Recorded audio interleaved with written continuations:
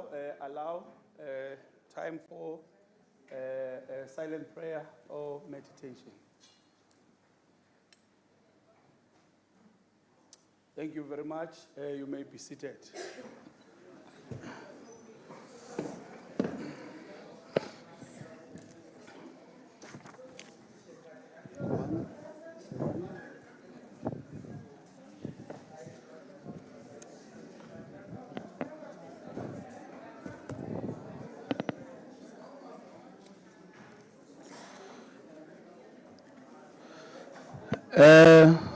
Honorable members,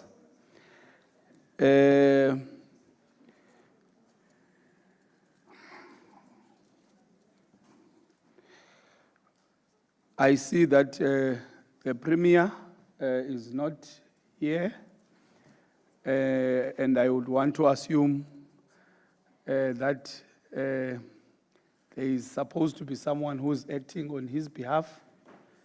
But I do not see that particular person who is supposed to be acting on behalf of the Premier. But allow me to acknowledge the presence of all. Honorable Mhlaba, please be seated. Thank you.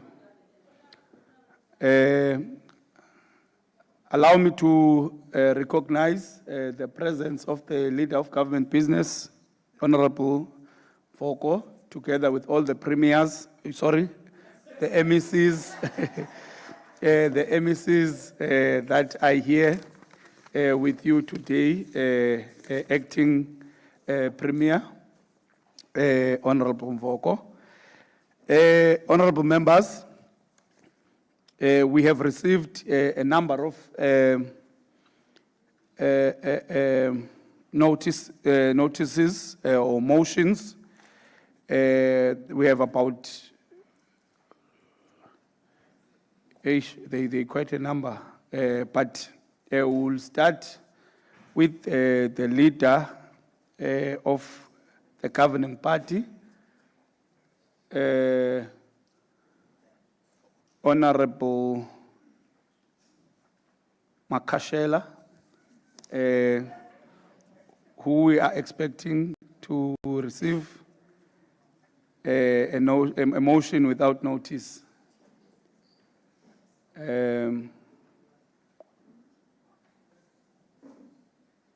Over to you, Honorable Makashela. Thank you, Honorable Deputy Speaker. Greetings to you, the Acting Premier, who has a serious protest about time, the members of the Executive Council, the members of this august House, the support staff and the guests in the gallery. Honorable Deputy Speaker,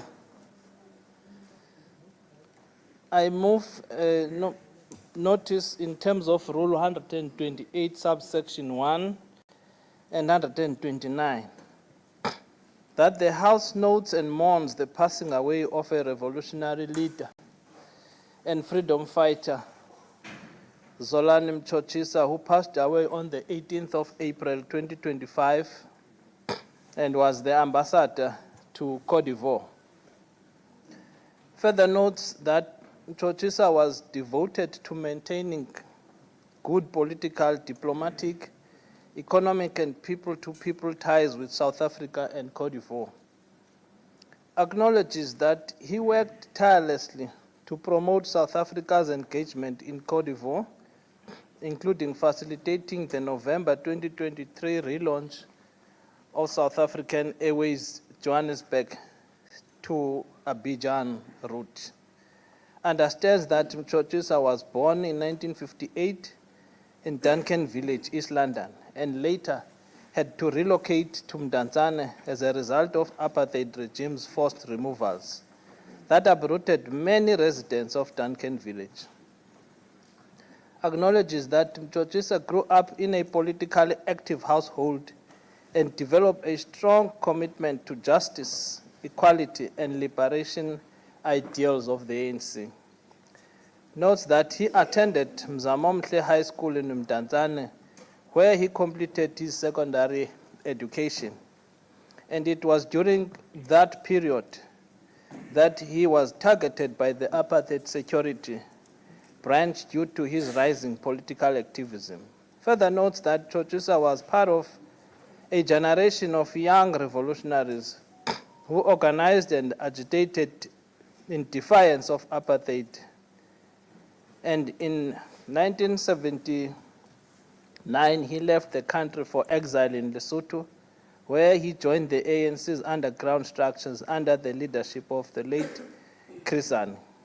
He later moved to Lusaka, Zambia, where he underwent political training and joined Radio Freedom, the ANC's underground broadcasting platform. He worked under the guidance of a senior ANC intellectuals and leaders, including Comrade Katu, Joel Netchitens, and Paulo Jordan. Understands that the ANC noted that he quickly distinguished himself through his clarity of thought, discipline, and his love for literature and history, which were hallmarks of his contribution to the movement's communication machinery. Notes that he proceeded to Hungary to further his studies and later to the German Democratic Republic, where he obtained a journalism qualification. He later returned to Tanzania, where he continued his work with Radio Freedom and later moved to Zimbabwe, where he was instrumental in expanding the ANC's regional communications infrastructure and eventually returned home in South Africa in 1991. After the unbanning of the ANC and when South Africa began its transition to democracy, recognized that he served in both the public and private sectors with dignity and commitment, and was later appointed the South Africa's ambassador to Cote d'Ivoire, where he represented the Republic with distinction, humility, and a deep sense of continental solidarity. Acknowledges that Ambassador Mchochisa was a gentle giant who was grounded in principle, rich in intellect, and unwavering in his devotion to the cause of liberation. The African National Congress extends its deepest condolences to his family, comrades, friends, and all those touched by his life and revolutionary contribution. I so move.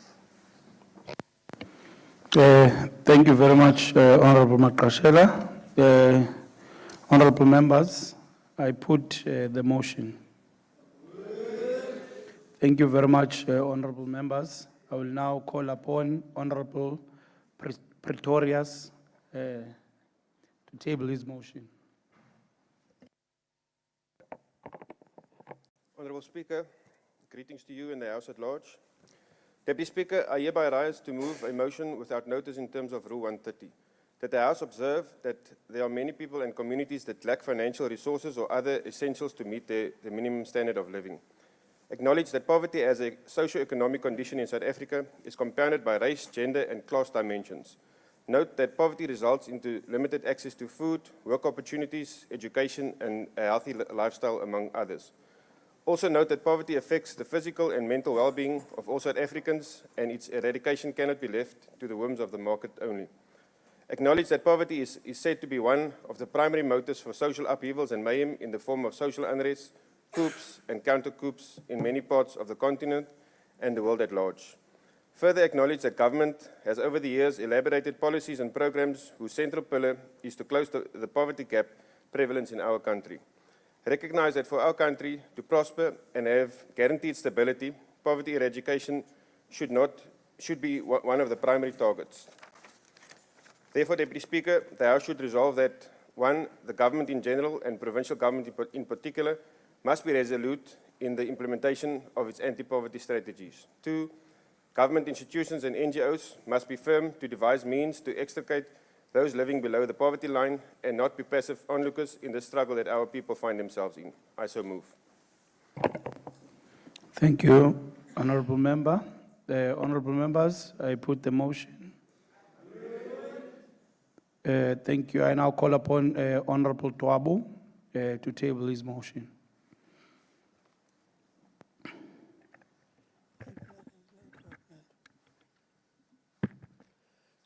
Honorable Deputy Speaker, I greet you and the entire collective of MPLs in the legislature. I move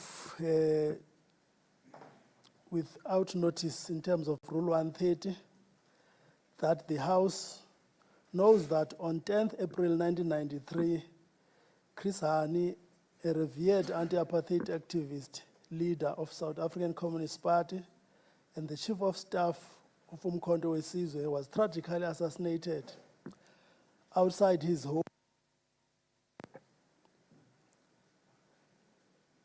Notes that his assassination brought the country to the brink of civil unrest, threatening to derail the fragile negotiations for a democratic transition. Further notes that Chris Hani was a fearless leader, committed to justice, non-racialism, and the liberation of all South Africans from apartheid oppression. Understands that his death became a unifying moment as South Africans from all backgrounds mourned together and renewed their commitment to a peaceful transition to democracy. Acknowledges that this year marks 32 years since his assassination, a moment that remains etched in the collective memory of the nation. Learns that Chris Hani's unwavering dedication to the struggle for freedom and equality continues to inspire generations of South Africans. Notes the peaceful way the country responded to his assassination is a testament to the resilience of our people and the strength of our democratic values. Understands that commemorating leaders like Chris Hani is vital to preserving the history and sacrifices that underpin our democracy. Therefore, that the House resolves that it remains imperative that we continue to express deep appreciation for his vision of a just and equal society and commits to upholding the values he stood for.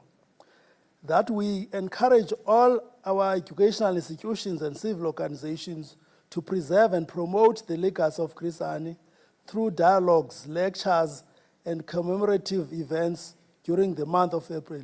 I so move, Honorable Deputy Speaker. Honorable members, I put the motion. Thank you. Honorable Dr. Pese.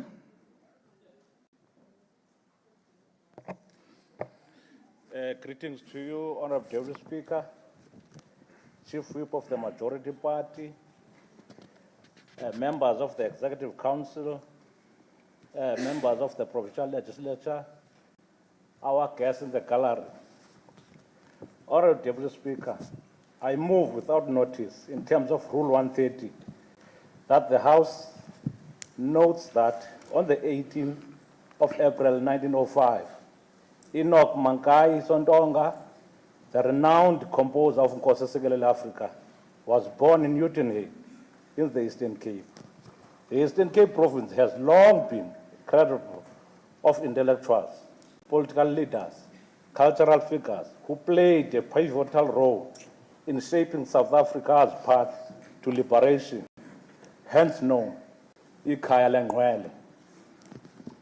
Further notes that Sontonga, a product of the missionary education system at Lovedale College, used both his knowledge and his artistic talent to inspire a spirit of African unity and resistance through music, long before formal political structures for liberation were established. Acknowledges that at the young age of 24, Sontonga composed Nkosi Sikelel Africa, a hymn that would evolve into one of the most powerful expressions of the African people's longing for freedom, dignity, and self-determination.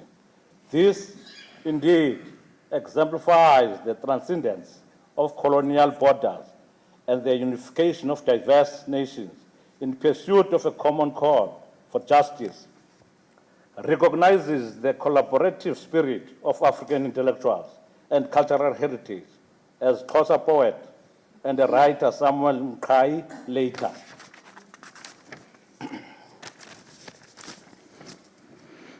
enriched him by adding further verses that deepened its meaning and broadened its appeal across the continent. Further recognizes that Nkosi Sikelel Africa was later embraced as part of the national anthem of various independent African states, which includes Zambia, Tanzania, Namibia, and Zimbabwe, and ultimately enshrined in the democratic South Africa's hybrid nation anthem. This symbolizes the triumph of the human spirit over colonial expression and racial discrimination. Recalled with concern that despite his historic contribution, Sontonga died in relative obscurity, not widely known, recognized, and celebrated. At the age of 32, and was only posthumous honored by a democratic South Africa, which located and restored his grave in Bramfontein Cemetery in 1996, and awarded him the Order of Meritorious Service, that's a gold class, that the House therefore resolves to pay tribute to Enoch Sontonga, whose life and work remain a reminder of the indispensable role played by cultural resistance in the broader political struggle for freedom, and further calls upon all South Africans to continue striving for unity, social justice, and true national reconciliation in honor of his enduring legacy. Honorable Speaker, I so move. Thank you, Honorable Dwabo. Honorable Dr. Bese. Honorable members, I put the motion. Thank you. I now call upon Honorable Cowley to table your motion.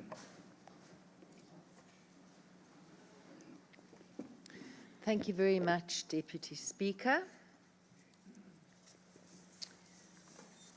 I hereby move in terms of Rule 130 of the Eastern Cape Provincial Legislature, Standing Rules of Order, that noting that on the 7th of April this year, the Director General of Health in the National Health Department released a memorandum stating that a ministerial committee had been established to do a thorough review of commuted overtime for doctors. Number two, that he expressly requested provinces to not interfere with the commuted overtime until the review was complete and a standard approach could be followed by the whole country. Number three, that announcements in this regard would be made at the National Health Council meeting on the 10th and the 11th of April. And number four, that the Eastern Cape Department of Health disregarded his request and implemented a 12-hour limit on commuted overtime for doctors, but allegedly only in certain facilities in this province. Resolves that, firstly, that the MEC of Health and the HOD of Health in the Eastern Cape be summoned by the chairperson of the Standing Committee on Public Accounts to explain why they purposefully disregarded an express request from the Director General of Health. And number two, that this House formally requests that the Director General of Health launches a full investigation into the fact that his express request was purposefully ignored by the MEC and the HOD. I so move. Thank you, Honorable Cowley. Honorable members, I put the motion. I now call upon Honorable Mlokoti to table her motion. Thank you, Honorable Deputy Speaker. Let me observe all the protocol ngale mini inhle kangaka ye withdrawal ye VAT increase. I rise on behalf of the economic freedom fighters to move a motion without notice in terms of Rule 130 of the Standing Rules of the House, that this House notes that it is with a heavy heart and a deep sense of sorrow that we rise today to mourn the tragic and utterly preventable death of a security guard at Livingston Hospital in Gqeberha.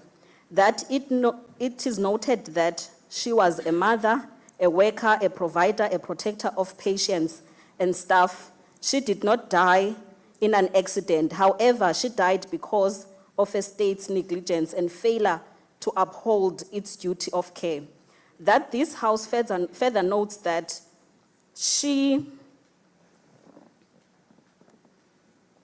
was crushed beneath a collapsing hospital gate while at her post serving the people of this province. It must be noted that her family sent her to work yesterday expecting her to return, but instead of a mother returning, they were met with a silent pain and unanswered questions of what happened. We send them our heartfelt condolences, we grieve with them, but more than that, we are angry for them because this death could have and should have been avoided. How many more workers must die before infrastructure safety is treated with the urgency it deserves? This was after all a man-made tragedy rooted in broken systems, neglected facilities, and a government that too often closes its eyes until a life is lost. It must be noted that this woman did not ask for much, just to be provided a safe working environment. Lastly, this House must further note that this is the moment for moral courage. We must move beyond condolences and into accountability. We therefore move that this House, number one, mourns and honors the life of the security guard who died at Livingston Hospital and send our deepest sympathies to her grieving family and colleagues. Number two, that there is condemnation of unsafe and decaying infrastructure across public health facilities, especially in working class and rural communities. Number three, that an immediate independent investigation into the incident is done and that those responsible to be held to account without delay. Number four, that a call for a comprehensive safety audit across all hospitals and clinics in the province with a focus on high risk hazard is conducted. Number five, that infrastructure grants be ring-fenced in the budget to fast-track urgent repairs and upgrades in vulnerable facilities. Number six, that a quarterly independent safety assessment of all public health facilities going from on here. Number seven, resolve that the Department of Health to formally include frontline workers, security guards, nurses and cleaners in safety planning and infrastructure decisions. Number nine, this House must note that this is not just about one life, it is about a system that is failing those who serve it most loyally. Number 10, if we do not act now, we are sending a message that workers are expendable, that their lives are not worth protecting. May her soul rest in peace. May justice rise in her name. I so move. Thank you. Honorable members, I put the motion. Thank you. I now call upon Honorable Aloni to table his motion. Thank you, Honorable Speaker. Protocol observed. Honorable Speaker, I hereby move a motion without notice in terms of Rule 130 of the Standing Rules of the Eastern Cape Provincial Legislature. Please get closer to the mic. Thank you. We don't want a situation whereby people will not agree to your motion because they didn't hear you. Thank you, Deputy Speaker. A motion on non-payment of employees at the Eastern Cape Parks and Tourism Agency. Honorable Deputy Speaker, I rise on behalf of the economic freedom fighters calling for the immediate intervention of this House and the relevant portfolio committee to follow up on those responsible for the Eastern Cape Parks and Tourism Agency and hold them accountable for their failure to pay staff salaries. That this House knows the failure to pay these employees their salaries is not just an administrative oversight, it is a cruel and inhuman act of economic violence. That these are workers who are expected to show up for duty, to travel to work at their own cost, and to keep a provincial entity afloat, all while going unpaid and watching their families sink into hunger and debt. What kind of a government takes food from the mouths of its own people month after month? That this reflects a wider pattern under this ANC-led administration, where workers are treated as disposable, dignity is stripped from breadwinners, and corruption is allowed to escalate unchecked while the workers suffers. that this is not an isolated case, Honorable Deputy Speaker. Across this province, the EFF has consistently intervened where municipalities and departments have failed to pay interns, EPWP workers, and permanent staff, sometimes for periods of 2 to 3 months. Further calls for this House to remember that just last year, this province recorded billions in fruitless and wasteful expenditure. Yet today, workers are being told there is no money to pay salaries. That this House further notes the EFF will continue to intervene through its labor desk and its public representatives to ensure that no worker is left behind. That it must be known until the corrupt ANC administration is removed from power in this province. These patterns of exploitation will persist. We therefore urge this House to treat this matter with the seriousness it deserves and to call the responsible department to appear before the legislature within 14 days to provide a detailed report and turnaround plan. I so move, Deputy Speaker. Thank you. Honorable members, I put the motion. Any objections? No, never. It has been rejected. By whom? Honorable members, order, order. Honorable Chocho, you've been wanting to speak, shouting. Please, it's your turn now, speak. Thank you, Deputy Speaker. Deputy Speaker, I rise on behalf of the EFF to table a motion without notice in terms of Rule 130 of the Eastern Cape Legislature to bring attention to the dialogue of water and sanitation in schools across the Eastern Cape, particularly in Nyandeni and KSD. Despite the government's obligation to ensure access to this basic necessity, many learners still face unsafe and undignified conditions. Schools like Ngambedlana Primary School in Nyandeni Municipality and Kelinzima Senior Secondary School in KSD Municipality have no running water and sanitation, putting young children at risk of disease and poor hygiene. How can we expect children to focus on their education when their most fundamental needs are not met? The impact of insufficient sanitation is particularly severe to female learners who struggle to menstrual hygiene due to a lack of proper facilities.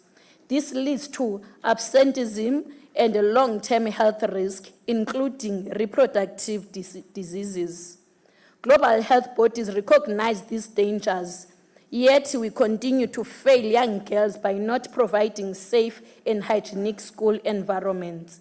This crisis is widespread, affecting numerous schools across the Eastern Cape. Communities are demanding urgent intervention, yet progress remains slow.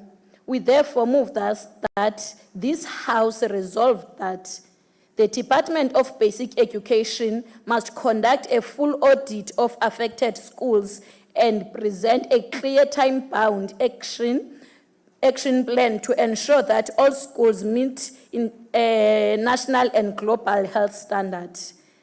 Furthermore, infrastructure upgrade must be prioritized with immediate allocation of resources to provide flushing toilets and clean running water.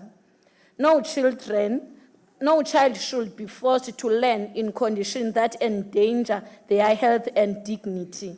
This is a matter of agency, and I call on this House to act now. I so move.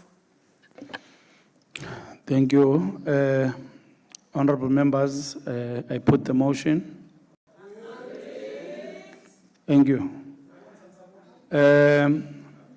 I will now call upon Honorable Anil Kumar Pillay to table his notice of motion 131. Honorable Deputy Speaker, House at large, let me greet you in the name of African National Congress, our glorious movement. Honorable Speaker, I remove a motion with the notice in terms of Rule 131 of the standing rules of the Eastern Cape Provincial Legislature. This House notes that we continue to emphasize that South Africa is a water-stressed nation and the resource capacity to meet demand and expansion is running out. It is regrettable and intolerable that our towns lose over half of the treated water supply before it reaches the needy consumers due to the damaged infrastructure or vandalism. Almost a decade after the government declared a nationwide war on leaks campaign, the volume of water loss is getting worse. Nearly half of the country's purified water supply is now lost because of leaks, theft, or non-payment. The latest benchmarking report on water losses in eight of the country's big cities suggests that some of the worst culprits are also from our province. In Gqeberha, more than 48% of the tap water supply is classified as non-revenue water. East London Metro is not different, amounts 37.7% of the total. Honorable Deputy Speaker, it is shocking to note that at national level, the government's most recent water balance sheet puts non-revenue water loss at 47.4%, with pipe leaks calculated at a percentage of 40.8. At the provincial level, 8 provinces have non-revenue water losses ranging from 46% to 51%. Although the term non-revenue water loss can also apply to metering mistakes, stolen water, water that is not paid, physical leaks from broken or damaged pipes, and equipment account for the bulk of non-revenue water. According to the Water Research Commission, there is a limit to the national water cap. If municipalities want more water, they should fix the leaks first. Non-revenue water losses and the resulting financial capability lead to the institutional failure and difficulties in attracting investors.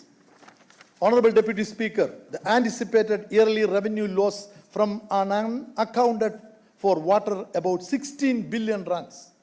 Lack of investment in asset management and active leak management contributes to the increased operational cost, and furthermore, the current situation is alarming and threatens our safety and environment, especially when combined with the poor water use habits.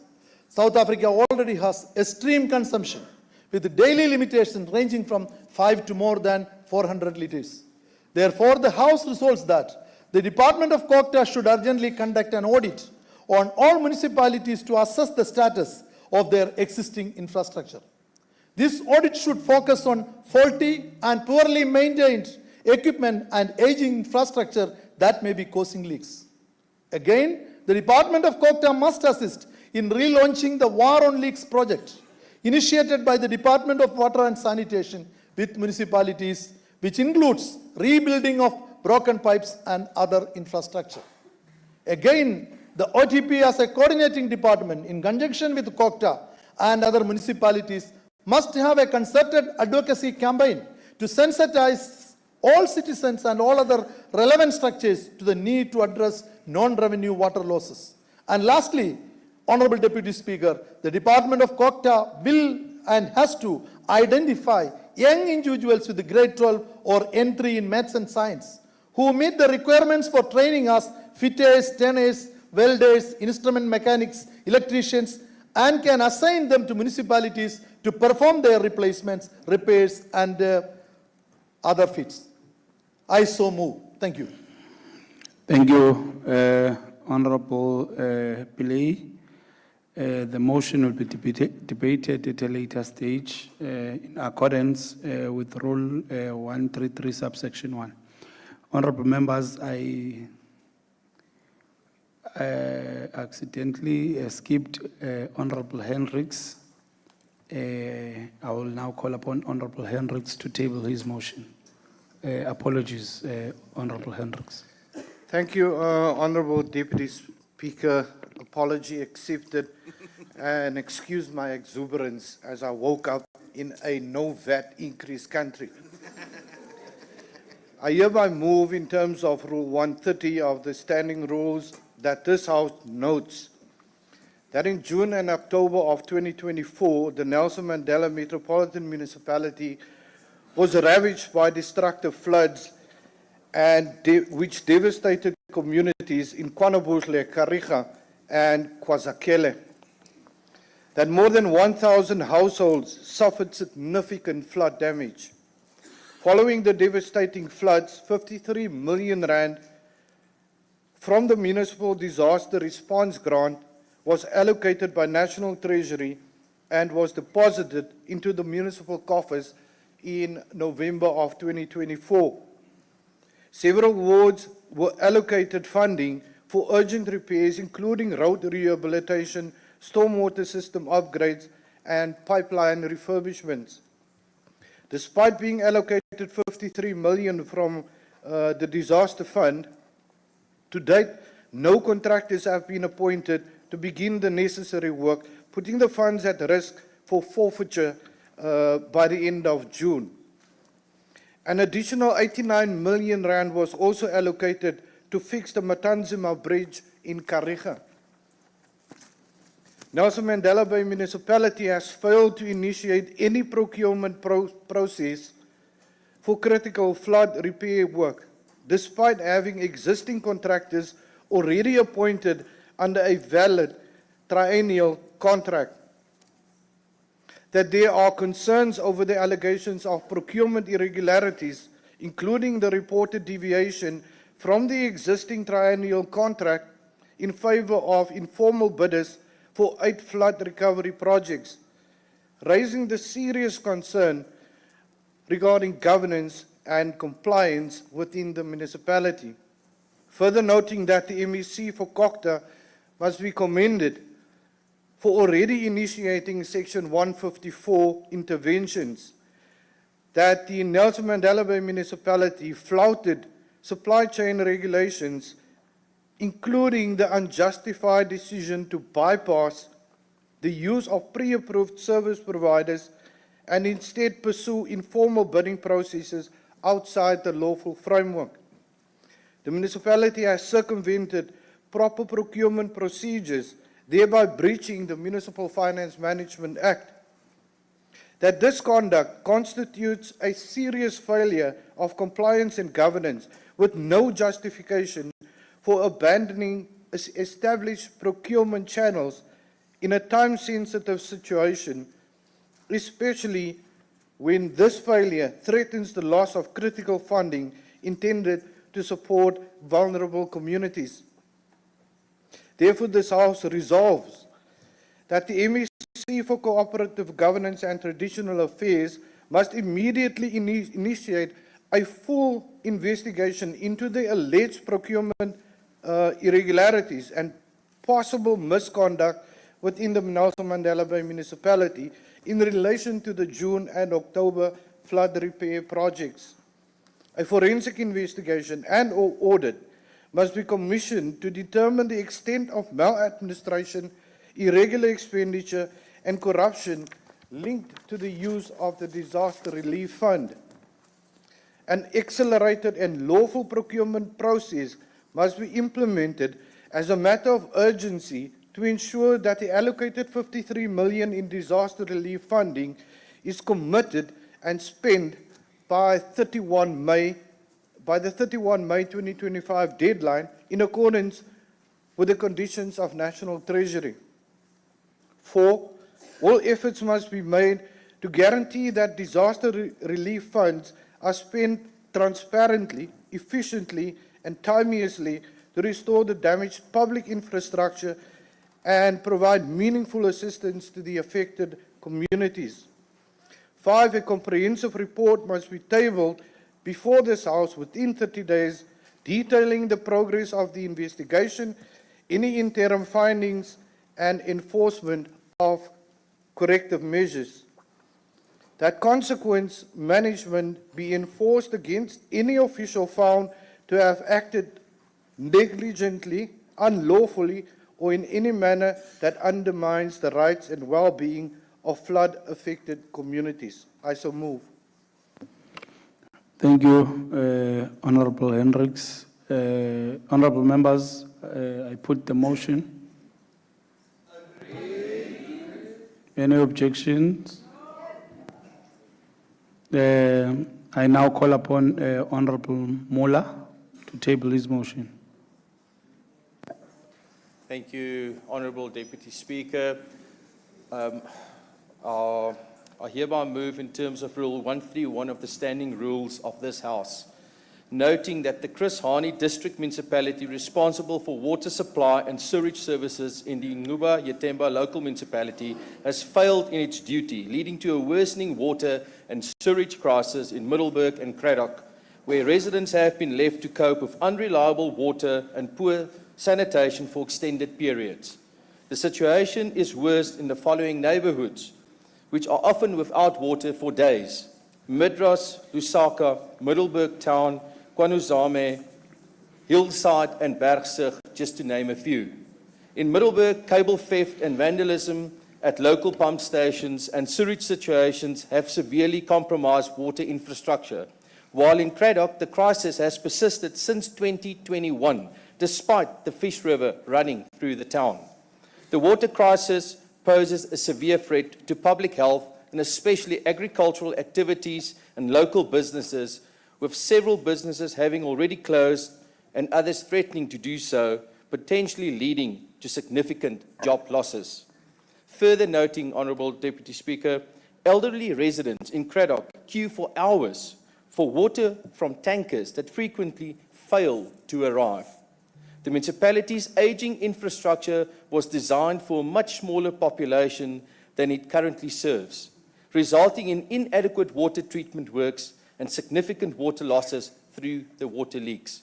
Despite 25 million being set aside from the previous financial year to improve water and electricity infrastructure, problems persist due to poor management, insufficient maintenance, and lack of security measures at our critical facilities. Business chambers and community members have attempted to engage with local authorities to resolve these issues, but many of their offers of assistance and proposed solutions have been rejected.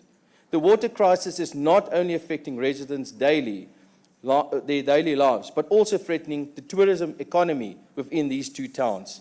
Section 27(1)(b) of the South African Constitution guarantees every citizen the right to sufficient water, and Section 27(2) requires the state to take reasonable steps to realize this right. Thus, it will be demonstrating a caring government that is committed to the well-being and dignity of the people if this is a reality. I therefore, Honourable Deputy Speaker, resolve that the MEC of Corporate Governance and Traditional Affairs to immediately intervene in the Mhlaba Yatemba local municipality water and sewage crisis by deploying a technical team to investigate, repair and secure damaged infrastructure within 14 days. That the provincial executive to engage with Eskom to exempt water infrastructure from load shedding and to provide adequate backup power solution for all water and sewage facilities within our province. That the MEC for COCTA to develop within 60 days, in consultation with the Mhlaba Yatemba local municipality, a long-term strategy to upgrade water and sewage infrastructure in the affected municipalities with specific focus on refurbishment of water treatment works, replacement of aging pipes and infrastructure, ensuring that reliable water supply to the high-lying areas, and addressing the sewage spillage into local rivers. And I want to repeat, especially addressing the sewage spillage into our local rivers. 4, that the MEC for Finance engage with the Chris Hani District Municipality to allocate emergency funding for immediate infrastructure repairs and water supply. And 5, that the MEC for COCTA to report back to the COCTA Standing Committee within 45 days on the progress made in addressing this crisis, and monthly thereof until the situation is resolved. I so move. Thank you, Honourable Speaker. Thank you, Honourable Mhlaba. The motion will be debated at a later stage in accordance with Rule 133, subsection 1. I now call upon Honourable Matikizela.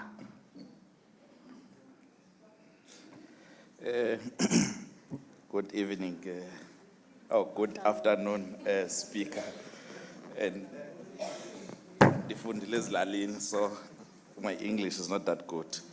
motion by the economic freedom fighters on the brutalization and destruction of livelihoods of hawkers in Mhlaba local municipalities.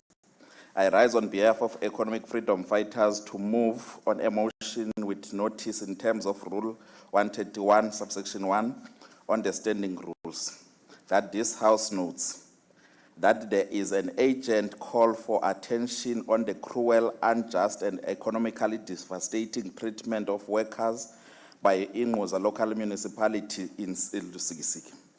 On the 15th of April 2025, hawkers operating under the municipality had their business structures, tables, stalls, and containers forcefully removed and destroyed by the municipal officials. Many of these structures housed essential trading equipment and stock. That this House further notes that this violent action occurred despite prior agreements and engagements, wherein the municipality had committed to relocating hawkers to a designated area and providing them with proper trading structures. What unfolded instead was an act of betrayal, enforced through a sudden court order and carried out by TLB machinery under the watch of heavily armed private security. These security personnel brandished high-caliber rifles, not against criminals, but against black working-class traders, women, and men whose only crime was trying to put bread on the table. That this House also notes that we strongly condemn the militarized intimidation and terrorization of our people who were subjected to trauma, economic displacement, and dehumanization by their own municipality. It is further noted that since the 15th of April, these hawkers had no income. They are unable to pay for food, transport, electricity, school needs, or funeral cover. Number 8, that it is noted that they are drowning on debt and despair in a province already burdened with poverty and unemployment. That it is noted that the EFF stands with the hawkers of Mhlaba Hill. We reject a government that meets poverty with bulldozers and meets black entrepreneurship with bullets. We therefore move that this House resolve to condemn the violent destruction of informal businesses by Mhlaba Hill local municipality, that it rejects the use of militarized private security companies to enforce municipal bylaws against vulnerable citizens, to demand that the municipality be held fully liable for the rebuilding of all destroyed structures, the reimbursement of all hawkers for stock, equipment, and income lost due to the reckless operation. 4, to instruct Cocta MEC and Department of Economic Development to urgently intervene and facilitate the immediate relocation of hawkers either to their original trading spaces or a newly serviced trading zone with proper infrastructure and security. Lastly, to establish a provincial task team to investigate and report on the abuse of power by municipalities against informal traders in the Eastern Cape. I so move, Deputy Speaker. Thank you very much, Honorable Matikizela. The motion is noted and it will be debated at a later stage in accordance with Rule 133, subsection 1. Honorable members, that brings us to the end of our motions, which were to be tabled in the House today. We are now moving to the member statements, of which we have received 2 member statements, one from Honorable Chief Whip and one from Honorable Kruger. Members that will be tabling the member statements are reminded that they have 3 minutes to do so, and then 5 minutes will be allocated to the acting premier or a relevant MEC that is present to respond to each of these member statements. I will now call upon the Honorable Chief Whip to table his statement. Don't worry, Acting Premier. Greetings to you, Deputy Speaker, the honorable members and the guests. Honorable Deputy Speaker, I rise to bring to the attention of this House a commendable and impactful development in our province through the NC-led government. The Eastern Cape Provincial Government has recently intensified its efforts to upgrade rural road infrastructure through targeted investment in strategic rural road upgrading programs in the province. This initiative is already transforming the daily lives of rural residents by improving mobility, access to services, and economic activities. In various parts of our province, gravel roads are now being resurfaced and properly maintained, enabling ease flow of scholar transport, emergency medical access, and the movement of agricultural goods to markets. This is a practical step toward reducing spatial inequality and enhancing the dignity of our rural communities. Deputy Speaker, this program not only addresses historical infrastructure backlogs, but also creates jobs through the expanded public works program, empowering local communities and boosting local economies. Deputy Speaker, this is a clear demonstration that with focused planning and community participation, we can drive meaningful development in our province. Let this be a model for future service delivery, responsive, inclusive, and impactful. Notwithstanding the above commendable work, however, the provincial government, through the relevant department, must develop clear and practical plans that seek to address the huge backlog of rural roads that are not drivable, particularly those that were affected by summer rains. This would ensure that rural communities can access essential services, markets, and economic opportunities without delay. Furthermore, the provincial government should prioritize and fast-track the completion of Welisizwe bridges across the province. This would significantly improve road connectivity, reduce transportation costs, and enhance the overall quality of life for rural residents. Deputy Speaker, by implementing these recommendations, the provincial government will be in a strategic position to enhance the impact of its rural road infrastructure development initiatives and improve the lives of the rural communities. Thank you so much. Thank you so much, Honorable Honorable Bell. You're sorry, Honorable Makashel. I call upon Honorable Muller. Kruger. Sorry, Kruger, sorry. Thank you, Deputy Speaker.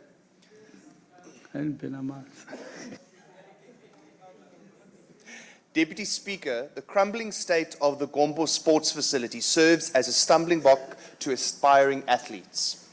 Honourable Deputy Speaker, over the last few weeks I've conducted oversight at sports facilities within the Buffalo City Metro to ascertain the state of each of these sports facilities, as these play a key role in ensuring that we keep our youth off the streets and cultivate the next generation of athletes. One of the facilities I visited was the Gombo Sports Facility, and what I observed was an iconic venue rich in history that used to host major sporting tournaments ranging from soccer to rugby, now a shadow of its former glory.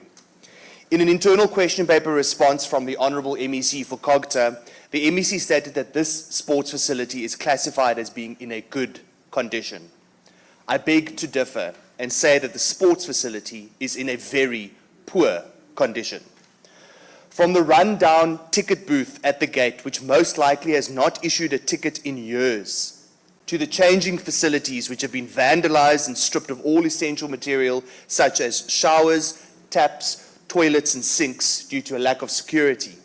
This facility, Honourable Deputy Speaker, unfortunately can never produce the next generation of athletes in its current state.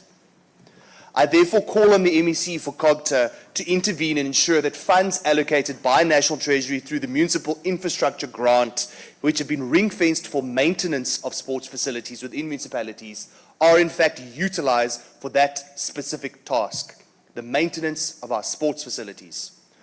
Honourable Deputy Speaker, the Gompo Sports Facility is just one of many dysfunctional sports facilities in the province, which strips the hope of many aspirant athletes of the dignity to pursue their dreams. Through you, Honourable Deputy Speaker, Honourable MEC for Sports, Recreation, Arts and Culture, is your department willing to monitor the expenditure of this ring-fenced municipal infrastructure grant and to update the standing committee in this regard? Let us utilise this House to restore the dignity and ignite the hopes of our future sporting stars. Thank you. Thank you very much, Honorable Kruger.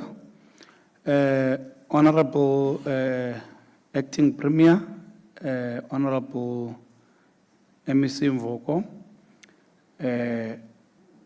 I have allocated 10 minutes for yourself and the MECs that would want to respond to what is being raised. Over to you. Thank you very much, Honourable Deputy Speaker, and thanks for restoring the 10 minutes. As Honourable Makashela indicated, I think my comment on that one is that the building of roads is essential for economic growth, and I couldn't agree more with what he said. However, Honourable Ngata will talk to all the other matters that he raised. But let me also talk to the second statement by Honourable Kruger. Sports facilities development cuts across the spheres of government when it comes to finances. The 2%, I think the amount actually allocated in the AMIG grant, if I could still remember, was 2%, has been a struggle in the past 20 years.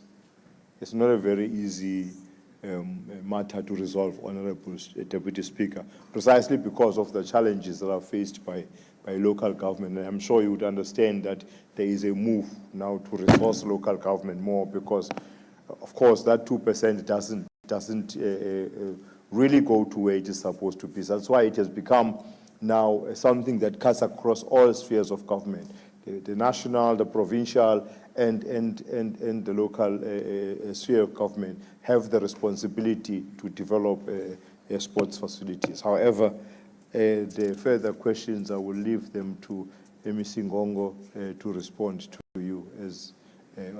So I will share, the two will share what is left, Honourable Deputy Speaker. Thank you very much.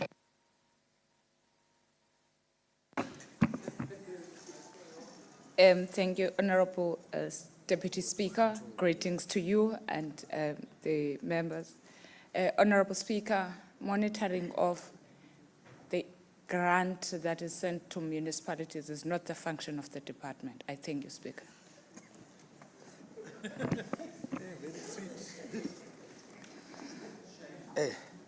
Lo MEC lo kwayizolo Deputy Speaker uqhuba ngepace enye. Thank you, Deputy Speaker, and I'm glad that Honourable Mvogo didn't battle to pronounce my surname. Since this morning, people seem to battle this afternoon. Thought I might be MEC Quarter. Greetings, Honourable Deputy Speaker, the Chief Whip, and Honourable Acting Premier, MECs, and Honourable Members and distinguished guests. I think that the Chinese saying, if I may paraphrase, that if you want to grow the economy and develop your country, build roads. And that is very true for our own country, and our own province, Honorable Deputy Speaker.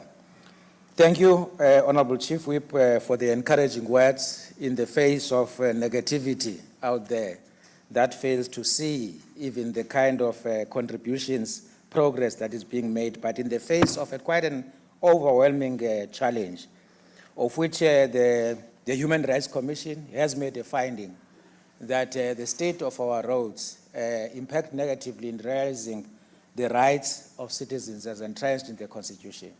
But they did not end there. They made a recommendation that the national government must allocate resources in order to level the playing field, because the Eastern Cape has only 10% of surface roads, whilst the average national in province is about 25%. And therefore it's indicative of this backlog. However, our approach in this thing of building roads, whilst we have allocated in some strategic municipalities a plan to build capacity at that level, so that through service level agreement we can work together. We also have a framework agreement where we've got contractors that are in the system. We appoint them for intervention. We have got planned hire contractors. We equally have, Honorable Speaker, a project that we have handed over to Central. Now, to take that project further, building to our own in-house team, we take the critique that they take long, the in-house, to finish a project because they are multi-year. Even 10 kilometers take longer, which is what the criticism that we've been getting. So we're now working with Central. With the roads that they have taken it over, we're going to be building district teams together with Central to attend to the maintenance of some of these roads and also to attend to some of the interventions. We hope this is good. On a more longer term, we have applied now for a front loading, which we hope to secure through National Treasurer DPSA, because we are of the view that with the current allocations, we are unable to deal with the backlog. And with the climate change, the situation is becoming more worse, as if we're going towards the cliff. So there is a need, in order to cut costs such that we get more resources, we are able to intervene with maximum impact to prevent further escalation of the cost in dealing with the challenge that we have. But the words are encouraging, and we are determined to turn the situation in the interest of the people of the province. Thank you. Thank you very much, Honorable MEC and Kwata.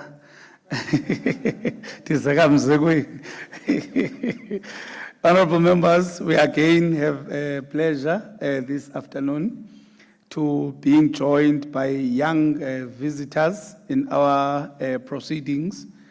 The under 12 learners from Kingsridge High School who were selected for border netball trials. They are imangalo basezawuphakama sanokubaqhwabela ngoba shushu izandla. Their names are Licebo Ntontela, phakama Licebo. And then owesibini ngu-Anda Punguza, phakama Anda. Then owesithathu Blessing Oka, stand up Blessing. Yazini Kekana. Cetyana, yes. Nabaya abantwana abancinci. Masibaqhwabeleni sonke. Thank you. You can sit down, Kebanabam. And then we are also joined by the Lengeni Full Service School from Butterworth with 45 grade 9 learners and 12 teachers. To our visitors, you are all welcome. Cela baphakame ababesesikolweni notitshala babo bonke baphakame bonke ngexesha elinye. Nabaya bebahle with beautiful uniform. Thank you very much. You can sit down. You are all welcome. May you gain better understanding of how the legislature works. Lenda unikuyo ibizwa ngoba legislature. bantwana bam, enkosi. Honorable members, I will now ask the secretary to read the first order of the day. Consideration of the report of the Standing Committee on Public Accounts. I will now call upon Honorable Arams to come and table.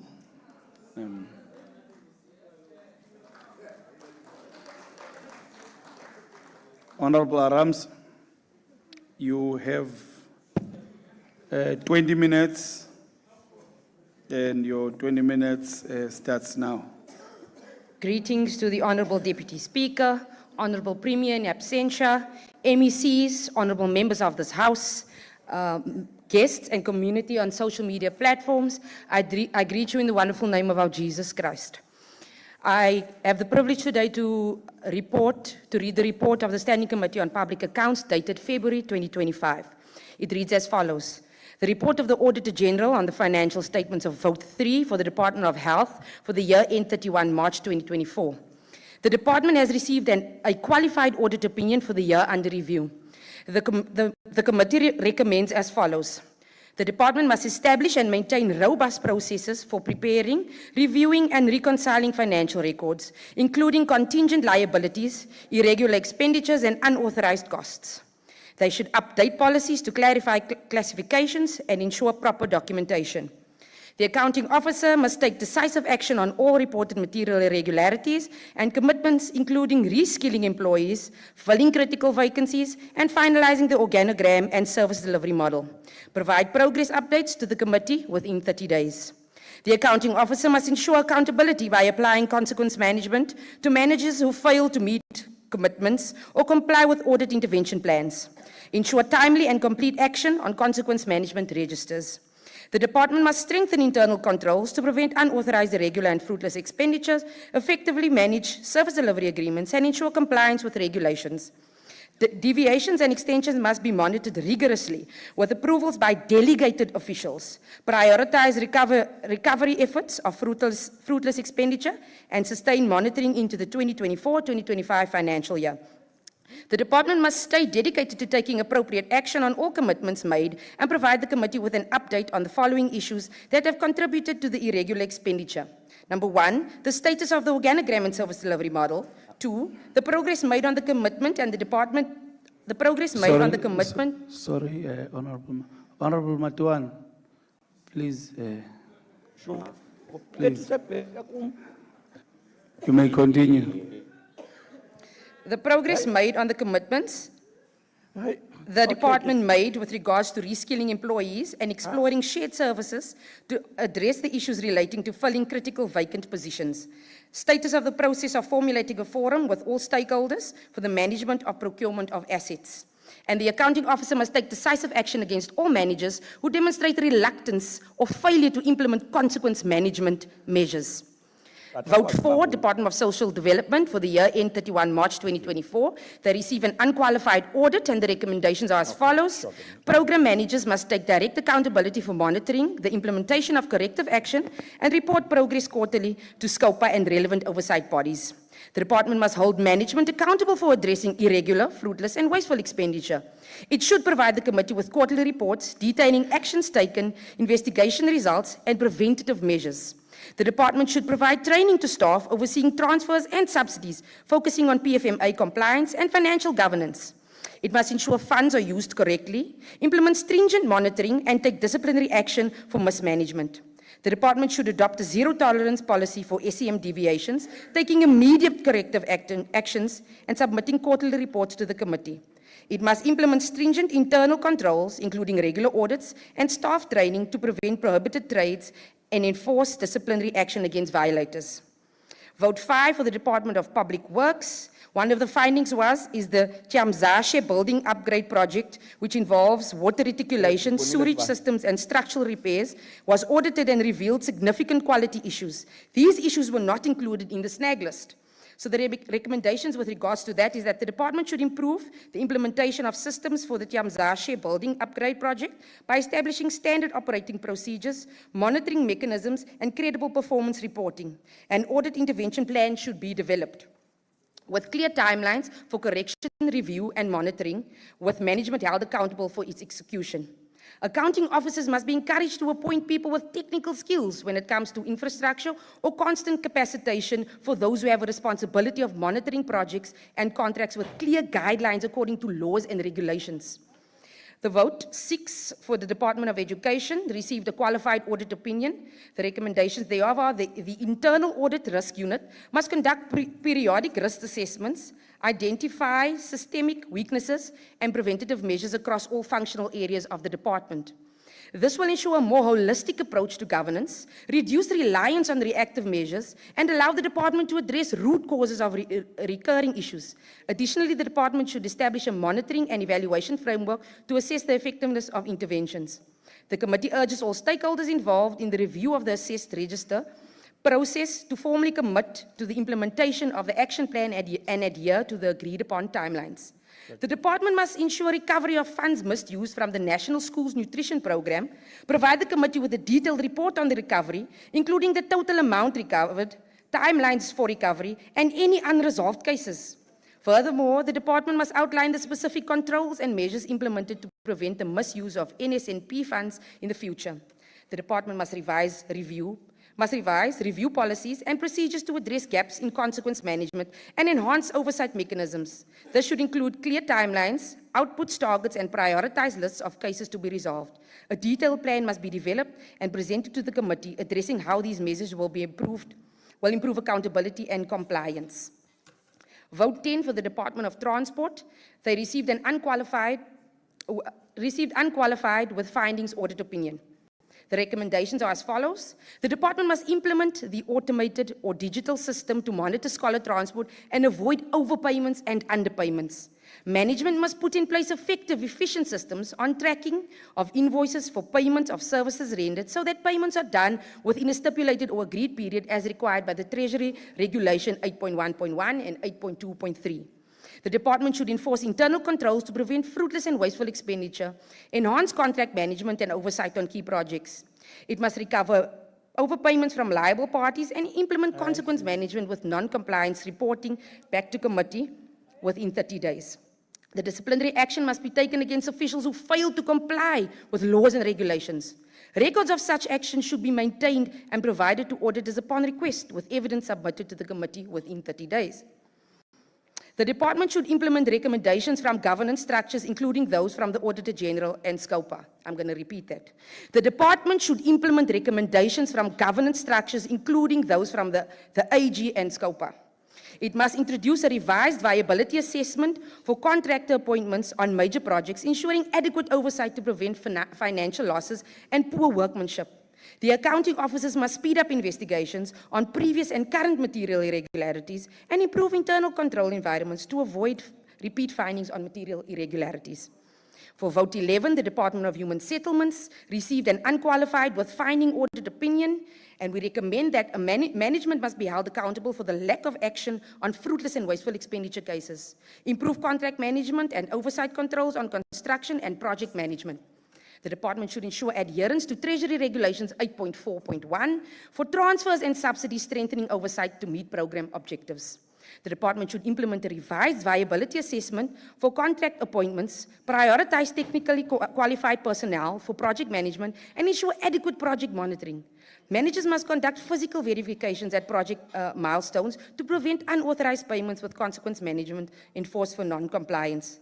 Management must establish effective performance reporting systems and internal controls for registering title deeds to ensure accurate registration within the final financial year. The general recommendations are the Office of the Premier, as well as the affected members of the Executive Council, must discuss possible interventions that could be implemented to assist the Department of Health. The committee commends the strides and improvements taken by some departments towards clean administrations. Accounting officers must provide a conducive environment to ensure compliance with regulations, as flouting of these processes is susceptible to fraud. Disciplinary steps must always be taken timelessly against officials who fail to comply with laws and regulations. The department must appoint people with technical skills when it comes to infrastructure or constant capacitation for those who have a responsibility of monitoring projects and contracts with clear guidelines according to laws and regulations. Departments are encouraged to introduce the revised viability assessment for appointment of contractors. Departments must create comprehensive audit improvement plans that address the entire departmental environment, not just audit findings. Management must actively monitor the implementation of these plans with assistance from the Risk Management Unit to identify potential risks. Departments must also ensure the implementation of recommendations from internal auditors, audit committees, the Auditor General, and the Standing Committee of Public Accounts. The Office of the Premier must ensure the implementation of consequence management in the provincial administration. Eastern Cape Rural Development Agency. They received a disclaimer audit opinion. The recommendation is the entity should immediately correct material misstatements in the performance report by improving documentation and record keeping as per PFMA section 55(1)A and B. A continuous monitoring and review system must be implemented to ensure accuracy. Consequence management must be enforced for non-performance with evidence provided to the committee within 30 days. The accounting authority must hold accountable those responsible for non-compliance and for failing to prevent irregular, fruitless, and wasteful expenditure, as required by section 51(1)(b)(2) of the PFMA.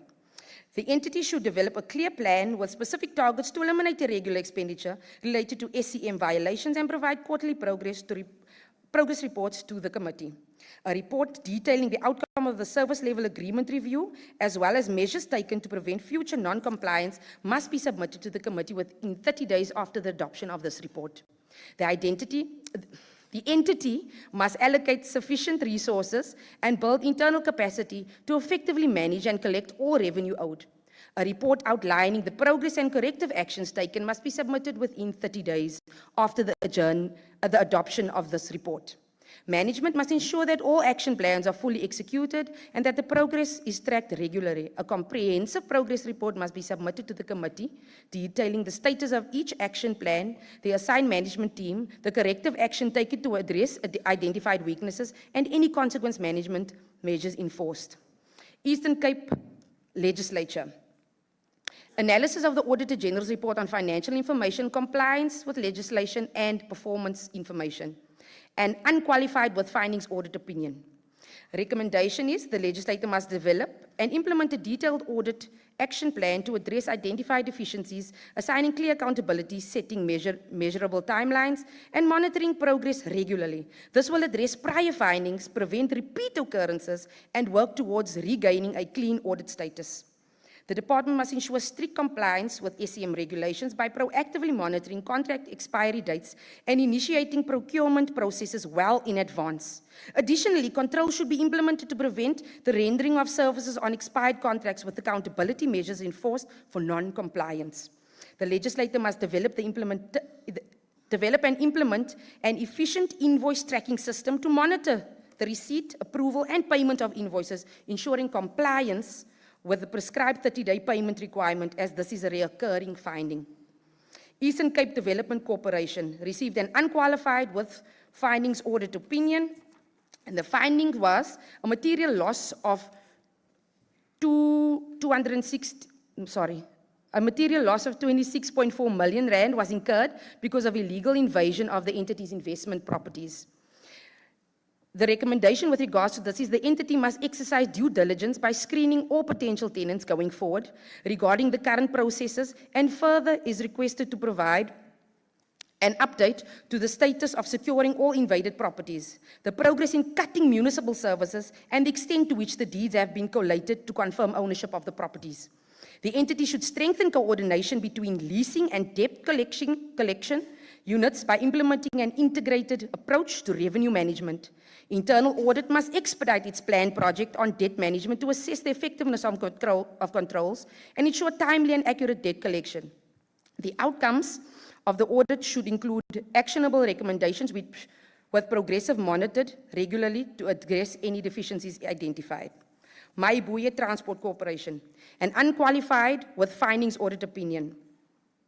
Effective and appropriate steps were not taken to prevent irregular expenditure as required by Section 51(1)(b)(2) of the PFMA. Most of the irregular expenditure amounted to 17.6 million, caused by the entity not adhering to procurement processes outlined in the policy. The entity reported that it lacked a formal fueling contract for its buses, leading to the reliance on nearby garages for fueling. The corporation operated based on a deviation approved by the board. The finding has been recurring for 3 financial years. The recommendation is the entity must establish a robust system for monitoring and enforcing compliance with procurement policies to prevent future irregular expenditure as required by Section 51(1)(bi) of the PFMA. Furthermore, the entity must conduct a comprehensive review of its procurement practices and strengthen oversight mechanisms to ensure adherence of the PFMA and avoid reliance on deviations. Regular monitoring and evaluations must be conducted to identify and address any gaps in compliance, with consequence management being implemented timeously. The committee must be provided with progress reports on a quarterly basis. The entity must address internal controls deficiencies immediately by implementing robust oversight and strengthening the financial statement review process and addressing capacity challenges within the SMN unit through training and resources. The report on unauthorized expenditure for the Department of Health. The finding was the Department of Health incurred unauthorized expenditure amounting to 3 billion rand as of March 31, 2024. For the 5 financial minutes year of left, 2023-2024, the new unauthorized expenditure totaled to 294 million rand in Program 2. The reason for the overspending was that goods and services pressure to maintain uninterrupted public health care services. And the second point was under budgeted medical legal settlements. The recommendation with regards to this is the committee recommends for the deferral of consideration on unauthorized expenditure from the year 2018 to 2019 to 2023 to 2024, totaling to 3 billion rand for 6 months until outstanding work is finalized. An investigation must be conducted on all claims paid out with the aim of enforcing consequence management and a clear focus on recovering the funds involved. Vote 10 for the Department of Transport. In closing, the finding was that the audited financial statement on the 31st of March indicated that the department incurred total unauthorized expenditure amounting to 172 plus million relating to 2023-2024 financial year. The department overspent the current year allocated budget at program level, which was Program 3 for transport operations under Scholar Transport. The recommendation is the committee recommends the unauthorized expenditure amounting to 172 million be approved without funding in terms of Section 34(2) of the PFMA, as this is an indirect modality which should not be accepted. The full amount will be charged against the funds allocated for the next financial years for this department. The department must further establish a joint task force to enhance learner database accuracy for better planning and budgeting of scholar transport services. The accounting officer must take disciplinary action against employees responsible for unauthorized expenditure due to negligence or non-compliance with financial protocols. I present to you the 2023-2024 Standing Committee of Public Accounts report. Thank you. Thank you very much, Honorable Arams. Are there any clarities to the committee? Honorable Pillay, okay. All right, those are the 3 hands that I have. I'll start with you. Oh, okay, there's a 4th one. Sorry. Okay, over to honorable members. We have 5 minutes. I thought it's important that you are going to ask using these 5 minutes, and the person will respond on these 5 minutes of yours. Honorable Deputy Speaker, page 78, I hope and I presume that's part of the report, where the finding C is talking about there is a systemic problem. And they are citing that the Department of Education is not submitting the database correctly. But if you look at the recommendation is talking about investigating the employees within the Department of Transport. It is not logically connected. Even if the whole year you investigate the Department of Transport, because something is coming from Department of Education should not be. So there is something wrong with that particular recommendation. Thank you. Honorable Fig. Thank you, Honourable Deputy Chairperson. Just with regards to the finding on page 44J, which talks about the 1.1 billion rand in overdraft, I just would like clarification on whether we are aware of the interest payment with respect to that amount and whether that amount is increasing. Thank you. Thank you, Honourable Hendricks. Thank you, Deputy Chair. Reference is made to page 14.H. Chairperson, I think throughout the report there is a reference being made to the implementation of recommendations to departments from SCOPA as well as from the AG. I just want to know if any of these recommendations have been implemented or are they in progress or are they non-starters? Thank you, Chair. Thank you, Honourable Hendricks. Honourable Saziwa. Thank you, Honorable Deputy Speaker, not Deputy Chairperson. Yes, please. Just on page 50, recommendation A, second sentence, that reads as follows: audit intervention plan should be crafted in such a way that it captures, among other things, what needs to be corrected, reviewed, and monitored with timelines. My question is, in your analysis of the audit plan by the department, were these issues not part of that? Because they ought to have been picked up by the Auditor General so that you can understand then your recommendation. Thank you. Thank you very much, Honourable Saziwa. I am going to end. Okay. Are you part of the committee, Honourable Benjamin? Okay. Over to you. No, thank you very much, Honourable Chair. I just want to raise one item. Greetings to the House. Honourable Fick can't ask a question here, Chair. He's part of the committee. Thank you very much. He is disputing that he is part of the committee.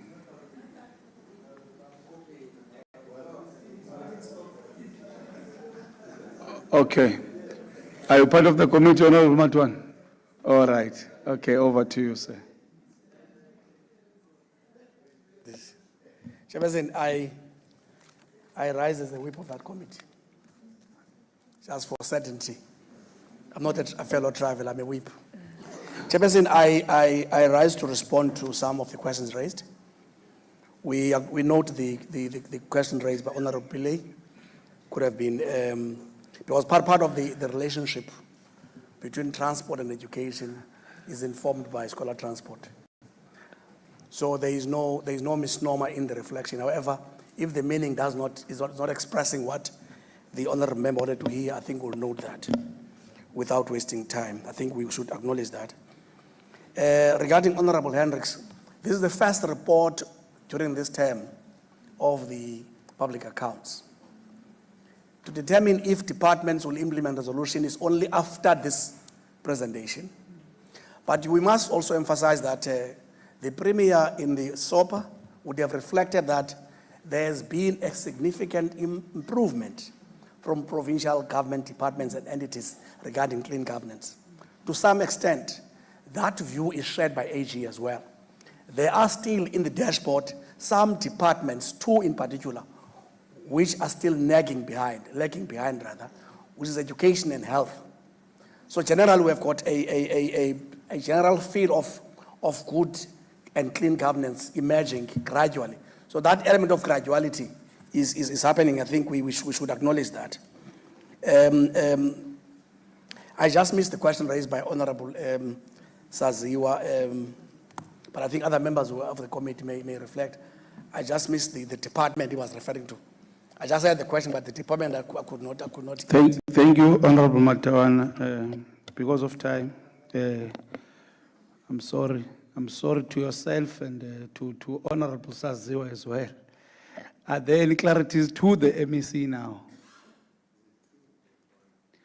No, it's a wrong English. I've been saying this thing that they must stop writing it like this. It's wrong English. There cannot be a clarity by the MEC to the committee. It has to be to the MEC. I'm saying to the MEC, I'm definitely sure about what I'm saying. Seemingly not. Thank you very much. I will now call upon. You have a clarity to the MEC? Okay. Why are you lobbying people, Honorable Kasim? Sit properly. Sit properly. Don't stop lobbying people. Okay, Honorable Fig, over to you. Honourable Deputy Speaker, it's not a trick question. It's just clarity seeking what is the amount of the interest rate based on, for the Department of Health, on the 1.1 billion rand overdraft. That's all we'd like to know. Thank you. No. I heard something about the Department of Health. Oh, it's part of the report? Oh, okay. Okay, MEC. I'm sure it's a trick question. That's why he said it's not, that's why he said it's not a trick question. I couldn't even hear what you were saying. Sorry, my apology. It's You still have asking time, about- Honorable Fig, you can repeat that. He's asking about the interest rate on what? Honourable Deputy Speaker? Okay, Yes. the floor. Honourable MEC, there is an amount of 1.1 billion rand overdraft for the Department of Health. That's the overdraft. I just would like to know what is the interest payment on that amount of 1.1 billion rand, that overdraft, and whether it's increasing. Thank you. Thank you very much, Honorable Deputy Speaker. It's 0%. Thank you. I now call upon Honorable Kruger. Honorable Kruger, you have 13 minutes, and it starts now. 13 and 1-3. yes, not 30. Thank you, Honourable Deputy Speaker, Acting Premier, MECs and Honourable Members. I greet you all on this momentous day on behalf of the political party, the Democratic Alliance, who fought for the residents of South Africa against the VAT hike and won. And from one tale of David versus Goliath, I move to the horror story of the SCOPA report.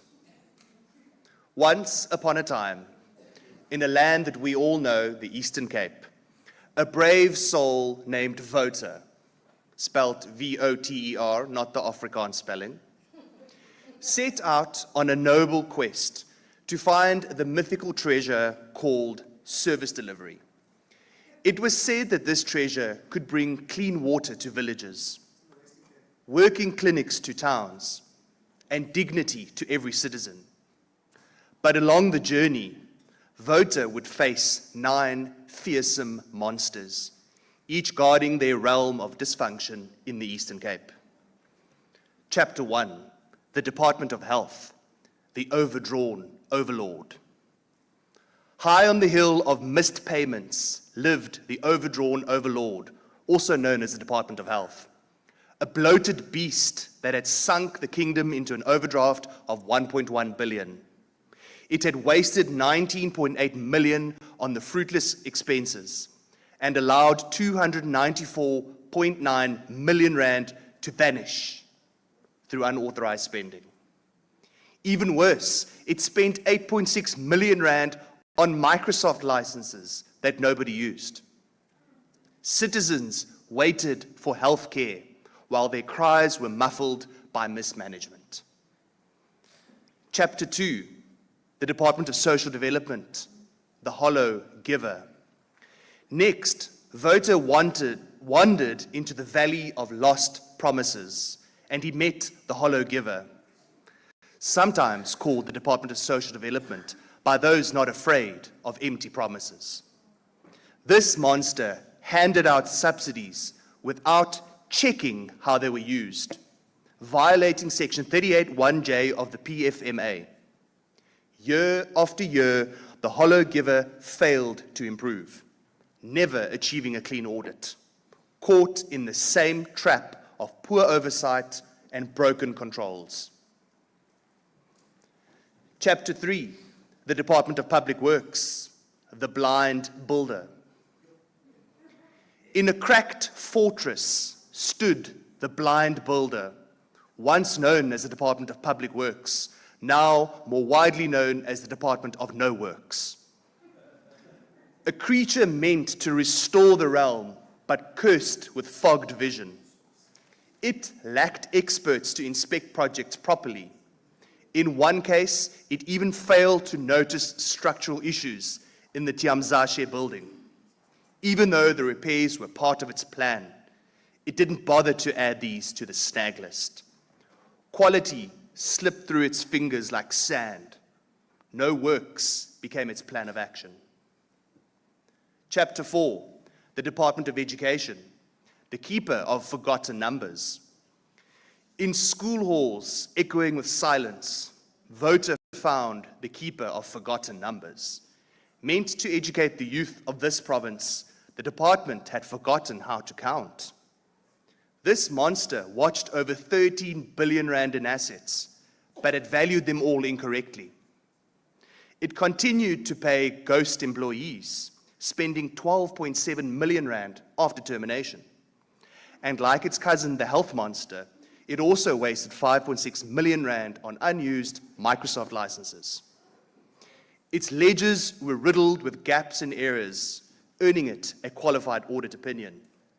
It yearned for the days when it could count. Chapter 5, the Department of Transport, the underplanner. On the road of empty coffers, the road being riddled with potholes, the Human Rights Commission had even released a report on these roads. This had been ignored. Voter met the next monster, the underplanner. The department stated that it would transport 103,000 learners, but by 2023, it was transporting 125,523 learners, 22,000 more than planned. Why this is, the department could not say. Shockingly, it did not have the budget to match, despite being warned to plan better. As a result, it racked up 172.8 million in unauthorized expenditure and an eye-watering 444.4 million in irregular spending. The budget had to be reshuffled to 868 million rand just to keep things moving. Overpromising continued, underplanning became the norm. Voter continued on his journey. Chapter 6, the Department of Human Settlements, the phantom contractor. Beyond the hill of numerous half-built homes, Human Settlements, the phantom contractor, worked in the shadows. It paid suppliers for milestones that hadn't been reached and spent 8.2 million rand on its failed Inguza Hill housing project. Goods and services that never arrived. With layers of project managers in place, no one bothered to ask the hard questions. The dignity of a home would continue to evade Voter under this department's watch. Chapter 7, the Maibuye Transport Corporation, the absent ally. Next, the absent ally, who ran buses without a plan, no fueling contracts, no proper fare system. It wrote off 3.2 million rand in receivables after arbitration and incurred 17.6 million in irregular spending by breaking procurement rules. Worst of all, this has been happening for 3 straight years. A cycle of neglect, signed off and repeated. An ally meant to transport, it remained absent. Opportunities for Voter destroyed along the way. Chapter 8, the Eastern Cape Development Corporation, the sleeping giant. Deep in forgotten fields lay the sleeping giant of the Eastern Cape Development Corporation. It once was a colossus for development, turning dreams into opportunities. Now a creature so unaware it didn't even know the full extent of its own land. It lost 26.4 million rand due to illegal invasions on its investment properties. It failed to collect rent, failed to track tenants, and ignored revenue recommendations, keeping its audit opinion unchanged for 3 years running. Chapter 9, the Eastern Cape Rural Development Agency, the unseen hand. At the edge of the kingdom, Voter faced the unseen hand of the Eastern Cape Rural Development Agency, a faceless force behind repeated waste and irregularity. Its spending repeatedly violated the PFMA with irregularities and fruitless expenditure caused by poor supply chain compliance and penalties from late payments. Worse still, it failed to discipline any officials responsible, even when they were caught. Rural development became just as invisible in the Eastern Cape as this agency is. Voter, bruised but unbroken, stood atop the hill of accountability. Behind him, the monsters of waste and denial. Ahead of him, the hope of better. But Voter knew one truth. The treasure of service delivery could not be found by one person alone. It could only be reclaimed by the people. So today I ask you, honorable members, citizens of the Eastern Cape, leaders, civil servants, do not let this story end here. Demand more than excuses. Interrogate the figures, because 1.1 billion overdrafts, 444 million rand irregularities, and ghost salaries are not just numbers. They are missed medicine, broken schools, and homes that are never built. We need transparency and we need consequences. We need leadership that does not fear the truth, but builds with it. Because we, each of us, we are Voter.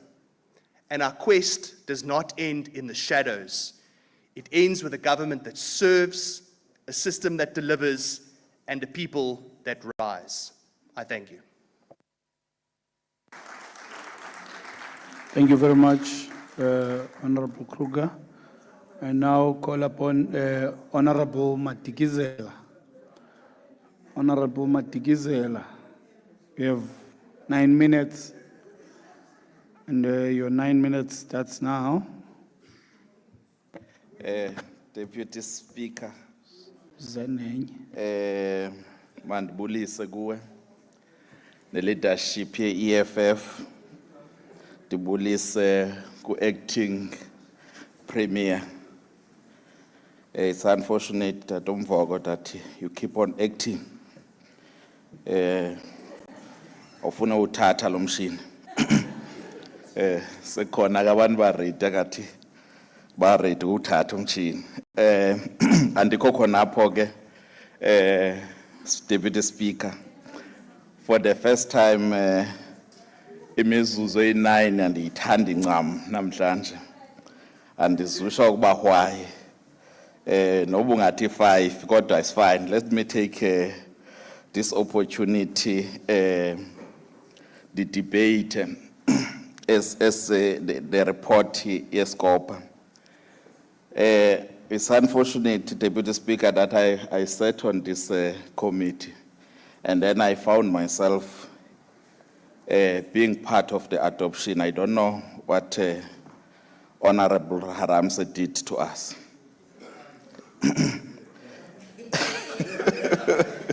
So,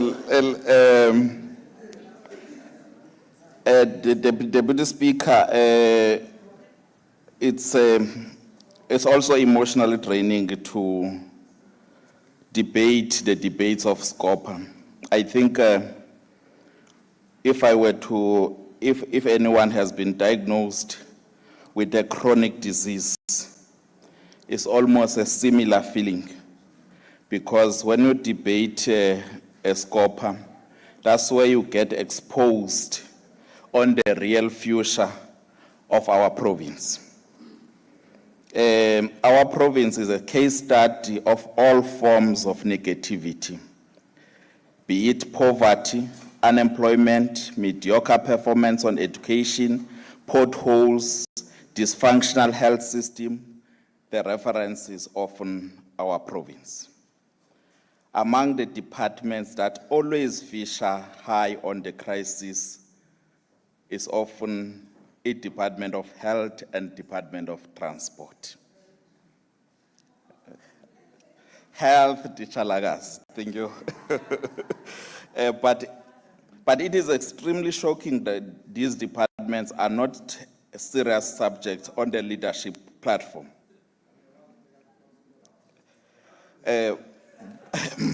But it is extremely shocking that it is extremely shocking these departments are not serious subjects on any leadership platform. Deputy Speaker, I have never seen the statement of the majority party of this House speaking firmly on the Department of Transport and the Department of Health crisis.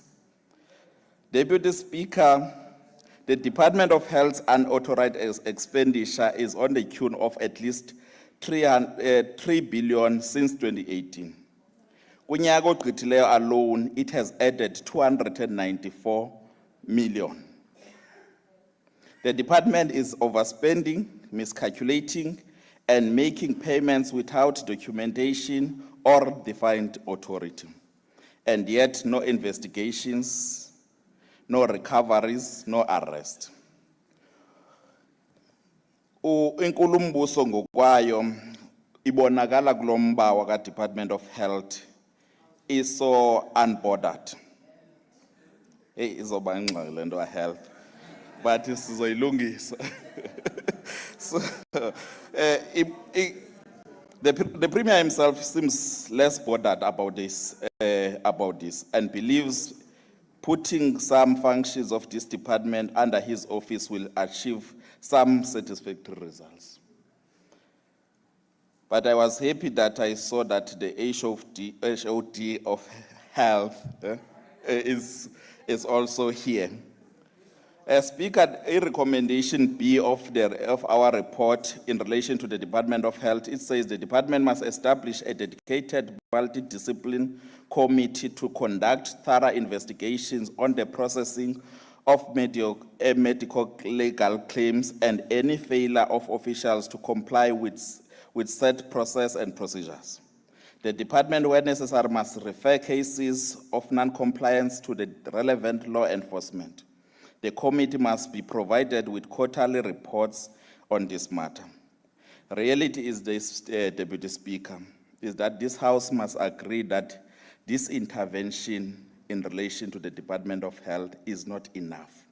It will not minimize unauthorized expenditure. The committee should have expanded its recommendations and make a clear intervention plans which must talk even on administration of hospitals, professionalism, clear combat plan on corruption, and especially on collaboration between health officials and lawyers. Because this crisis doesn't just happen, the medical legal claims. There is even an example of an attorney that claims with same content, same form, everything, but just changes names and put different ID numbers and make the same claim.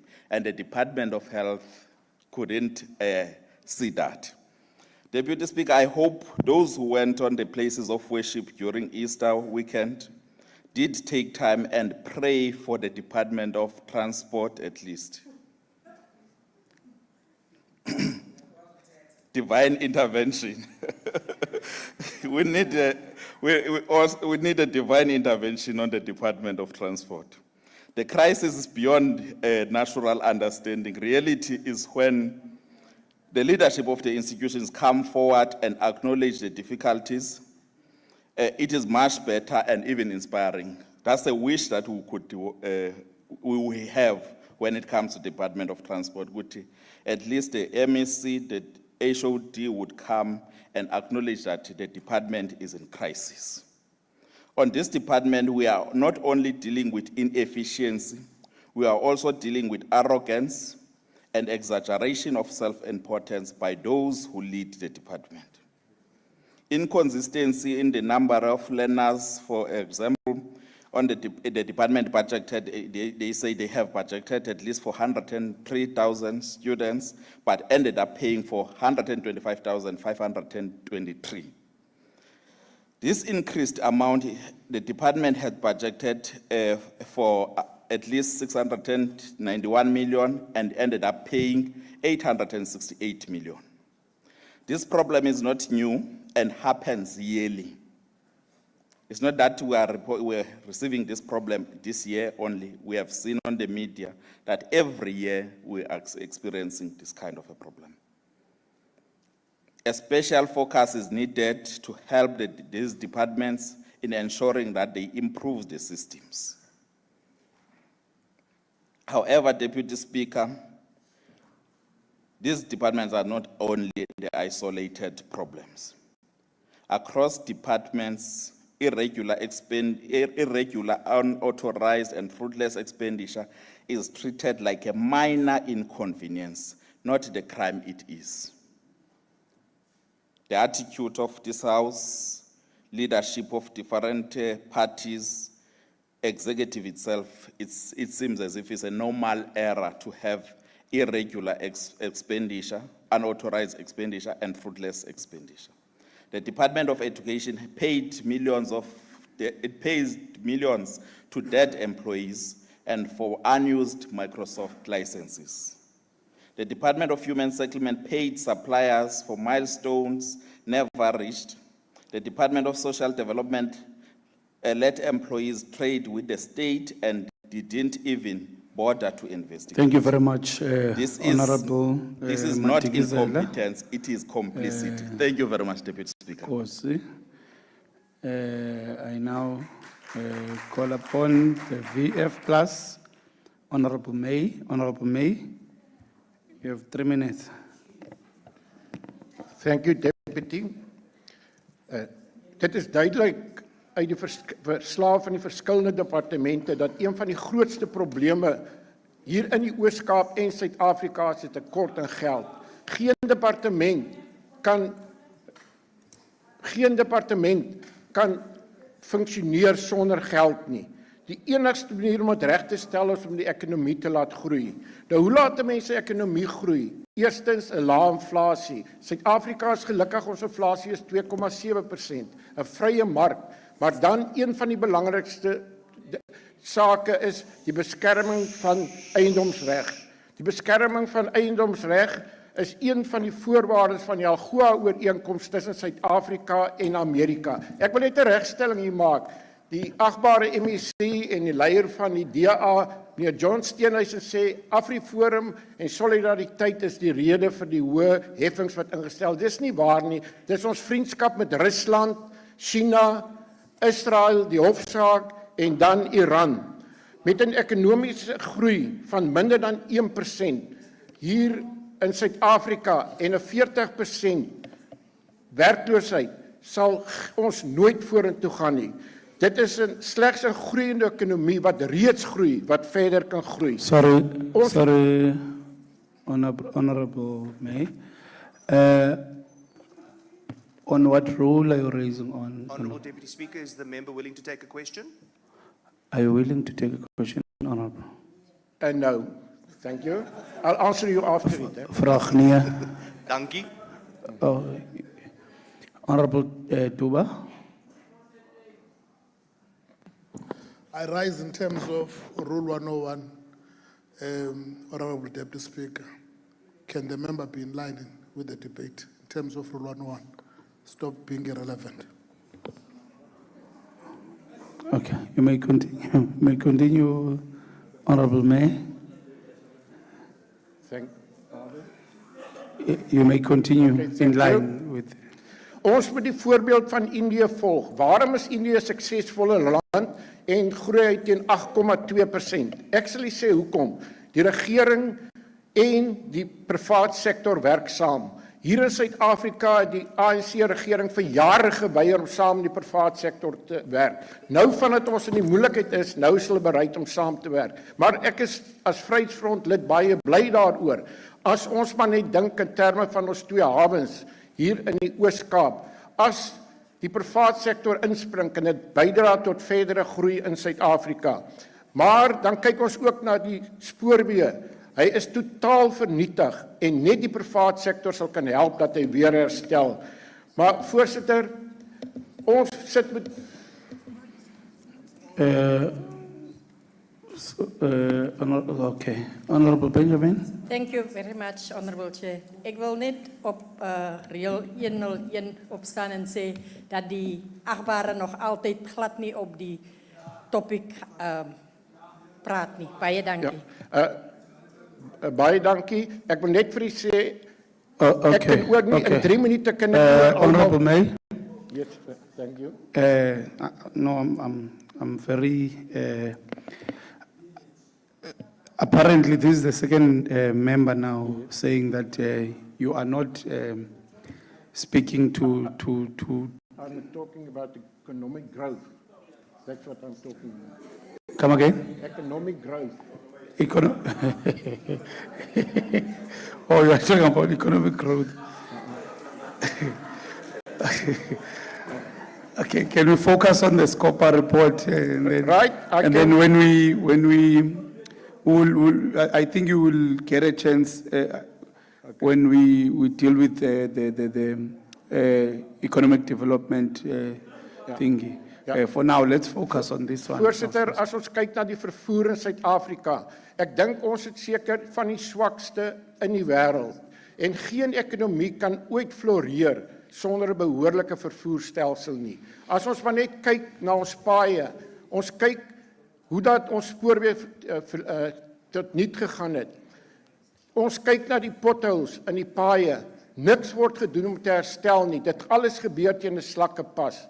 Dan as ons kyk na onderwys, een van die grootste probleme in onderwys is persone wat onderwys gee wat nie daartoe in staat is nie en nie behoorlik opgelei is nie. Ons het byvoorbeeld voorbeelde gesien daar in Misgind waar mense oor die 400 leerders met 5 onderwysers oor die weg moet kom. Dit is totaal onaanvaarbaar en daar word niks aan gedoen nie. As Vryheidsfront. Thank you very much. Thank you, Chair. Thank you.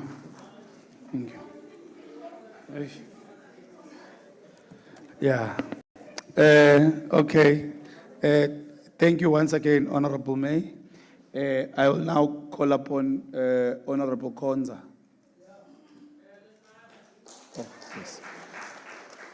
Honorable Konza, you have 20 minutes, and your 20 minutes starts now. Honorable members, I will indicate when I need your assistance. I have allocated 20 minutes to Honorable Konza. Thank you, Honorable Deputy Speaker. Honorable Deputy Speaker, the Honorable Acting Premier, and the members, honorable members of the Executive Council, the Chief Whip, COC, honorable members of the Provincial Legislature, distinguished guests, including everyone watching these proceedings from all media platforms across our province. Good afternoon. Honorable Deputy Speaker, to put the debate into context, one must start by emphasizing that the existence of SCOPA is a sole commitment by government to enforce systems of governance that are clean, efficient, effective, and accountable through its oversight role. Such existence, honorable members, does not only entrench these structures or committees like SCOPA as pillars of oversight on how public finances should be managed and accounted for, but the expectations of the PFMA should be managed and encountered. The expectations of the MPA and regulations, PFMA and the regulations are realized through it. The PFMA's objective is to regulate financial management in national and provincial governments by ensuring that revenue, expenditure, assets, and liabilities of government at these levels are managed efficiently and effectively, and that those entrusted with responsibilities of financial management at these levels do so with prudence. It is in this vein that the ANC is concerned with the issues as flagged in the report as the chairperson of SCOPA was presenting. These include, but not limited to, stagnant audit outcomes for some departments, failure to take appropriate steps to prevent and deal with the unauthorized, irregular, fruitless, and wasteful expenditure effectively, as outlined in Section 38, subsection 1, subsection C, 2 of the PFMA and the Treasury Regulation, clause number 9.1.1. Other concerning aspects for the ANC involve poor contract and project management, inadequate supervision of quality assurance, failure to enforce SM policies or comply with legislation, lack or poor information performance management, and lack of credibility of information reported on by some departments. I have cited, honorable members, some of the common elements across departments that have been listed in the report. Honorable members, whilst improvement by some departments like the Department of Education on the implementation of consequence management is noted, the ANC remains concerned with the pace of such improvement and impact thereof. We want to call on the department to tighten up what it is doing right, so that considerable improvement in this regard can be recognized. Weak internal controls, expenditure on milestones or targets that were not fully met, failure to rectify material irregularities, poor performance by some entities, and failure to deal with previous audit findings resulting in repetitive findings for many of the departments and entities are a concern for the ANC. And yazi ke lento kuthiwa i-ANC ayithethi, Honorable Madikizela, through you, or Deputy Speaker, about these concerns. Mhlawumbe abantu bayakroba apho sihlala khona as the ANC. Honorable Speaker, the ANC applauds sound administration and performance that has been maintained by some entities of government within the Eastern Cape, whilst expressing its disappointment at the disclaimer audit outcome on financial statements that has been obtained by the Eastern Cape Rural Development Agency. The role of government entities, in my understanding, is building a capable state that remains crucial, as they have to assist the state in expanding its wings and its reach in advancing the agenda of improving economic growth and its ability to lobby for resources.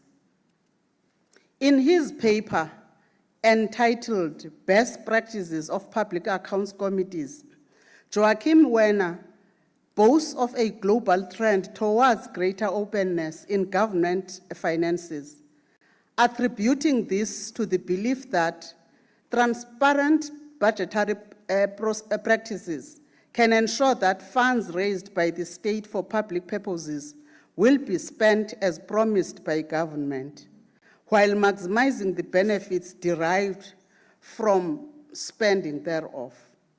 Further, Weimar argues that one crucial component of such a transparent system of resource allocation involves an independent assurance of the integrity of public budgeting through an audit process and the scrutiny of outcomes by the representatives of the people. These, the representatives, honorable members, happens by the representatives ensuring that they apply vigorous oversight, and that is what SCOPA is doing. Weimar further argues that legislatures across the globe are faced with the challenge to engage with audit stage of budgetary process for ensuring legislative oversight over accountable finance, a role that SCOPA effectively plays in our case. From this assertion, it appears to be a global phenomenon that governments struggle with clean budgetary and expenditure processes.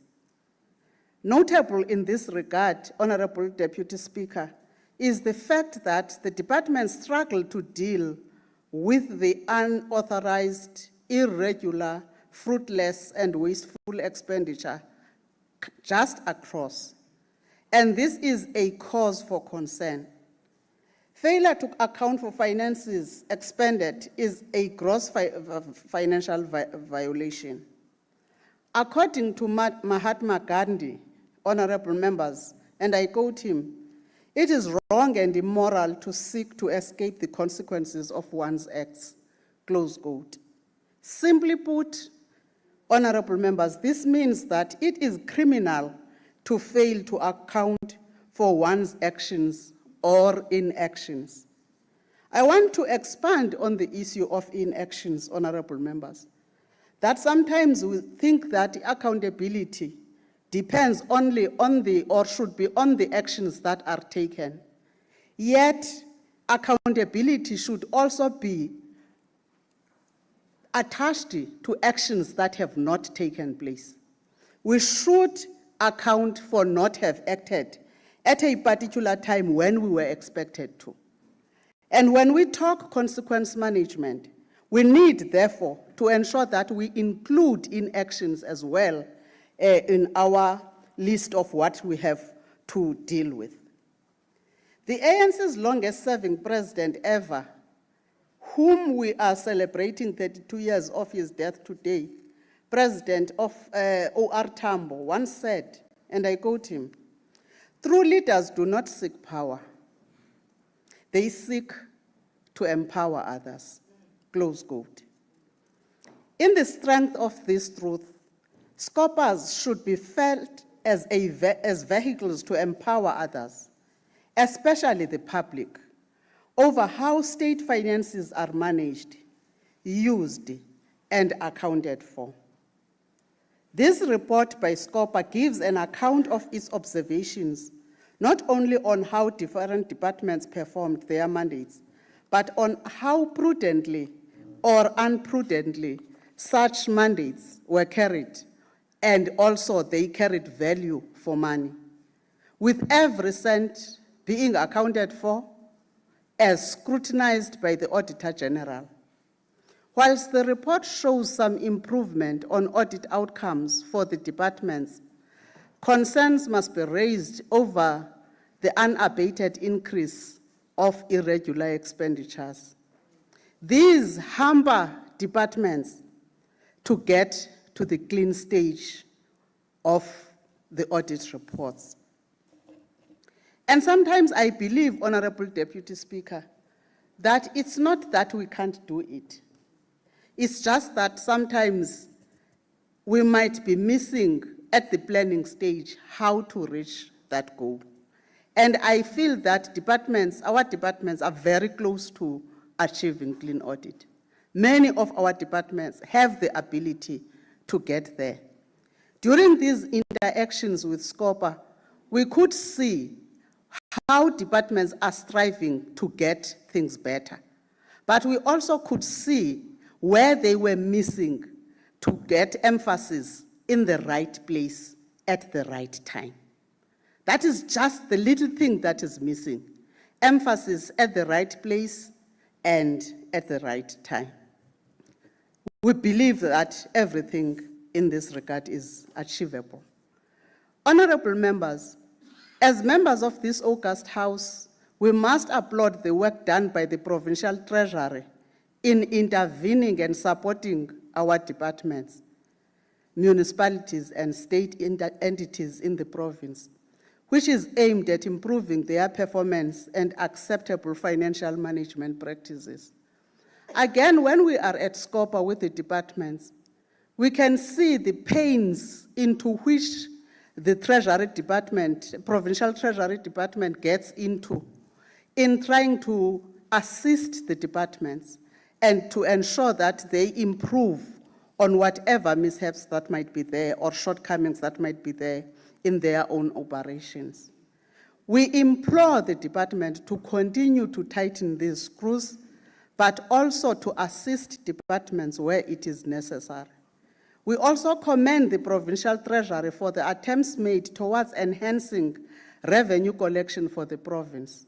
However, the African National Congress has the following to ask from the Treasury. One, for the department to come up with creative ways of not only attracting investments, but deriving strategies to make sure that our revenue collection streams are not shrinking, but increasing.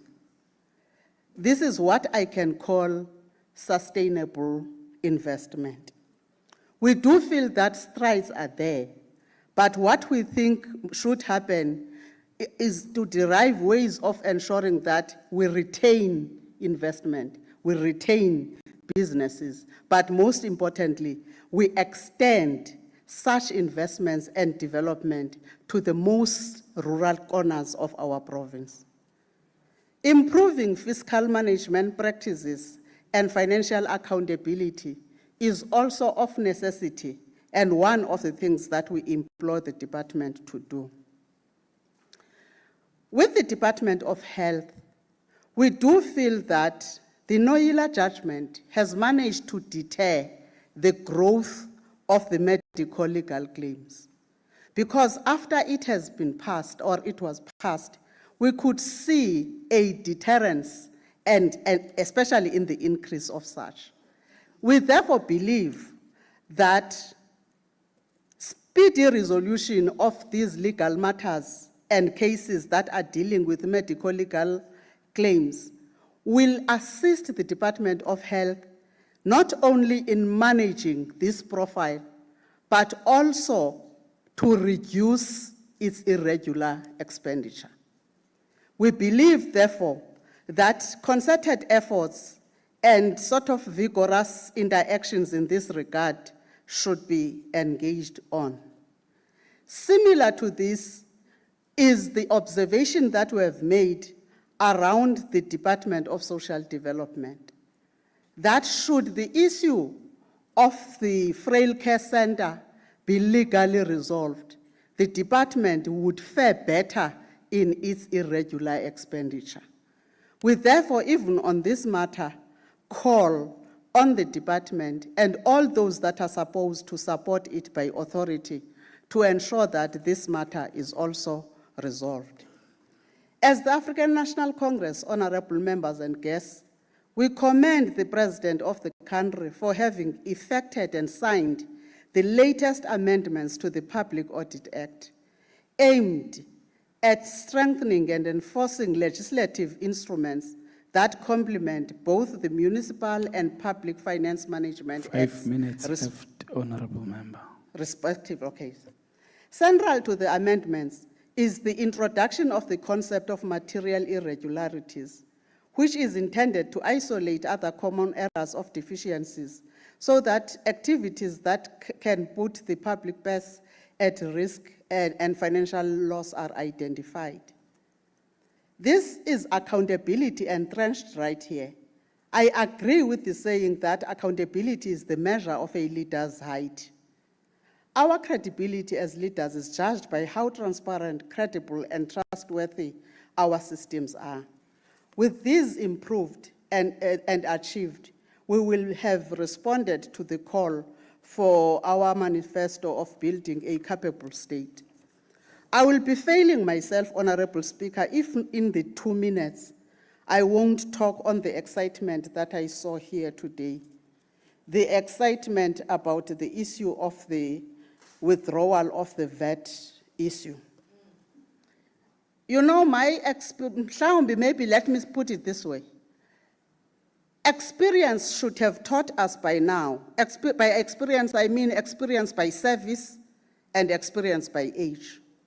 That political issues are not matters to be excited over willy-nilly. And they should not be issues that we dance to without having comprehended them fully. And we should always know that everything changes at the right time for it to change. And nothing is permanent. So as the ANC, we are watching this excitement, and we know that we'll be the last ones to laugh. decision to withdraw the increase or not to increase the VAT is for the ANC as the carrying organization, especially for its people that are down there. You know, you can claim those easy victories, but we know that the DA, for instance, has been using this issue of the VAT as a bargaining issue for them to make us to withdraw, or yes, to withdraw on the issue of the Bella Bill and the issue of the Expropriation Act. And you are not going to succeed there, because the ANC knows exactly what it owes to its people. And you can do all these tricks and dance here and be actors as you are, but at the end of the day, it's the ANC that is going to laugh. Thank you so much. Thank you so much, Honorable Konza. I now call upon the MEC, Honorable Mvoko. Honorable Mvoko, you have 15 minutes. You can utilize 10, but 15 minutes. Thank you very much, Deputy Speaker. Greetings to you, greetings to the honorable members, and greetings to the members of the Executive Council and the guests in the House. Good afternoon. Honorable Deputy Speaker, let me start by conveying my sense of appreciation of the report we have just received from the Standing Committee on Public Accounts. The report, together with the inputs from the debate, some of them, help us to identify and clear the hurdles towards improving governance in our institutions. If there's anything I have learned since I arrived in this House, is that I must choose my teachers. And if there's anything I'm certain about, that Democratic Alliance can never be my teacher. The capability of the state lies in the way the citizens perceive that government as capable in delivering its mandate. And one of the key indicators from a financial management perspective is undoubtedly the audit outcomes. There's been a steady progress in the audit outcomes. When one looks at the past 5 years for departments and entities under the PFMA, and these gains need to be protected. We are definitely not a study case of negativity. I disagree. Honorable Speaker, I would like to indicate to this House that we have a range of measures that we are using to support good governance. These include provincial audit improvement program that I spoke about yesterday at length, both for the provincial and local government, financial management capacity study, CFO capacitation framework, financial management accountability framework, as well as oversight framework. These instruments guide our efforts, including interventions that we implement from time to time, where there are material and persistent departure from the standards of financial management. Hence, we currently are intervening in the departments of health and education. I'm surprised that nobody knows that there is intervention. In fact, let me not say nobody knows that the Democratic Alliance does not know that there's intervention in the Department of Health. We have reported this in a number of times, in committees and even in this House, and the results can be seen. As per the AG's report of 2023-24, the Eastern Cape is number 4 in the number of clean audits. We are the second lowest in the incurrence of irregular expenditure and irregular expenditure, cumulative closing balances. We're definitely not a case study for negativity, and nobody wants to acknowledge that.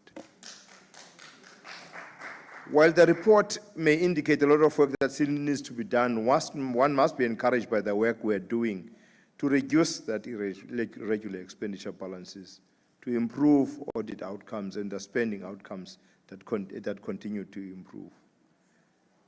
As a result of these improvements, as I indicated earlier, the Eastern Cape province is improving its position within the 9 provinces. A provincial treasurer has been actively working with the departments and entities to ensure improvement in the key areas of incurrence of irregular expenditure. And in the past year alone, we have reduced the balances for irregular expenditure from 10 billion rand to 4.3 billion rand. We're definitely not a case study for negativity. Facts, we must consider facts and not be carried away by emotions. And this sentiment was echoed by President Cyril Ramaphosa during his visit in the province just a week ago.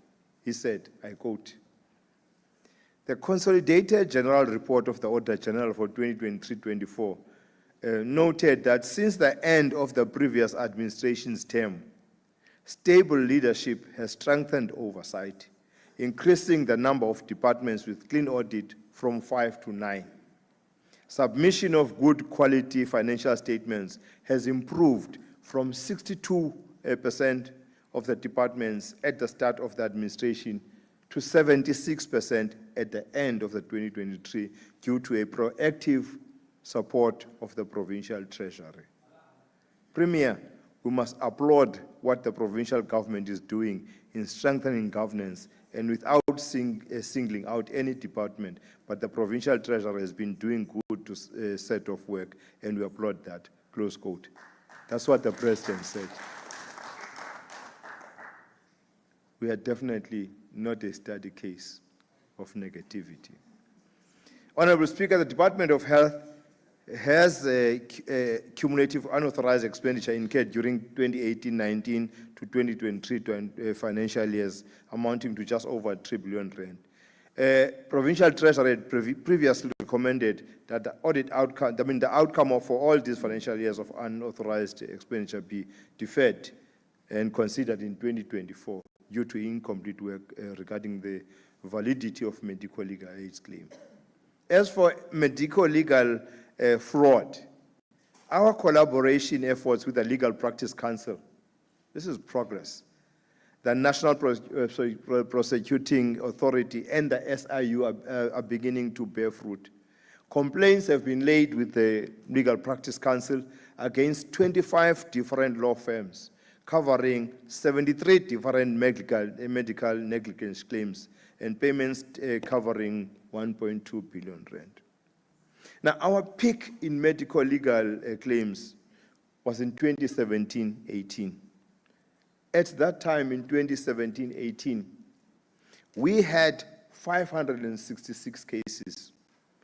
In 2022-23, we had 233 cases, almost more than half the cases. In 2023-24, we had 214 cases. In 2024-25, we got a report just Wednesday. We had 144 cases. Can you see from the peak of 566, we are now sitting at 144 cases. This is as a result of the intervention done by the Office of the Premier in setting up that unit together with a provincial treasury. We're definitely not a case study for negativity. The Department of Transport entered into a 3-year contract utilizing learner number, which had been temporarily adjusted in order to utilize underspending. Taking cognizance of the various forms of legislation that the department is required to comply with, as well as the necessary budget cuts effected, the department improvised and accommodated well within available resources by effecting the necessary environments to curtail excess expenditure. The resultant unauthorized expenditure incurred by the department points to a situation whereby the department's budget was insufficient to cater for the extensiveness of the transported beneficiaries, hence the recommendation to approve without funding. I think this is something that we all acknowledge, that the budget that goes to the department is not sufficient. But also we acknowledge that the numbers when it comes to scholar transport are a moving target. I do not think the MEC, even if this year would ask for 800 million and the next year 900 million, would be able to deal, because that is a moving target. But the department is doing all that it can to ensure that all those that need to be transported are transported. SCOPA has correctly resolved that some form of accountability must be enforced against those responsible for incurring unauthorized expenditure. We agree fully with these resolutions, as we must encourage high levels of financial management discipline at all times in the public service. One of the areas, somebody was mentioning a situation where the officials doing a business with the state. Ever since the intervention, we report in every cabinet budget committee of the movements, as well as at every EXCO meeting as a Department of Treasury on the movement, how many are doing business with the state. And yesterday, for the first time, ever since we monitored and ensured that we write to departments, it was reported that for this quarter, there were no officials that did business with the state. This is part of the monitoring, so we are definitely not a case study for negativity. The improved audit outcomes that we received in the previous financial year should serve as motivation to ensure that our financial management systems do not allow for incidents such as unauthorized expenditure to be incurred in the first place. These deviations will be a thing of the past if all of us work together to eradicate them from our respective departments. Honorable Speaker, in conclusion, we view the report as strengthening our ongoing efforts to improve governance as a key ingredient in realizing our goal of being of better service to our people. Our gratitude goes to SCOPA and the provincial legislature for their ongoing support role of ensuring oversight in the work we do to enforce provincial government towards building a capable, ethical, and developmental state. I thank you. Thank you very much, Honorable MEC. Honorable members, I put the report. Any objections? No. Thank you. I will now ask the acting secretary to read the second order of the day. Consideration of the report of Portfolio Committee on Education on oversight visits to schools around the province. Thank you very much. I now call upon Honorable Sondaba. Honorable Sondaba, you have 20 minutes, and your 20 minutes starts now. Honorable Deputy Speaker, honorable members of the executive, honorable members, esteemed guests in the gallery, our technical professional staff. Deputy Speaker, we are going to table a report of the Committee of the Whole House on Education. And I want to state it categorically clear that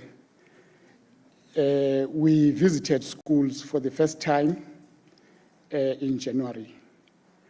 Then we're going to make a follow-up visit in July, because people are almost confusing this report, sometimes say it's a follow-up report. It is not a follow-up report. We undertook this visit with a view of findings in various schools and make recommendations thereof. Deputy Speaker, as I said earlier on, that the Committee of the Whole House from the 20th to the 24th of January were visiting the schools across the length and breadth of this province. And the stakeholders, it is important for me to state the stakeholders which were there as to emphasize that as the system of education is maturing and the involvement and the participation of the society in education matters, it is very important that we note that departmental officials were part of the visit, school governing bodies, school management teams, councillors, SATU, South Africans on Advisory in Uni, PSA, NAPTOSA, NEHAU, ANC, Northern Areas Education Forum, Religious Fraternity, Traditional Leaders Disability Forum, SAPS, SASA, Exam Education Program, departments of health, social development, local government, transport, sport, councils, business chambers. I want to state, honorable members, that I'm not going to read schools by their names, but the report was submitted on the 19th of March, which we're going to implore the House to adopt, has been recently sent to you for adoption. But we are going to read the executive summary of the report. I'll just go to the general findings of the committee of the whole House. One, there is a noticeable causal relationship between social ills and school dropouts. The departmental intervention, which is aimed at improving academic performance, tend to focus on senior grades and completely neglecting lower grades, and that has a potential of creating foundational gaps later. Three, the infrastructure in some schools is very old, dilapidated, and not conducive for teaching and learning. Four, there is a massive shortage of classrooms in schools, which resulted in overcrowding of classes. Five, there is still shortage of furniture for learners and educators in some schools. There are schools that are still faced with improper kitchen facilities. Seven, there is a general shortage of ablution facilities leading to sharing of ablution facilities and learners having to relieve themselves in the bushes, which is against Section 10 of the Constitution. Eight, learners are still faced with societal challenges like substance abuse, crime, pregnancy, and hurting families, child-headed families, and disturb them psychologically and affect learning process. There are still schools which do not have proper fencing, and those schools are exposed to burglary, vandalism, unsafety of educators, as educators are robbed at gunpoint whilst are in school premises. 10, in many rural schools, there is a challenge of network connectivity, which resulted to gadgets and educators' laptops not used. 11, there are still learners who do not benefit from scholar transport, who had to travel long distances, and some traveling from dangerous forests to school, which is against the policy of the department. 12, in deep rural areas, roads leading to schools are inaccessible, which resulted to learners and educators not attending school on rainy days. 13, there is still a shortage of non-teaching staff in most schools that were visited, whilst norms and standards for non-teaching staff have been finalized by the department. 14, service providers continue to deliver inadequate stationery, which is also not in good quality to some schools. That negatively affect teaching. But we must state it quite categorically that this time around, LTSM was delivered 100%. There are matters that were cross-cutting, that were supposed to be dealt with in IGR, matters like bad roads, crime, use of drugs, teenage pregnancy. 17, there is a lack of bridges in some districts due to floods, and this resulted to learners and educators not to attend schools, especially during rainy days. 18, majority of managers in some districts are on acting capacity.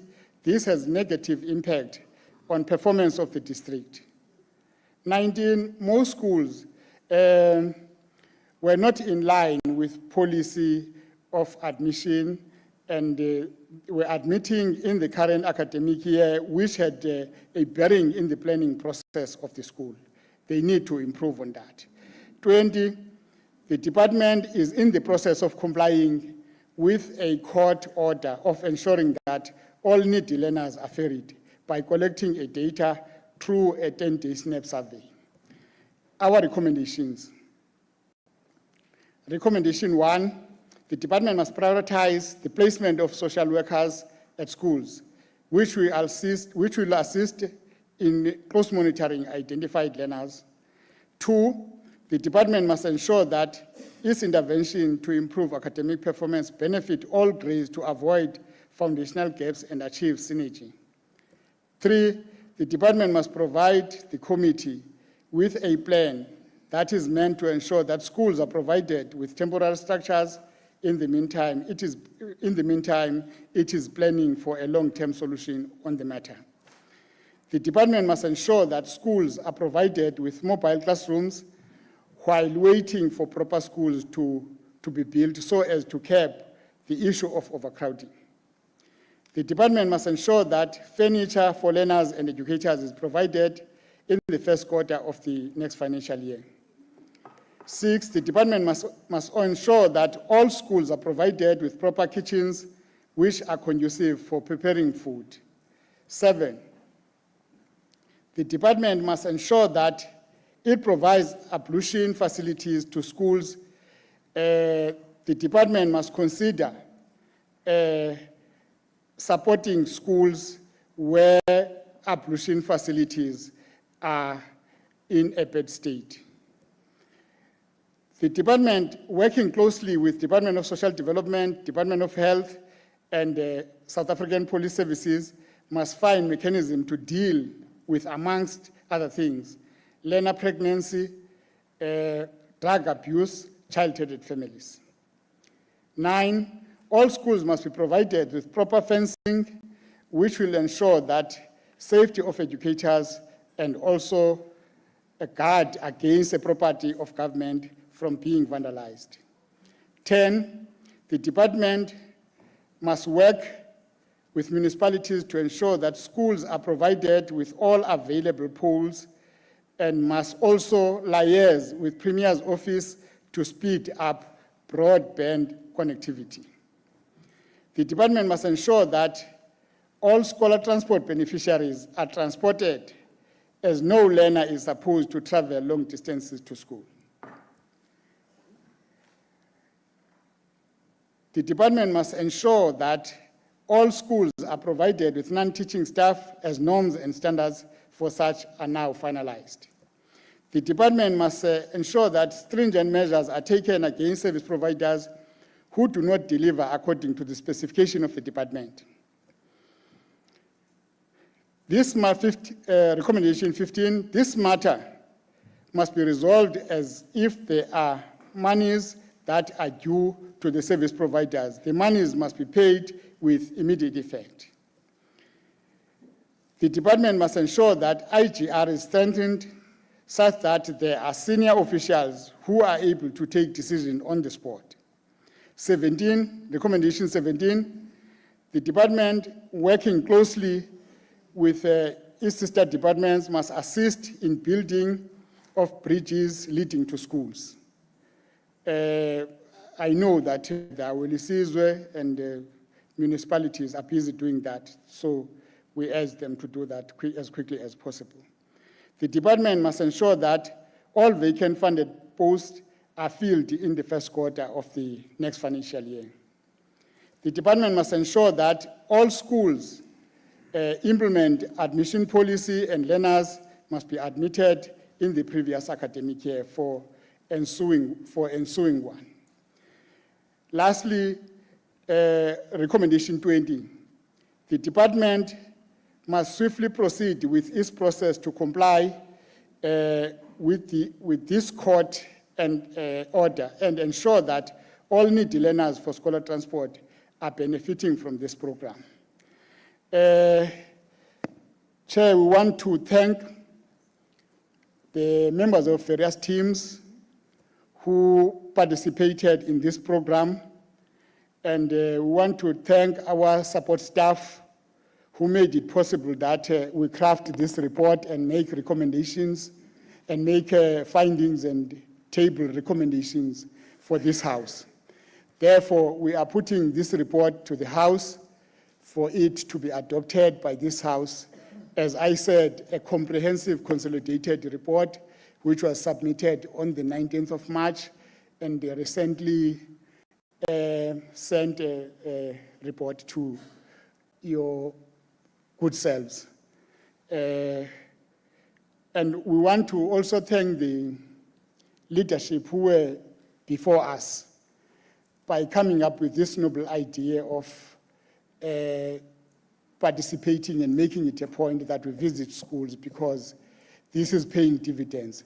Thank you, Honorable Deputy Speaker. Thanks, Honorable Sondawa. I will allow 5 minutes for clarities to the committee. Honorable Dr. Fick.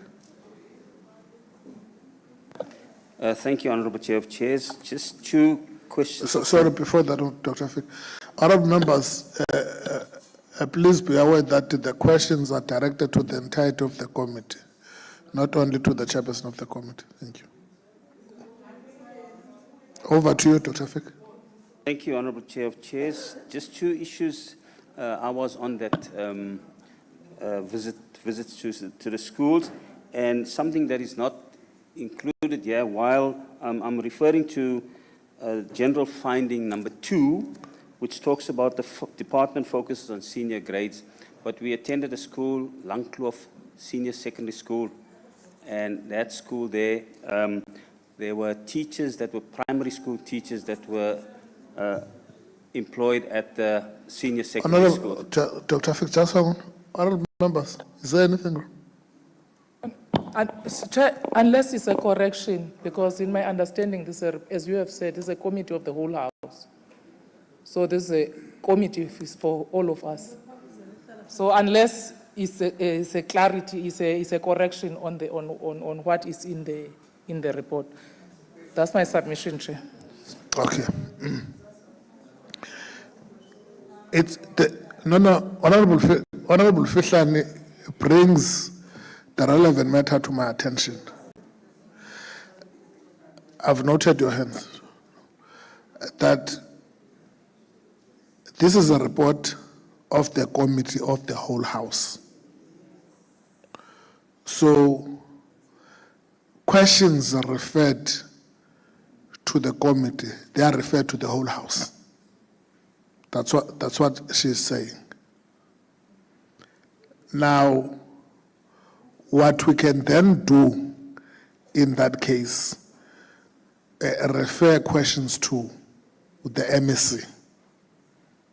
And then when the MSc comes in, it's either the MSc respond now or the MSc when it comes in and reply to those questions of clarities. Honorable Kasim.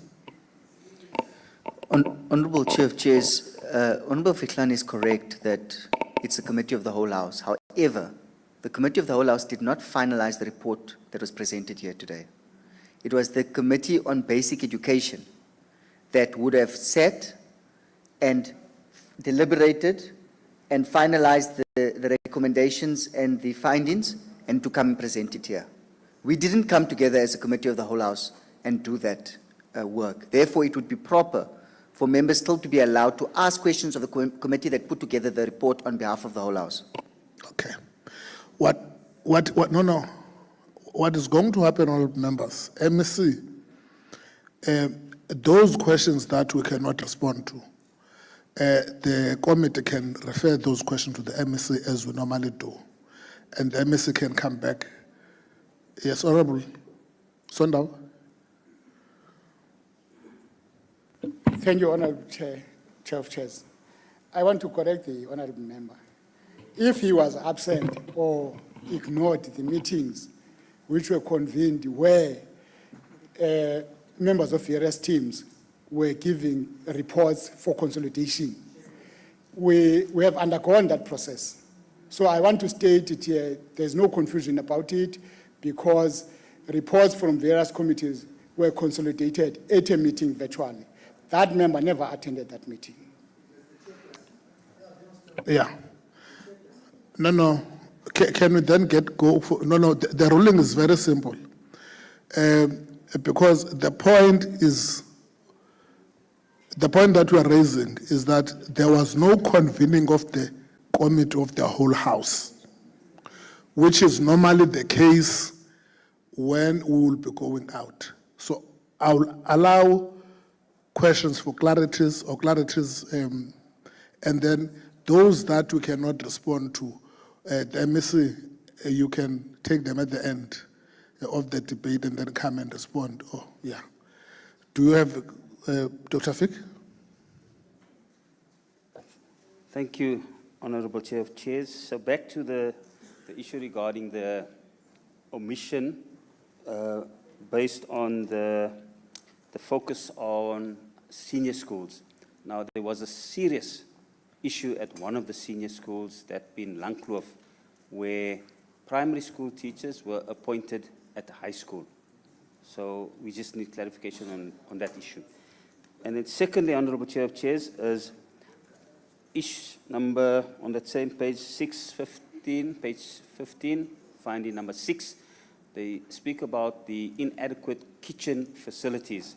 Now the issue there is that it wasn't only the kitchen facilities, it was also the quality of the food that was served to the learners. While there is a standard, what we witnessed was below standard. Thank you. This is exactly what Honorable Fihlan was speaking to. Because that high school, you were there as a member, and even the kitchen, you were there as a member. I think this is what Honorable Fihlan was trying to rectify. So it's a matter that can be referred to the MEC. You can come back, MEC, when there is after the debate, and then you can respond to that. Thank you very much. Yes, Honorable. Thanks, Chair. Chair, I would want to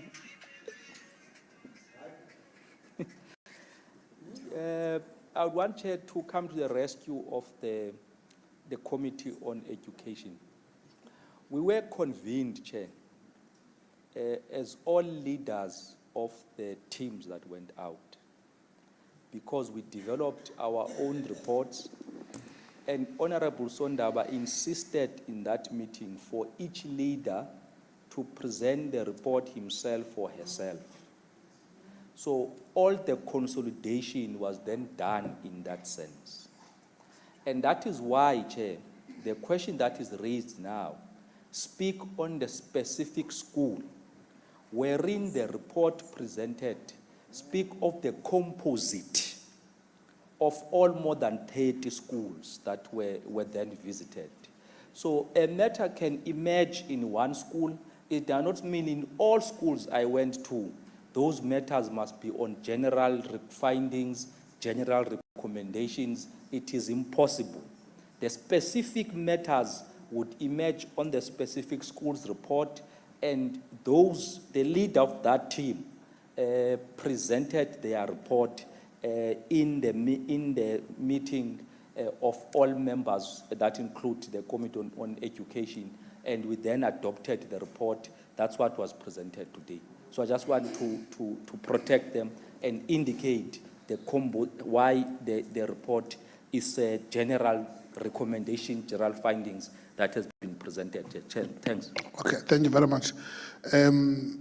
Honorable MC, we are going to come back later, because can we go to the debate now? Okay, thank you very much. Can I call upon Honorable Hendricks? Your 13 minutes. 1-3. 1-3. It starts now. Thank you, Honorable Chair of Chairs. Let me greet the Premier in absentia, Acting Premier, members of the Executive, members of this House, as well as the media, and I'm sorry the kids are gone. Chairperson, let me just say that it is self-evident and common knowledge who took the matter of no VAT to court and who won that case. And I am not laughing because it's not a laughing matter. I will not laugh first and I will not laugh last when the lives and livelihood of poor South Africans are at risk.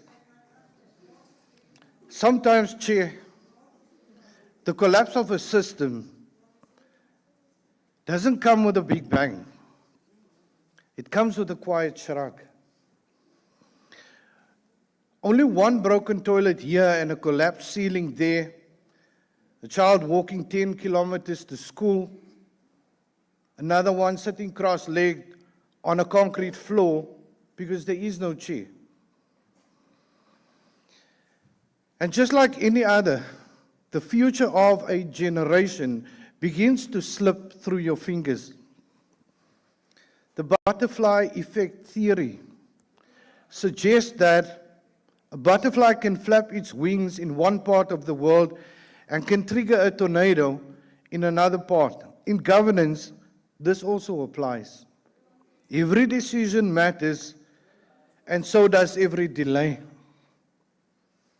If every action has an equal and opposite reaction, the same reigns true for inaction. Honorable Chair of Chairs, this report tabled here today reeks of repetitive findings.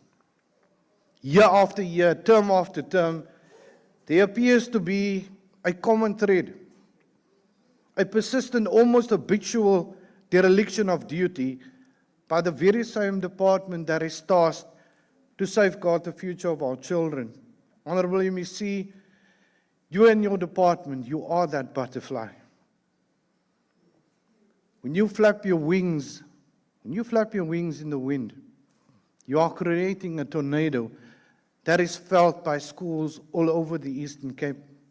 You are entrusted with the dreams of over 1.6 million learners. And under your stewardship, MEC, their aspirations need full support. When assessing this report that is tabled here today, there are some common themes that arise, and these include concerns regarding scholar transport.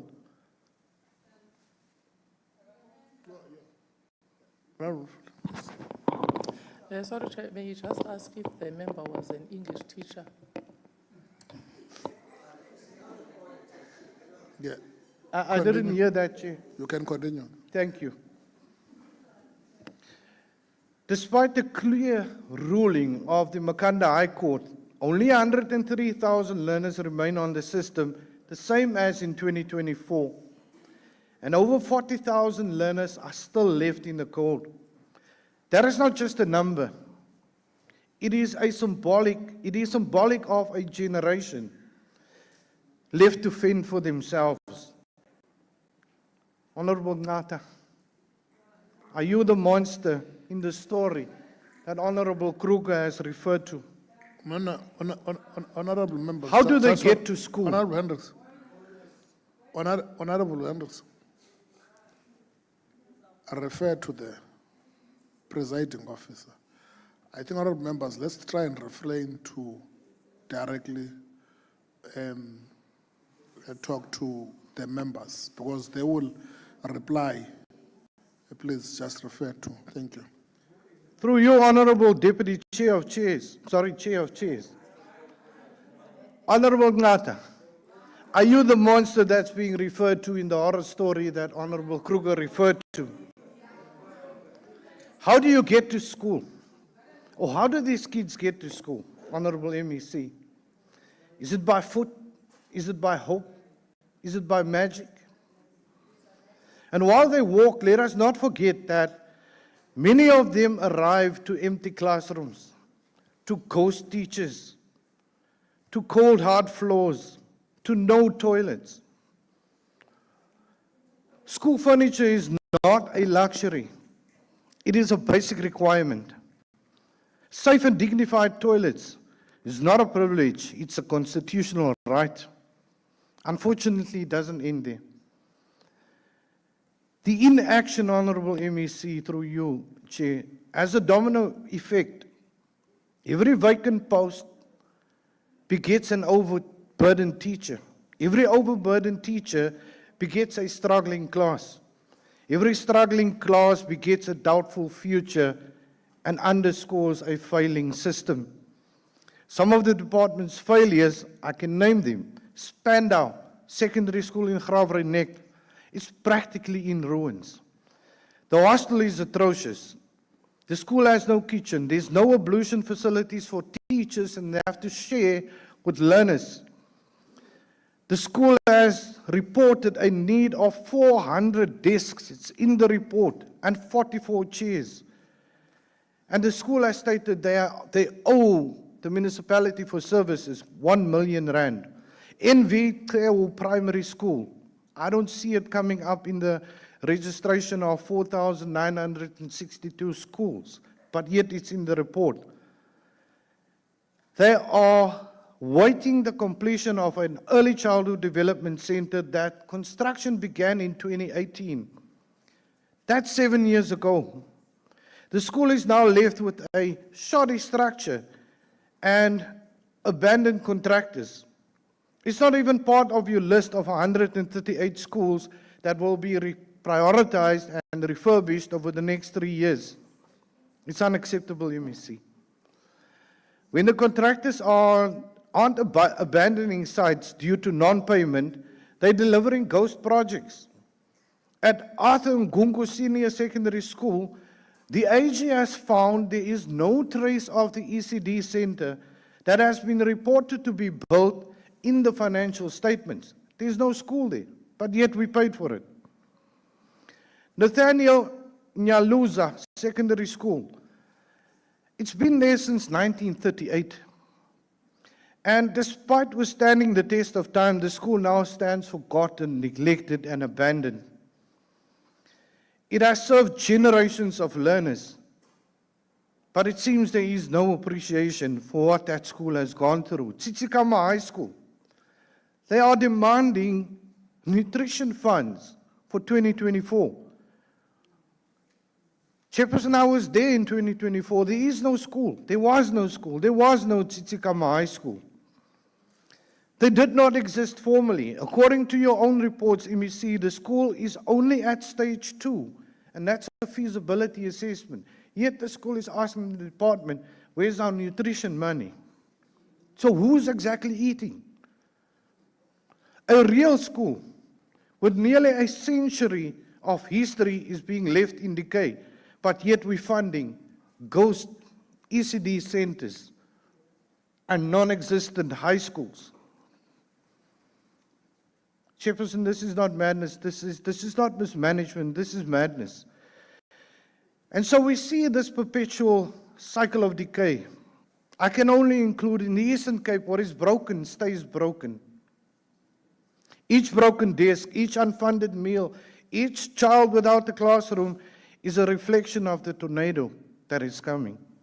Honorable MEC, what do we tell a learner that is walking for over 10 kilometers to school, only to find no classroom, no desk, no toilet, and maybe even a ghost teacher? What do we say to a teacher that has to teach a class of 80 learners in one room? We cannot remain silent. If we cannot continue to be complicit through our complacency. The children of the Eastern Cape deserve more. They deserve a life of meaning, and they deserve a life of dignity. Honorable MEC, this butterfly effect that I'm referring to teaches us that the smallest shift can set monumental change in motion. But it is also true on the darker side. That neglect, too, can have a ripple effect outward. One broken promise, one unfunded learner, one ignored judgment can become a tidal wave of dysfunction, sweeping away futures that might have soared. And so, MEC, I also ask you, are you aware of what kind of storm is coming?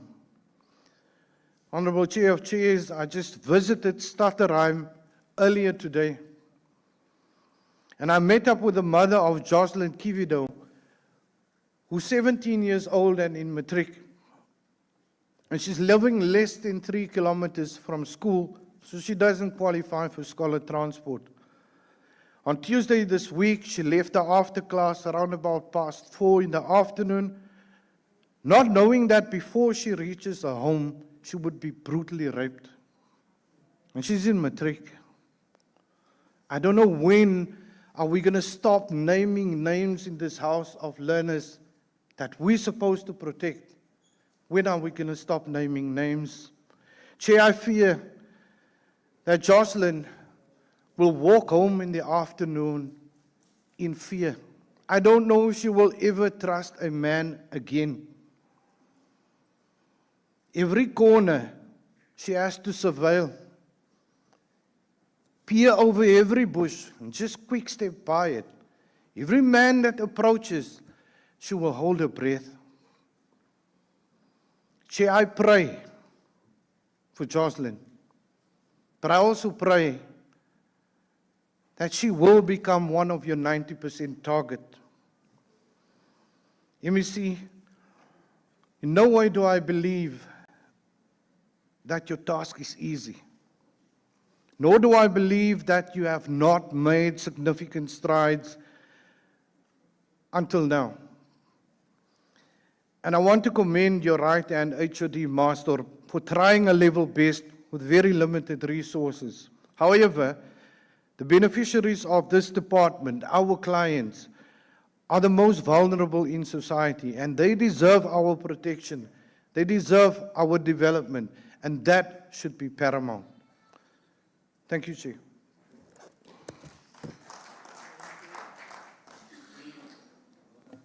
Can I call upon Honorable Njoli? Honorable Njoli, your 5 minutes. Your 9 minutes. Your 9 minutes starts now. Nkosi, Honorable Chair of Chairs, ndicela before ndiqalisa uthetha through you, sikhuphe ibhetri phaa kufihlane.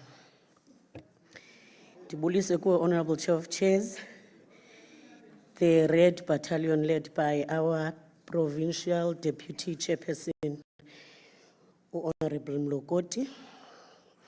Special greetings to the honorable members from Krisani, ezingathengisanga izolo. Umandla Vika, Usjumba, guests in the gallery, one, and the people of South Africa. Today, we are not just reacting to a report. We are standing at the intersection of a crisis and a conscience. The department's findings on 123 schools we visited during the school visits lay bare a deeply entrenched failure. A failure of leadership, failure of planning, failure of care.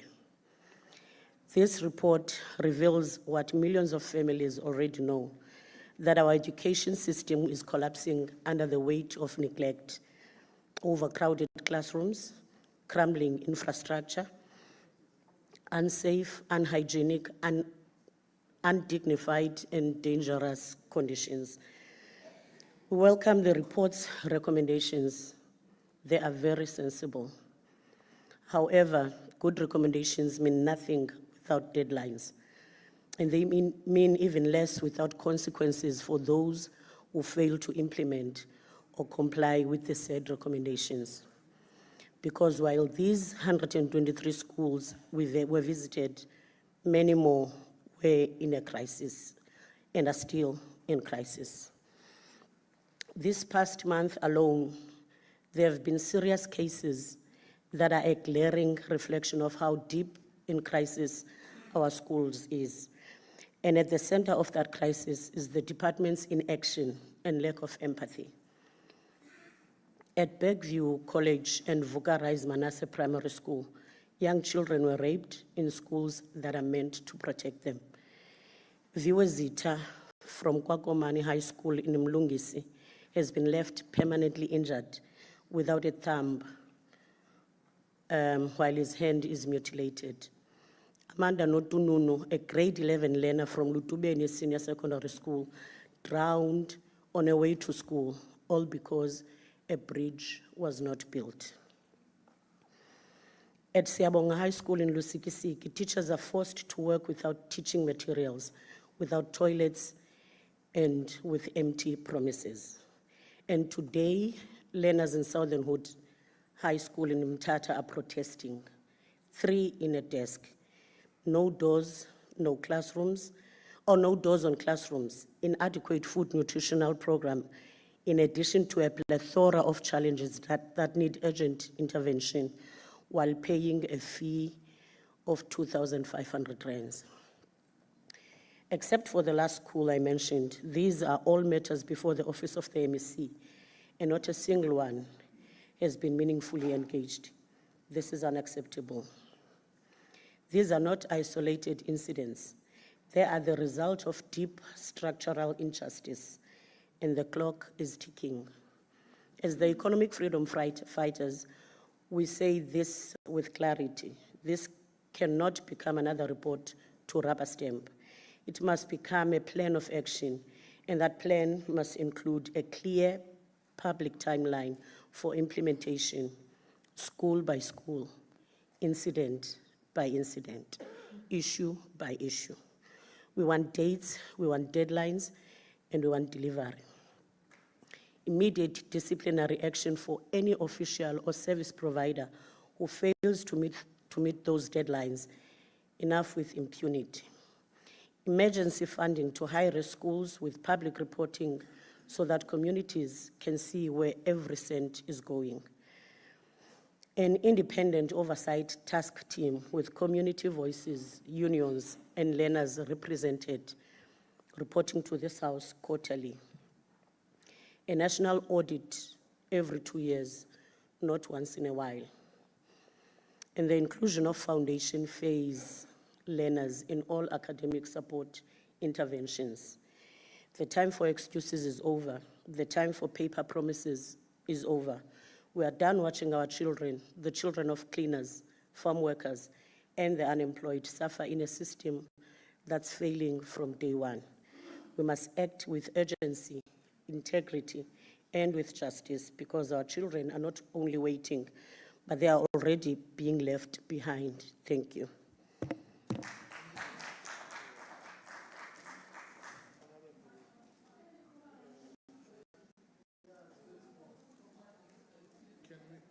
Can we then call upon Honorable Mhlaba? Your 3 minutes starts now. It's Honorable Buya, sorry. Your 4 minutes. Hey, Chair of Chairs, Honorable Chair of Chairs and honorable members, the committee and the stakeholders, I greet everyone in the name of Jesus. Molweni. Thank you for the opportunity to respond to the report of the Portfolio Committee of School Visits conducted in January 2025. First and foremost, I wish to commend the committee for the comprehensive oversight undertaken across all districts. The insight gathered provide a sobering but very necessary reflection of the current reality in our schools. It is clear that while some progress has been made since the 2024 visit, significant systemic challenges persist. The findings raised deep concern, particularly regarding infrastructure, as we all hear from the House, because in the findings, it is the priority of the findings that the schools are hit by infrastructure as it is listed in the findings. The continued prevalence of overcrowded classrooms, those are the things that we cannot run away. Those are the things that are happening, of which it needs every one of us here to come up with solutions. How does it get resolved? Chair of Chairs, as I alluded yesterday, or as I said yesterday, we can stand here and talk everything that we want to talk. If the budget is not sufficient to the need, then we will come back again in the next 30 years and saying the same thing. I once said when I visited Gareth, I said, when you are at school, even if not you are at school, when you are an entity that is registered with a name and a logo and a registration number, then you've got an advantage to go and source the funds. When you see that what you are getting from government is not enough for your needs, why don't you use your logo and go and seek sponsors so that can assist you? Because we will see some schools that have sponsors, they are running successfully. But when it comes to our schools in townships, we don't help them to go and source sponsors so that the budget that they are getting from government, it can be assisted by the sponsorship that they will be looking for. So as I am saying, as we all know, South Africa is too big. And as that big as it is, we don't have enough money to run the country. We don't have enough money to run the province. That is very important, that we must know that the education department and the health department, those two departments, they are fully dependent on grants. Then when it comes to education, it's good that our schools have got logos. They can go out and seek sponsorship, but with the help of us in this house through the communities where we're residing. The community, the school's funds is run by school SGB. I am staying in St. Albans in Watford. We've got about 7 primary schools and 1 high school. As much as they are getting the grant from the government, it's my responsibility to visit all the SGB members and advise them that, guys, you've got a logo of the school. We've got a lot of private sectors around our ward. Why don't you write for sponsorship so that the grant that you are getting can balance? So, Boya, your time is up. Thank you, Chairperson. Honorable Mhlaba, your 3 minutes starts now.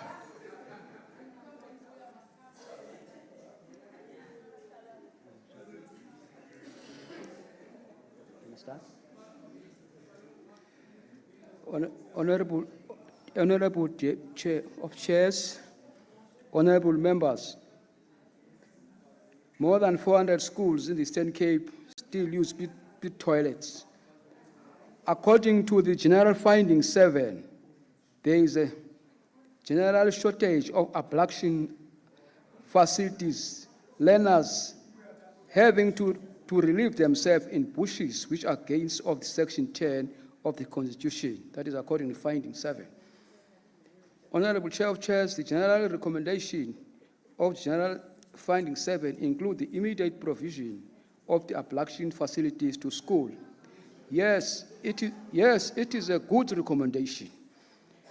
The consideration of closing all schools where it is impossible to provide proper ablution facilities is not good at all. It indicates that the defeat in providing conducive environment for learning and teaching. It is like a boxer defeated on the ring by lifting up both hands as a sign of giving up with no hope of winning the fight. Honorable Chair of Chairs, schools cannot be closed at all. We have seen a good try in OR Tambo inland, where there is running water in some schools. However, there is poor ablution facilities, but at least there is running water and some of the schools are built. The only thing that is needed is to improve the way, to find the ways of improving the ablution facilities. Honorable Speaker, learners, according to Finding 8, learners are faced with societal matters like substance abuse, crime, etc. A child was raped in the school premises, but someone coming from the community in OR Tambo Inland School. This was the report, according to the report during the school visit. The recommendation on 8 is correct and also should include that SAPS must also deal with the cases of abuses at school as a matter of urgency. We cannot allow a situation where the societal matters affect the learning of our children. It is high time now to totally condemn any evil acts coming from the community to disturb the running and the improving of the school. It is our Honorable duty. Mhlaba, your time is up. Thank you. Thank you very much.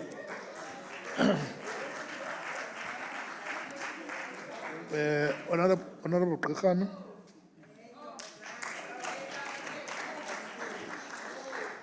Your 20 minutes starts now, no? Thank you. Okay, mhlawumbi mangiqale apha. Honorable ubuya. Progressive leadership. Is very progressive, such that I think even other opposition parties can consult to him. Other than that, Chair of Chairs, Honorable Speaker, Chief Whip of the Majority Party, and the Executive Council, Acting Premier, members of the Eastern Cape, Provincial Legislature, HOD, especially the one on my left-hand side, that was my CEO at Hospital, and top management of various departments. Distinguished guests and fellow South Africans, both present in the August House and those following through various media platforms. I rise before you with great humility and extend my warm revolutionary greetings, Molweni. It is indeed a profound privilege to participate in today's debate on behalf of my glorious movement, which is the African National Congress. Allow me to begin by recognizing the tireless efforts of the House Committee, the Department of Education, school communities, and all stakeholders who continue to place the future of our children at the heart of their work. Through regular oversight, this House not only ensures the implementation of its resolution, but also sharpens its collective focus on the unfinished business on transforming our education system. When the first democratic administration assumed office in 1994, learner performance in national senior certificates in the Eastern Cape province stood at a modest of 56.8%. Fast forward to 2024, and the Eastern Cape has recorded a resounding 85% pass rate.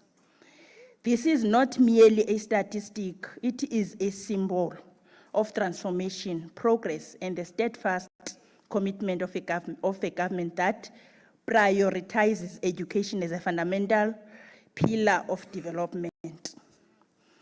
Most strikingly, we have witnessed a noticeable 6.1% surge in the number of bachelor passes, climbing from 39.6% in 2023 to an impressive 45.7% in 2024. To put this into perspective, 45,662 learners out of 99,739 who sat for their examination now qualify for university entrance. That is us, ANC. These are doors to opportunity flung wide open, especially for children from previously marginalized communities. We were never been their leadership. Madam Speaker, not Madam Speaker, Chair of Chairs, allow me to beam with pride as I acknowledge Sokaisa Senior Secondary School. This phenomenal institution has not only led in the Eastern Cape in mathematics, but has emerged as the top performing school in the entire Republic of South Africa. What an extraordinary feat. This is a living proof that when opportunity meets hard work, excellence knows no bounds. Chair of Chairs, the ANC-led government has long declared education as one of its apex priorities, inspired by timeless words of Dr. Nelson Mandela.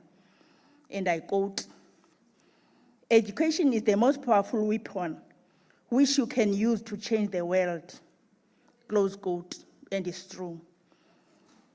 It is through this lens that we, as ANC, assess both the progress we have achieved and the persistent challenges that confront us. The report laid before this House confirms that we in the ANC have always acknowledged the enduring legacy of apartheid, spatial planning, infrastructure neglect, deep-rooted socio-economic disparities, and the complex social ills plaguing many of our communities continue to cast a long shadow over the education landscape. But let me be unequivocal that under the leadership of the ANC, we are not spectators in the face of these challenges, but we are active agents of change. Chair of Chairs, the shortage of classroom, decaying infrastructure, and the absence of safe ablution facilities are precisely the reasons the ANC government continue to allocate a significant share of the provincial budget to basic education. In the last financial year alone, 391 infrastructure projects were undertaken, including 241 sanitation upgrades valued at 651 million. And sabali need phulaphule lento. And 58 classrooms construction projects worth 3.1 billion. Like ANC is not just seated and watching everything, something is happening. But lilishwa nje bezinye izinto azibonakali. Mhlambi masithi xa sinincedisa sithi sizawufikelela nakwezindaweni ezalathayo. The health and dignity of our learners remain non-negotiable. As part of our determined efforts to eradicate unsafe sanitation, 312 schools have already been upgraded with modern and hygienic facilities. Furthermore, the Department of Education under the ANC-led government continues to deploy temporarily mobile classes to ease overcrowding, while permanent structures are planned and constructed. Indeed, siyaqhuba. Equally important is the security of our schools. To date, 700 trained security assistants have been deployed across the province to safeguard learning environments. This is complemented by the installation of high-quality perimeter fencing, reflecting our government's unwavering commitment to creating spaces where both educators and learners can grow, learn, and thrive in safety environment. Additionally, the Department of Education under the ANC-led government hosted a school safety summit leadership in Nelson Mandela Bay in September last year.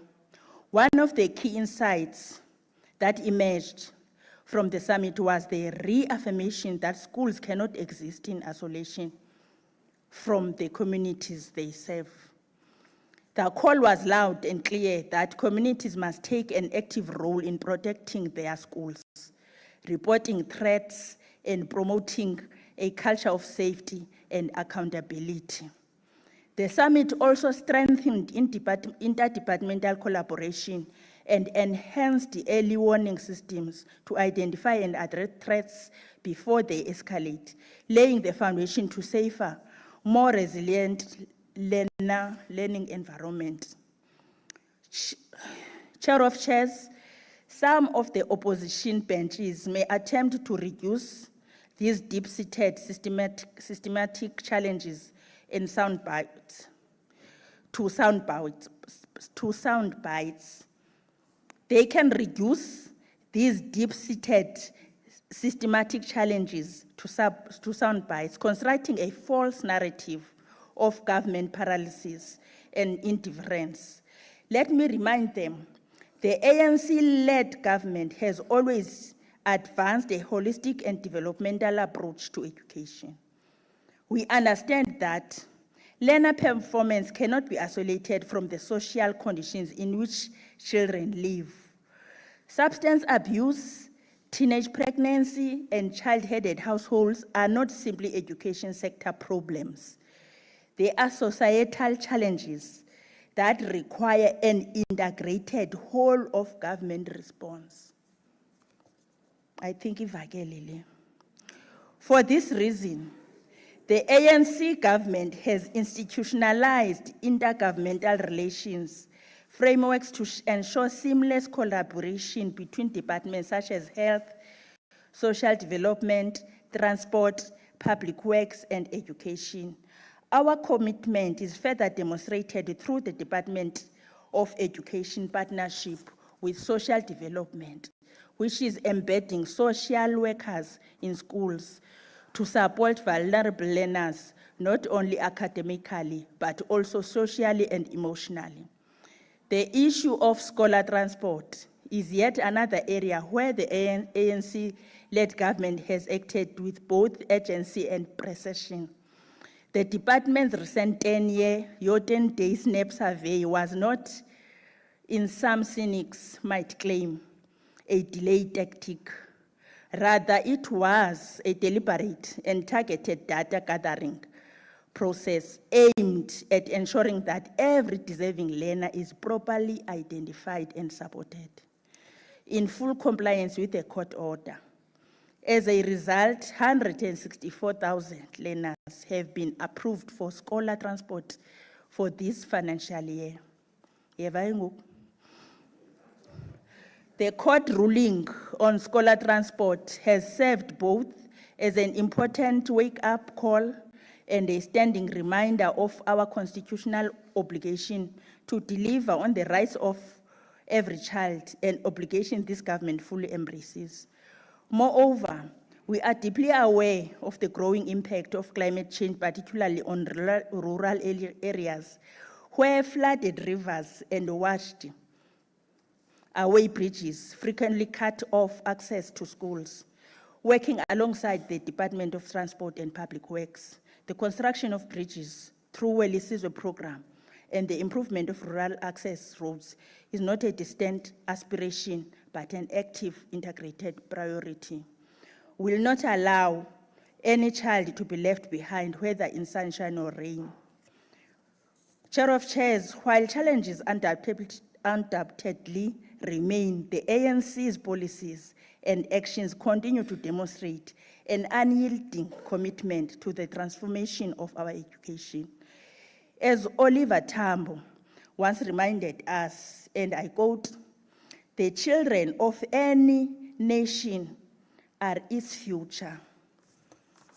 A country, a movement, a person that does not value its youth and children does not deserve its future, close quote. In this spirit, we call on all stakeholders, including our esteemed colleagues in the opposition, to rise above narrow partisan interests and unite in tackling these pressing issues. Together, we can ensure that every South African child is afforded the right to a quality education within a safe, nurturing, and empowering environment.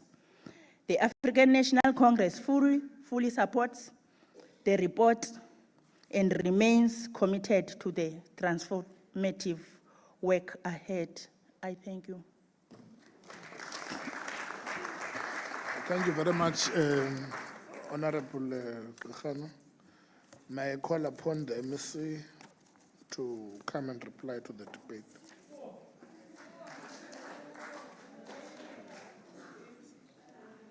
Your 15 minutes starts now, MEC. Thank you, Chair of Chairs. Good afternoon to you. Good afternoon to the Premier. the MECs, the House at large, the people of the province, the media houses invited here. Chair, let me firstly take my hat off for the Committee of the House for the sterling work that it has done. Without a robust oversight tool, I don't believe that the current setup of government would be where it is now. So it is not something that we must take it for granted, Chair of Chairs. Let's also take our hat off for the forebearers of the province that initiated this tool. Because if you talk oversight, function, policy in this country, it started here. So sometimes we underestimate our intellectual capabilities, probably because of the historical evolution of the underdevelopment in various forms and shape that were coming from.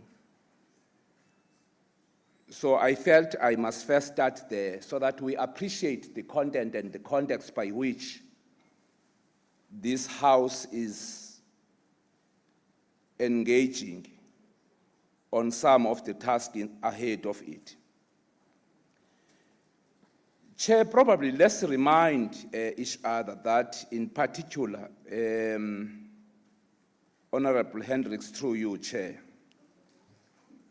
our struggle is a struggle against forgetting. Our struggle is a struggle for memory. If there is anything that is disastrous, Chair, is a white soul and a white mind under a black skin.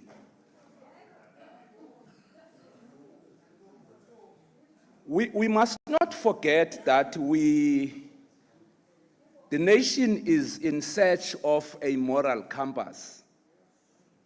And therefore, it is not accidental that our consciousness is our moral compass. So for whatever argument that you bring here, that should be at the heartbeat of what then becomes the antithesis of how the people of this country has evolved, and what then should be the strategic way out in defining the class perspective of what we have come here to engage on. So I'm saying, Chair, because I have been listening with pain yesterday, a debate that seeks to rewrite the South African Schools Act through a back door. When we introduced the South African Schools Act in 1996, we were of appreciation that we are building a multiracial society, a multilingual, a multicultural, a diverse society indeed. So the debate about reopening or the reintroduction of alcohol in school is an antithesis of the African perspective. It is not just a legal matter, but a moral question first and foremost. The country is currently rated as top 5 nations in the nations globally, is rated as top 5 of drunkards in the world.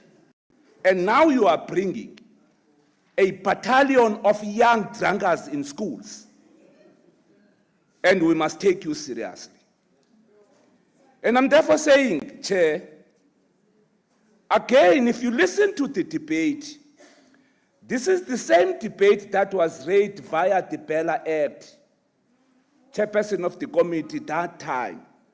Because the South African Schools Act gives authority to the HOD and the MEC to take a determination upon request of those schools.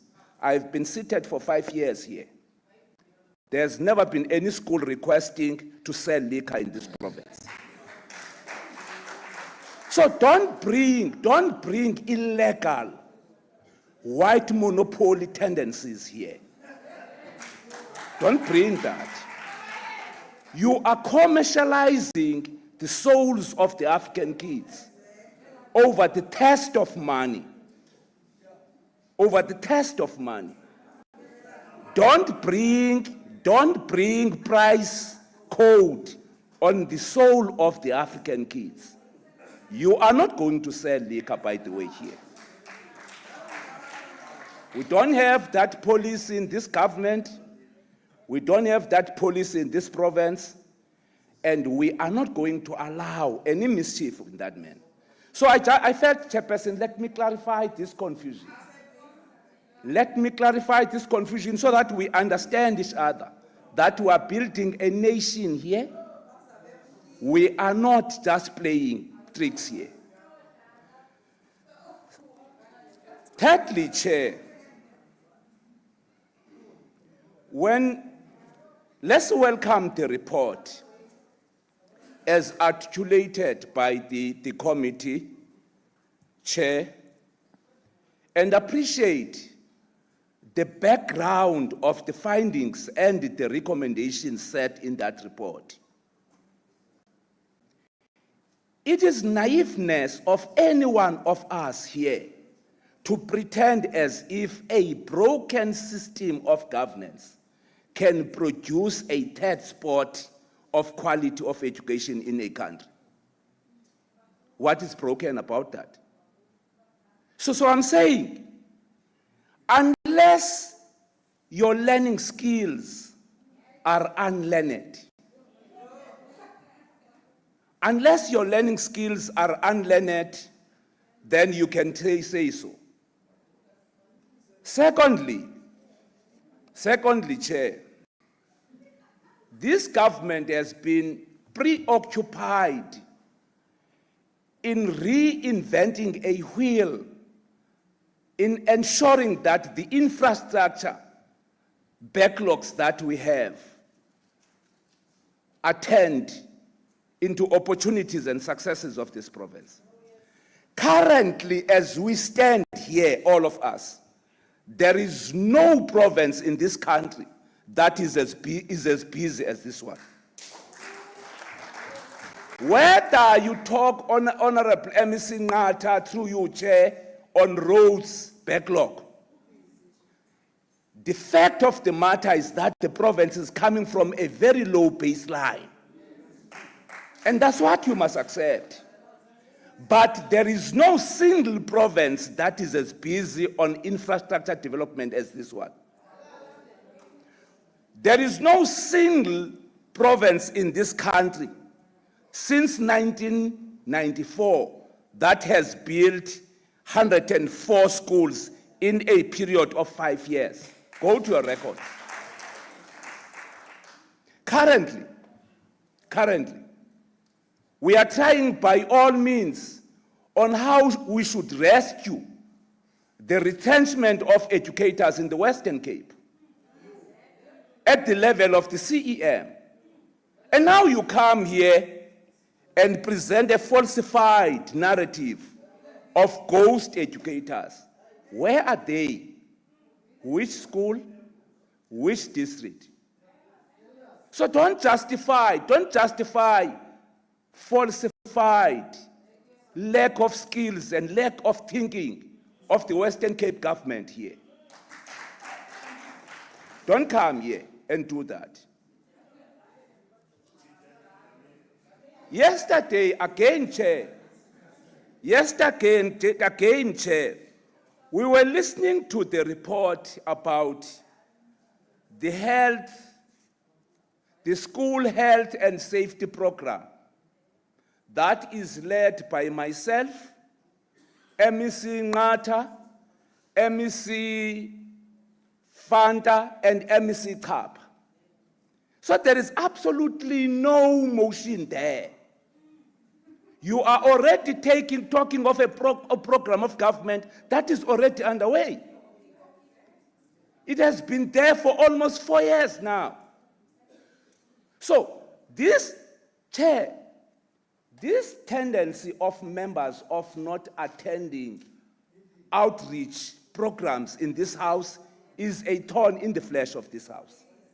Then they come back and present things that they have not been part of. And I think this House must correct that. You can't discuss things that you are not part of. That's why you have got flawed arguments here, talking outside of the report. May. That's why you are talking outside of the report. So you must be able to understand what was the thinking of the scribers in that theater of the visit that you visited. And I'm then saying, you must be able to see how you are letting the people down here in the province. Colleagues, we have got 52,871 educators in the province. We have almost made sure that all these educators find spaces through the process of the post-provisioning norm.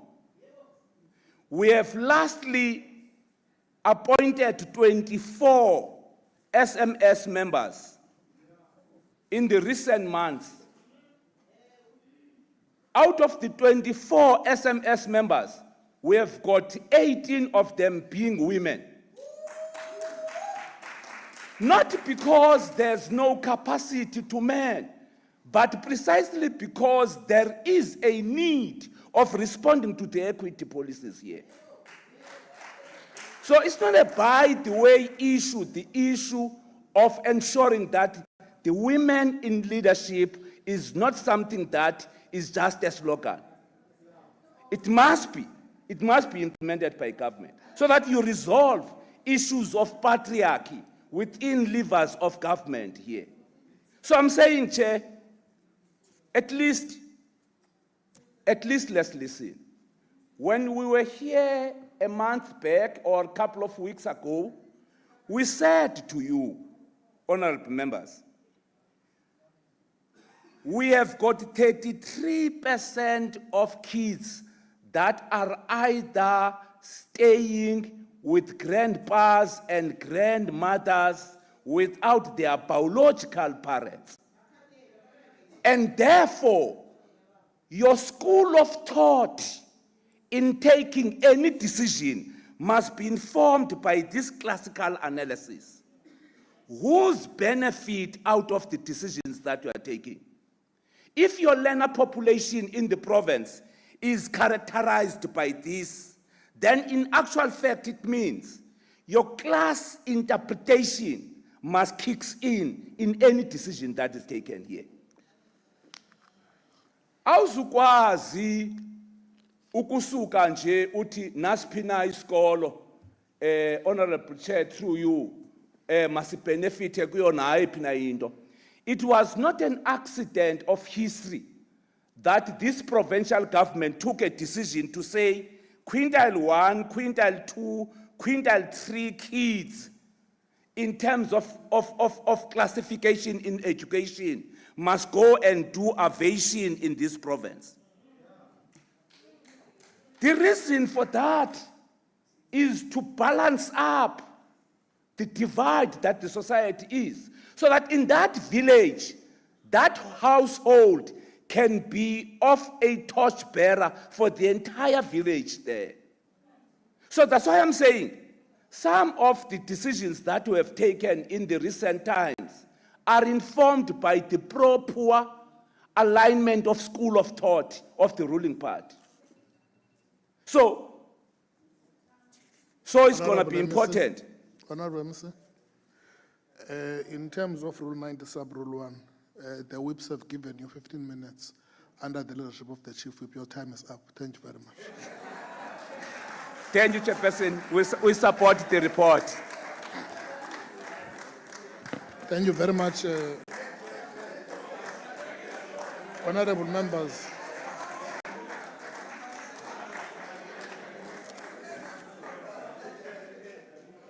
Honorable members, I put the report. Any objection? Never. Thank you. I'll ask the secretary to read the third order of the day. Thank you. Consideration of reports of the Portfolio Committee on Health on oversight visits to health facilities in Nelson Mandela Bay Municipality and on hospital governance and infrastructure-related matters to selected health facilities in Butterworth, Oliver and Adelaide Tambo Regional, Greenville, and Zitulele hospitals. Thank you very much. I will hand over the chairperson of the Portfolio Committee on Health, Honorable Pembayo. Your 20 minutes starts now. Thank you.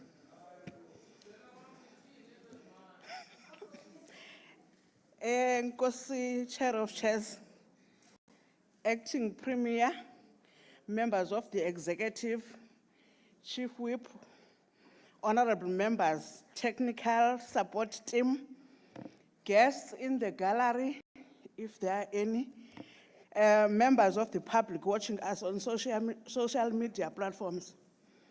Honorable Chair of Chairs, these are two reports, but I'll try to summarize both of them by lifting some of the findings and recommendations by the committee. The detailed report is with the honorable members submitted in the House documents. Chair of Chairs, let me indicate upfront that the oversight visits was basically prompted by unrest in those facilities, which are Nelson Mandela in the district, Nelson Mandela Bay Health District, unannounced visit on our way to Oliver and Adelaide Tambo Regional Hospital, Greenville Hospital, and Zitulele Hospital. Honorable Chair of Chairs, let me start by the one for Nelson Mandela. We took 2 days in Nelson Mandela trying to resolve issues in the district. And Honorable Chair of Chairs, allow me to just highlight some of the findings in terms of the head office overview and the district overview. Remember, Chair of Chairs, I'm saying there were issues at Nelson Mandela, and we felt strongly that we needed to attend to those. And let me focus, instead of dealing with facilities, but on the head office overview report and the district overview report. Honorable Chair of Chairs, we were honored also by the presence of the MEC in Nelson Mandela and HOD and the team due to the nature of the challenges in Nelson Mandela. In Nelson Mandela, Chair, we found out that there is a district task team established to address critical issues within the Nelson Mandela Bay District. Service has made limited progress, moving at an exceptional slow pace. Also, the terms of reference, which are essential for outlining the task team's objectives, responsibilities, and operational framework, were not clear.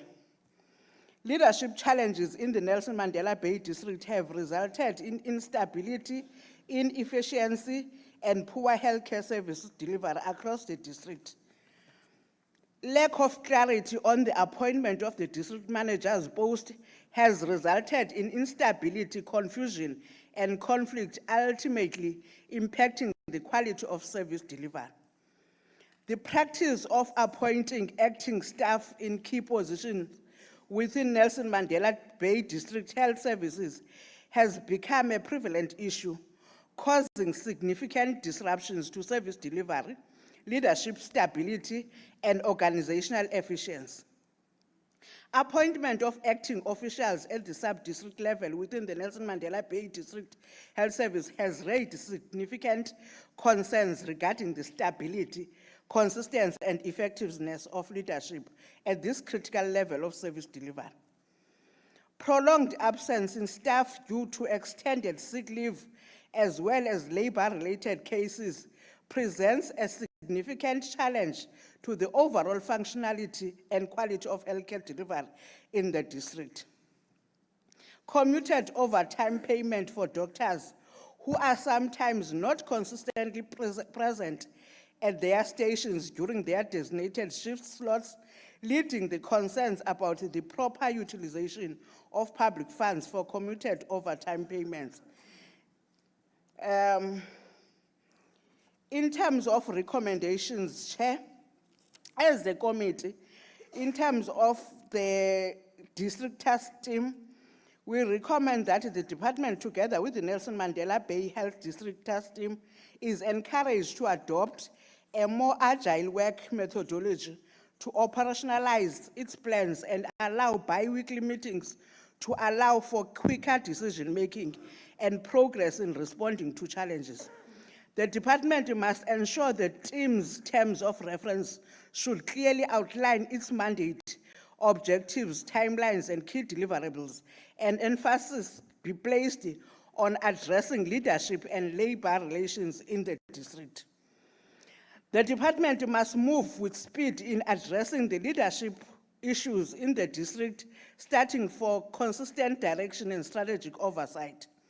The department must furnish the portfolio committee with all the clarity and necessary information related to the appointment of the Nelson Mandela District to restore stability, district director, improve leadership effectiveness, and enhance the quality of healthcare services and provided to the communities. The department should make a concerted effort to offer following due processes to reallocate staff back to their original posts, as well as fill leadership and management positions with permanent qualified staff to ensure stability and continuity by the end of March. Acting appointments should be used only as a temporal solution, while permanent appointments are being made. As we said in the findings, kusukwe kuye district office kushiwe facilities at the primary health center. The department must follow up on a long sick leave and labor-related cases and ensure cases are finalized, ensuring that both employee health and delivery of high-quality healthcare services are prioritized. In terms of the district office overview report, Chair of Chairs, we lifted as a matter of summary these findings. The district manager reported her concerns relating to her appointment as a district manager, which have negatively impacted on her leadership capacity. As we said earlier in the head office overview, there is a gray area in terms of the appointment of the district director in Nelson Mandela Bay, and it is an issue. The district office has vacancies which include Director HR, Director Finance, and Deputy Director HR vacancies, leading to a leadership vacuum, hindering the effective implementation of health programs and policies. Security in health facilities remains a challenge, as a substantial number of clinics are manned by only one security guard, compromising the security of staff and patients. Since the closure of Osmond Hospital in November 2021, there are 22 nurses and 10 non-clinical employees at the facilities who are currently not performing any duties. The process of repurposing Osmond Hospital is at a standstill. The head office assigned artisans to the district, but there is no proper supervision in place. As a result, some artisans are being paid without performing any work. As I said, this is an overview by the district, and it tells you that there are challenges in terms of management in the district, Nelson Mandela district. In terms of our recommendations as committee, The department must, as a matter of urgency, address the issue of the appointment of the district manager with the incumbent involved for clarity and to restore stability, improve leadership effectiveness, and enhance the quality of healthcare services provided to the community. 2, the department must consider a person to post analysis in order to assess the vacancies at the district office in an effort for productivity in the office. The department must ensure security ought to be prioritized, CCTV cameras be installed, as well as implement the safety and security plan for the NMB, focusing on the hotspot facilities for ensuring security, protecting patients and staff, and safeguarding valuable equipment. Most of the facilities in Nelson Mandela sometimes are closed due to security challenges. The Portfolio Committee recommends that the Department of Health urgently review the staffing and utilization of personnel at Osmond Hospital. Steps should be taken to either redeploy the clinical and non-clinical employees to other relevant duties or facilities where their skills can be utilized to ensure that all staff contribute meaningfully to healthcare delivery. The Portfolio Committee recommends that the department accelerate the repurposing process by prioritizing and allocating the necessary resources, both financial and human, to accelerate progress. A clear timeline and detailed action plan should be developed and monitored to ensure that the repurposing is completed efficiently and within reasonable time frame. Regular progress reports should be submitted to ensure accountability and transparency throughout the process. The Portfolio Committee recommends that the department implement proper supervisory structure for the artisans assigned to the district. Additionally, regular monitoring and reporting mechanisms should be put in place to prevent situations where artisans are paid without performing. Chair of Chairs, I am not going to go into facilities in terms of Nelson Mandela, except to jump to general findings and general recommendations. In terms of general findings, Chair, in Nelson Mandela, leadership crisis was deemed as the root cause for all the challenges faced by the district, which has led to divisions in the district and poor health service delivery impacting on the citizens of the metro. High crime in the health facilities in the metro is a matter of concern, such that healthcare facilities in Nelson Mandela Bay have been frequent targets for crime, with incidents of armed robberies and assaults on staff, leading to a closure of some facilities and disruptions in service delivery. In terms of general recommendations, Chair, the department ought to finalize the Nelson Mandela Health District Task Team, terms of reference, and operationalize the team with the relevant portfolios with emphasis on leadership and labor relations, and move with speed in addressing the challenges of the metro. Jumping, Chair of Chairs, in Oliver and Adelaide Tambo Regional Hospital, Greenville Hospital, and Zitulele Hospital, on our way to Oliver and Adelaide, we had an unannounced visit to Butterworth Hospital. In terms of Butterworth Hospital, Chair, the committee was seriously disturbed by the uncleanness of this hospital. Also, in terms of findings, it did not sit well with the committee seeing male and female patients in an open space attended in the casualty ward.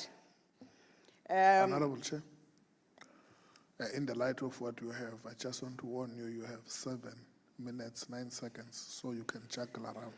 Thank you. In terms of Oliver and Adelaide Tambo Regional Hospital, Chair of Chairs, delays in the process of gazetting the hospital and a failure of the department to report back to stakeholders has led to instability. Remember, Chair, I said we were there because of the unrest. There were a list of issues in terms of the stakeholders' petitions that were raised. I'm not going to mention them, Chair, because they are listed in the report. Recommendations, Chair. that the department must prioritize finalization of gazetting of the hospital to be regional and offer expected content, and must further ensure to keep stakeholders informed about the process to allay doubts.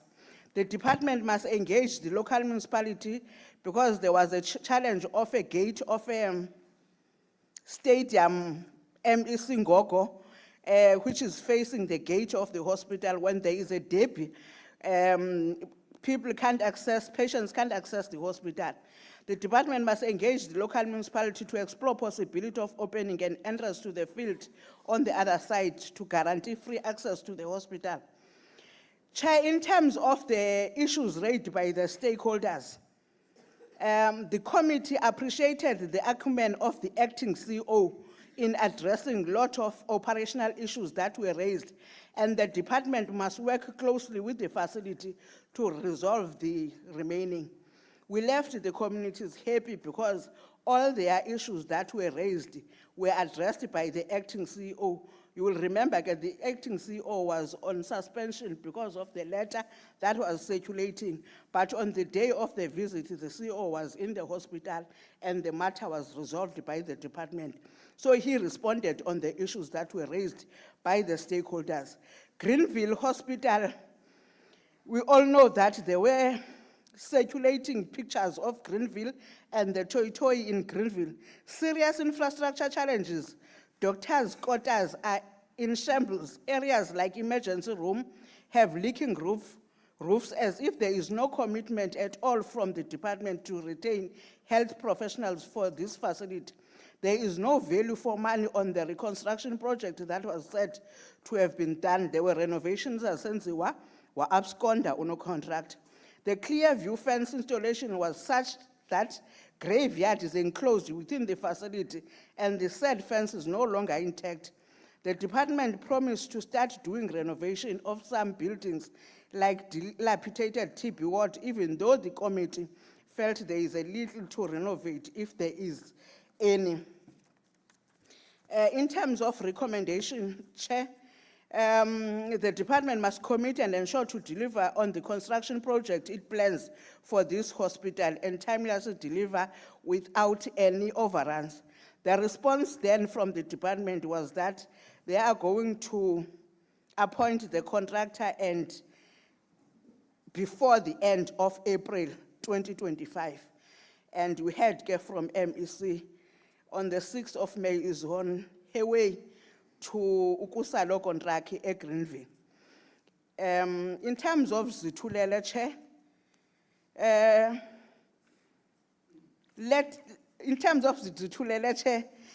let me summarize that there are serious strained interpersonal relations that spilled over the community and threaten service delivery that need to be attended by the department as a matter of urgency.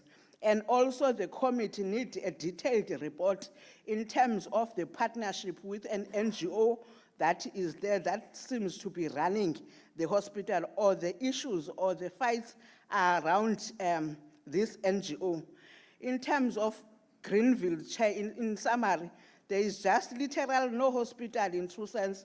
There is infrastructure is appalling and alarming staff shortages. We are proposing, Chair, but there must be a follow-up visit. We thought the committee of the whole house will be closer to this meeting, but unfortunately it's in June. So we will direct Chair. honorable members. Sorry, Chair. You're left with 2 minutes. Thank you, Chair. Chair of Chairs, on behalf of the committee, I table the report for adoption by the House. Thank you, Chair. Thank you very much, Honorable Chairperson of the Portfolio Committee. Honorable members, 5 minutes. Can we take questions of clarity to the committee? Okay. To the MEC? None. Okay.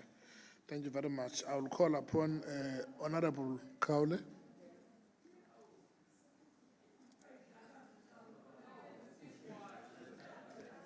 Your 13 minutes starts now.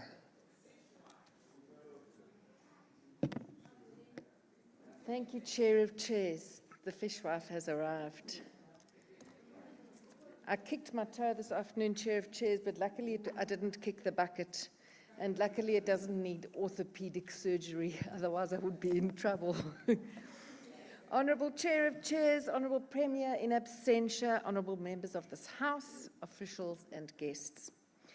The health reports tabled today tell a dismal story of poor leadership at a provincial level, willful neglect of health facilities across the province, collapsing infrastructure, collapsing management systems, and increasing failures on the part of the department to address any and all challenges faced by our healthcare workers who are at the coalface of a failing healthcare delivery system. Long-standing problems facing the districts have never been addressed, and there's been no intervention or support offered by our bloated and dysfunctional provincial head office. Once again, we found ourselves raising repetitive findings which impact negatively not only on the clinical workforce, but also on the quality of care that is offered to communities across the length and the breadth of this province. Sadly, while we diligently conduct oversight and raise critical issues at every opportunity, the response of the department is that they have plans to address these issues. We hear long-winded explanations of optimal service delivery plans, financial recovery plans, staffing plans, and infrastructure plans that will ensure better health services and better health outcomes. The reality on the ground, however, is that health outcomes are not improving, but rather regressing as more patients face medicine shortages, shortages of beds in facilities. This morning, I got a message from a patient in Doranginza Hospital, 25 of them heavily pregnant, having to sit on chairs and more arriving as she spoke because there were no beds available for them. Ridiculous waiting times for surgeries, as we well know. No food in some facilities, no linen, no cleaners, and poor levels of care. I want to be clear. This is not the fault of the workforce. This is a direct result of poor financial management, malfeasance with zero accountability, and a total disconnect between the powers that be and the realities faced by these health workers on the ground on a daily basis. The challenges are a cut and paste from oversight over several years in all corners of the province. Staff shortages, a lack of meaningful and effective security, broken buildings and fences, one which killed a security worker at Livingston Hospital, a shambolic rollout of 72-hour mental health units, which are neither suitably equipped or staffed to deal with mental health patients, dilapidated buildings, uncleanliness, and favoritism and intimidation by leaders and managers who are not even qualified to do the work at hand, continue unabated. These challenges extend to a continued failure to appoint operational managers in facilities, a failure to communicate with unions at district and regional level, desperate shortages of outreach programs and outreach teams, which should form the bedrock of primary health care, broken lifts in hospitals, and dismal laundry failures, which see health officials driving around the province to the few functional laundries that still exist at vast expense to the department and thus to the taxpayer. How much longer do we have to listen to plans to convert a facility in the Nelson Mandela Metro to establish a district hospital to relieve pressure on tertiary institutions there? How much longer will we hear about the rationalization and repurposing of hospitals in remote communities without any concomitant plans to bolster the appallingly under-resourced EMS to service the citizens in those remote communities? How much longer do we have to hear the rural allowance debacle, which has been with the Bargaining Council for approximately 4 years now or more, while we know full well that a select few nurses are benefiting while others who would qualify for the benefit do not? How much longer do we have to hear about the medico-legal unit, which is supposedly making huge strides in reducing the number of medico-legal claims, when we read yet again about another High Court judge dismissing the department's attempts to avoid paying lump sums to a successful claimant? Honourable Mvoko mentioned that there are only 144 current cases against the Eastern Cape Department of Health. What he conveniently failed to tell you is the number of new claims filed last year. Just a few days ago, Minister Motsoaledi, in response to a DA question in the National Assembly, stated that of the 1,652 medico-legal claims that were filed in South Africa last year, a whopping 1,132 of them came from the Eastern Cape. Does this speak to a department that claims to be on the road to recovery? Absolutely not. It is time for a reality check, colleagues. Honourable Chair, the Department of Health lives in the hope that medico-legal claims will decrease, but they have created a public health environment that increasingly lends itself to litigation. Honourable Chair of Chairs, hope is not a strategy. Real strategies require making difficult decisions that will make a tangible difference to the ledger. These include chopping the bloated provincial administration that remains riddled with millionaire managers and corrupt cadres that add no value but suck the coffers dry. Canning non-core programs that can be catered for in other departments, such as the infrastructure program, which belongs in public works, and the health education program, which belongs in higher education. Boosting frontline staff to effectively deal with improving health outcomes in all facilities. Launching a full forensic investigation into the tender system and the supply chain system, both of which are completely corrupt. Vigorously applying consequence management to all officials who flagrantly abuse the public purse for personal gain, without fear or favour. Improving their collection rates for services rendered and ensuring they meet and even exceed these targets by tightening their collection strategy. And finally, treating their workforce with dignity and respect, as it is this workforce that is holding this house of cards together under ridiculous pressure. If the leadership of this department is incapable of making these hard decisions and doing the hard yards to rescue the Eastern Cape Department of Health from certain collapse, then they should do the honourable thing and stand down. The Democratic Alliance stands ready to mop up the mess. I thank you. Thank you, Honourable Kaule. Can I call upon Honourable Alone? Your 9 minutes starts now. Thank you, Honourable Chair of Chairs. Protocol observed. This is the response of the EFF on the Health Committee reports on Nelson Mandela Bay and rural facilities in the Eastern Cape. But before that, Honourable Chair of Chairs, the economic freedom fighters rise again today with heavy and broken hearts. We wish to pass our sincere condolences to the family of the security guard who was tragically lost her life at Livingston Hospital.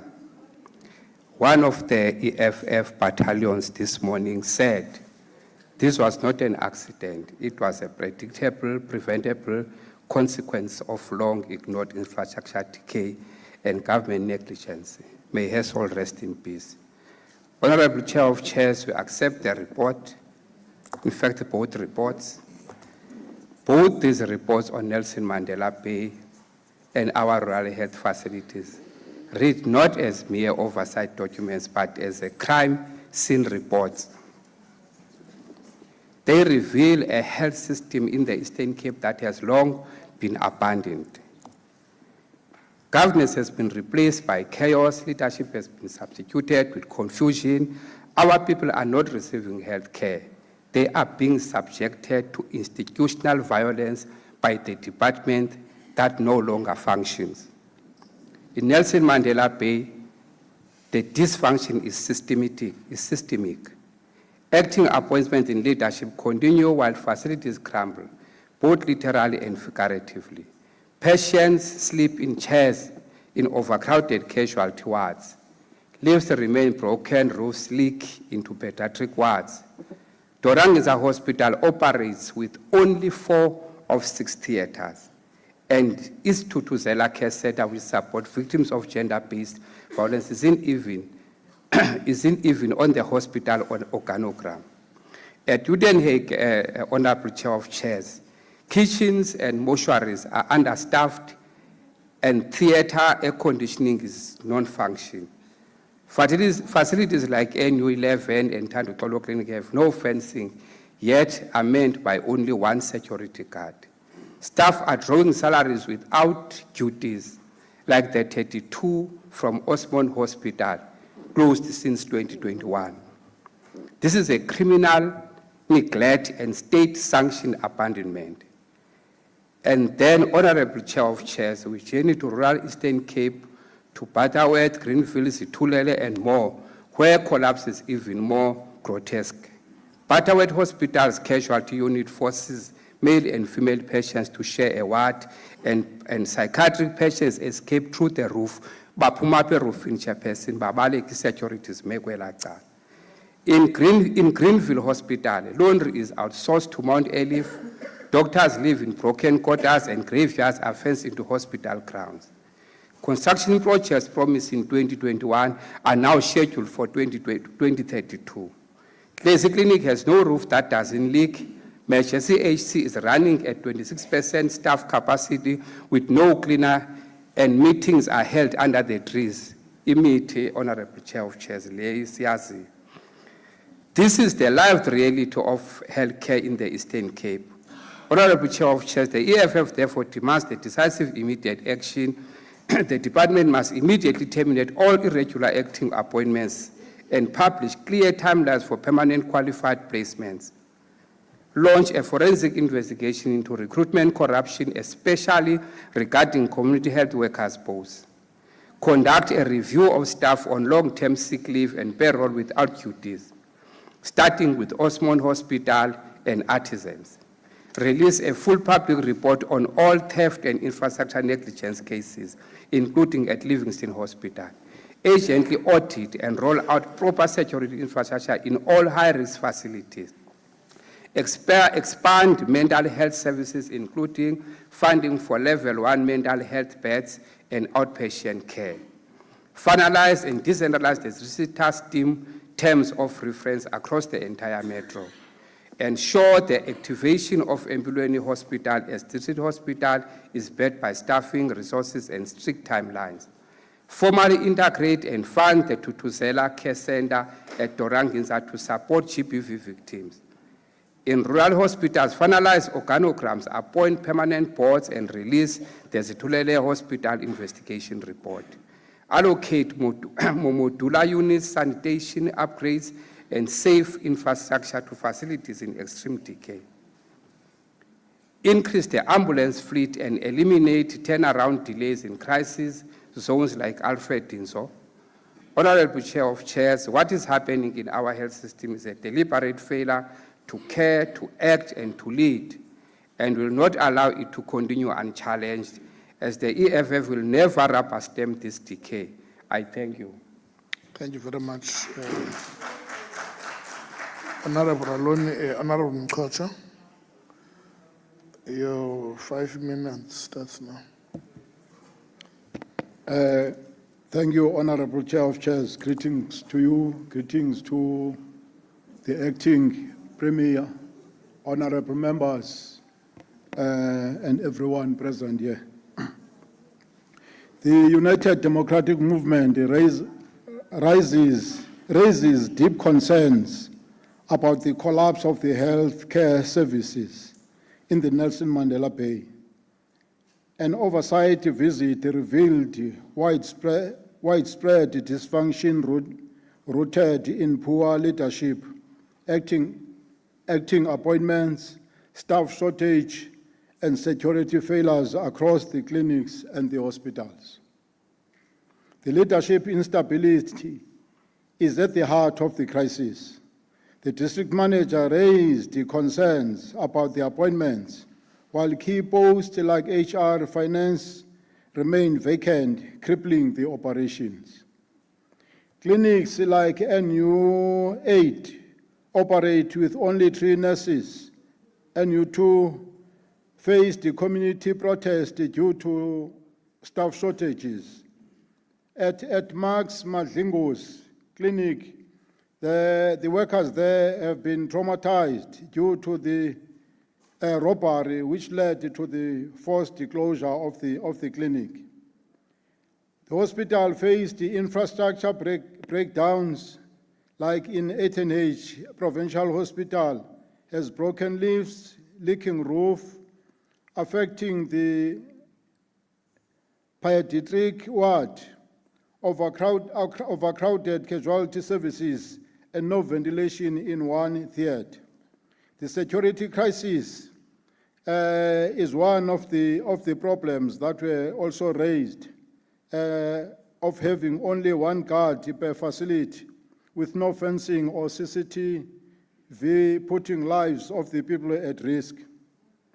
The department's failure to fully implement the CCMDD program means elderly patients wait in long queues for medication, and that is not humane.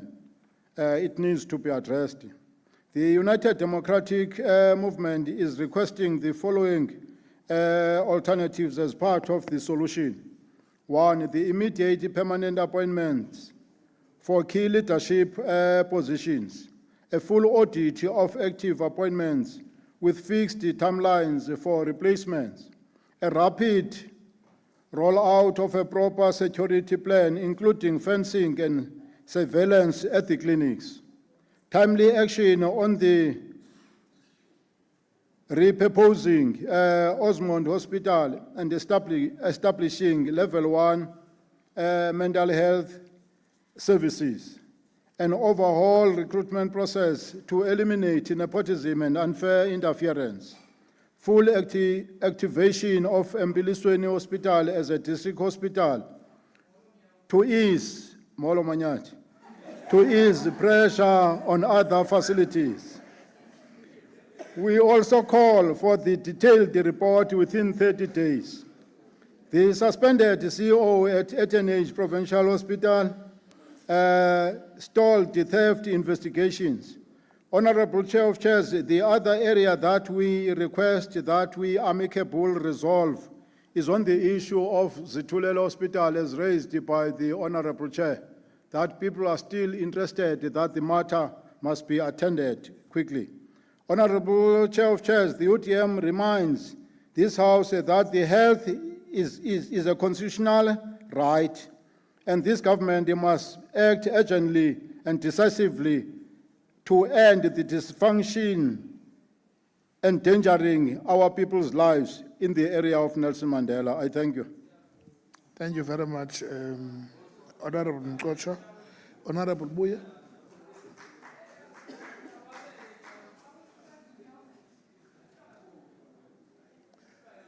Honorable Buya, your 4 minutes starts now. Ngwalapha. Sindawo. Enkosi, Chair of Chairs, I raised to recommend the diligent work of the Portfolio Committee on health in conducting unannounced visit in the whole province. What this report lays bare is deeply uncertainly reality, a systemic blocking under the weight of infrastructure, chronic shortage of staff, and operational insufficiencies that directly compromise the health of the health and dignity of our people. From Butterworth unclean wards and shared casualty spaces to unsafe mental health unit at Oliver and Adelaide Tambo Hospital. It is evident that urgent intervention is not only necessary, it is overdue. Greenville Hospitals, directly infrastructure and Zitulele toxic stakeholders dynamics should not exist in the democratic South Africa. The overarching message from the report is clear. We are failing to resources and govern our facilities in a way that upholds the constitutional right to the health care. We cannot allow administrative delays like the gazetting of Oliver and Adelaide Tambo Hospital or outdated organograms to sabotage service delivery and morale on the frontliners. Honorable Chair of Chairs, the recommendations made are not just practical, they are urgent. We support calls for interim governance structures, fast-tracking the finalization of organograms, revitalization infrastructure, and restoring stability where relationships have broken down. The proposed follow-up oversight visit must be prioritized to ensure accountability. Let this not be another report that gathers dust. Let it be the catalyst for action. The report is good, Honorable Chair of Chairs. We acknowledge the report. As we are saying, it must be a catalyst for action. Let us try and see and assist where we can as the members of this House. I thank you. Thank you very much. The African National Congress, Honorable Bonga.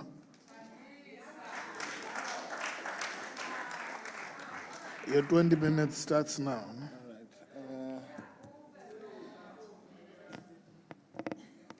Chair of Chairs, the Deputy Speaker, Acting Premier, the MECs present, Chief Whip, and Sambon Gegodwa, the members of the legislature, technocrats that are present, and even the guests in the gallery and the people of the Eastern Cape watching these proceedings on social media platforms. Good evening. Honorable members, as we are gathered here today in this august house, let us take a moment to reflect on the profound significance of this month, the month of April, a time when our nation commemorates the sacrifices that birthed our democracy and celebrates the gains we have made since the first non-racial democratic election in 1994, which marked the end of an apartheid brutal regime. It was on the 10th of April in 1993 that South Africa was shaken to its core by the assassination of Chris Hani, a revolutionary icon and a military veteran whose unwavering commitment to the liberation struggle united our people in pursuit of freedom. His death was not just a tragic loss, but a clarion call for unity, ultimately propelling us towards the dawn of democracy. And he understood that true freedom could not be achieved without addressing the systematic inequalities that plagued our society. He viewed healthcare as a fundamental human right and an essential pillar of dignity and equality. His words ring true even today, and I quote, "The health of the people is a reflection of the health of the society." These are not mere words.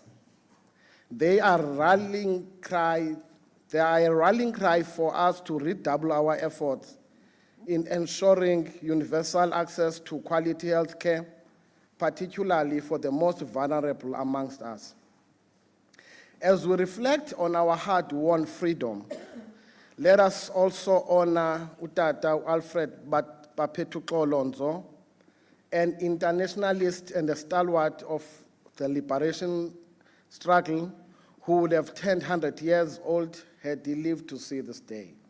He was the first black inspector who rose to be a crucial figure, particularly when he was exiled by the apartheid regime.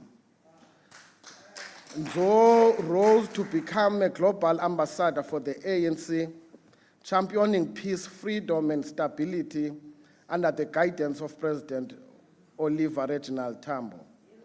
Nzo advocated for universal access to health care, regardless of race, class, or socio-economic status. He understood the critical role that the healthcare plays in promoting social and economic development, particularly in marginalized communities. Whether addressing the United Nations, the Nine Aligned Movement, or progressive bodies across the globe, Nzo embodied the spirit of Pan-Africanism and international solidarity. His dedication to the struggle earned him the prestigious Order of Luthuli in Gold, a testament to his lifelong commitment to the struggle of liberation, democracy, human rights, and peace, and for building a better Africa and a better world. Honorable members, while we celebrate these milestones, we must remain vigilant in confronting the challenges that continue to undermine our public health institutions. The structural inequalities and historic underinvestment that characterized apartheid-era policies have left deep scars on our healthcare system. Certain regions were deliberately marginalized, creating entrenched disparities in healthcare access and infrastructure that persist to this day. It is within this context that we call on the Department of Health to move with high speed and complete the gazetting of Oliver and Adelaide Tambo Hospital to elevate its status to a regional hospital. The names of Oliver and Adelaide Tambo must continue to shine brightly as symbols of our liberation struggle. However, this cannot happen unless we address the infrastructural challenges within the facility, particularly in the mental health section, which remains critically under-resourced. In the Greenville Hospital, we must resolve the pressing issues such as water leakages in the emergency rooms and doctors' quarters.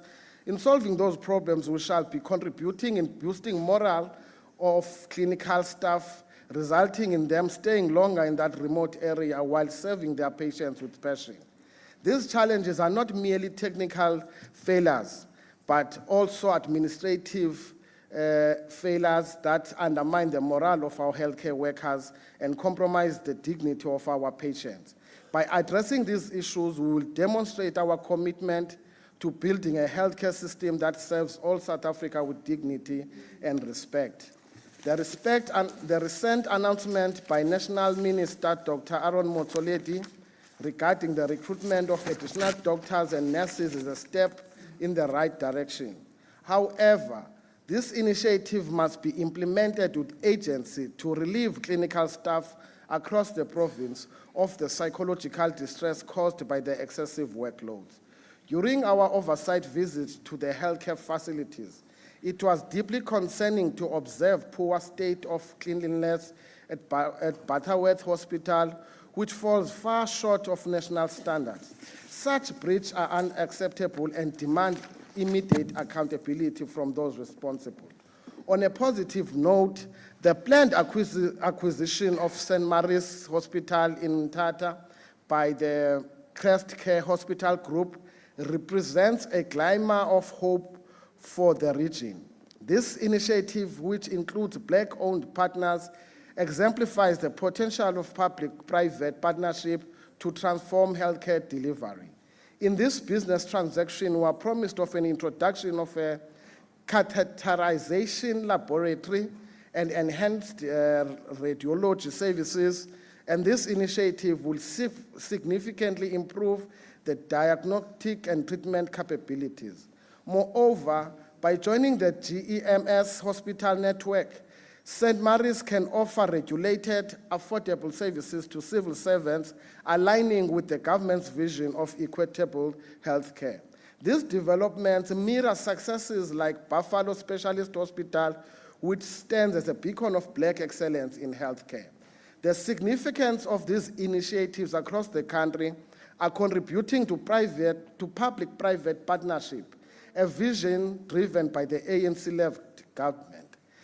They take place when government itself has dedicated billions of rands in building health infrastructure and by putting new technology like Cecilia Makiwane's shining example. Across the province, there is progress in upgrading infrastructure with new clinics constructed and existing facilities transformed over the past 3 decades of ANC governance. However, we must remain steadfast in our resolve to ensure that all investment translate into tangible improvements in service delivery. Regrettable, the Nelson Mandela Bay Health District Task Team has made little progress due to unclear terms of reference and ongoing instability. The alarming instability resulting in poor health services to the people have been a worrying factor for the legislature and the ANC since they became evident during the taking legislature to the people in that district last year.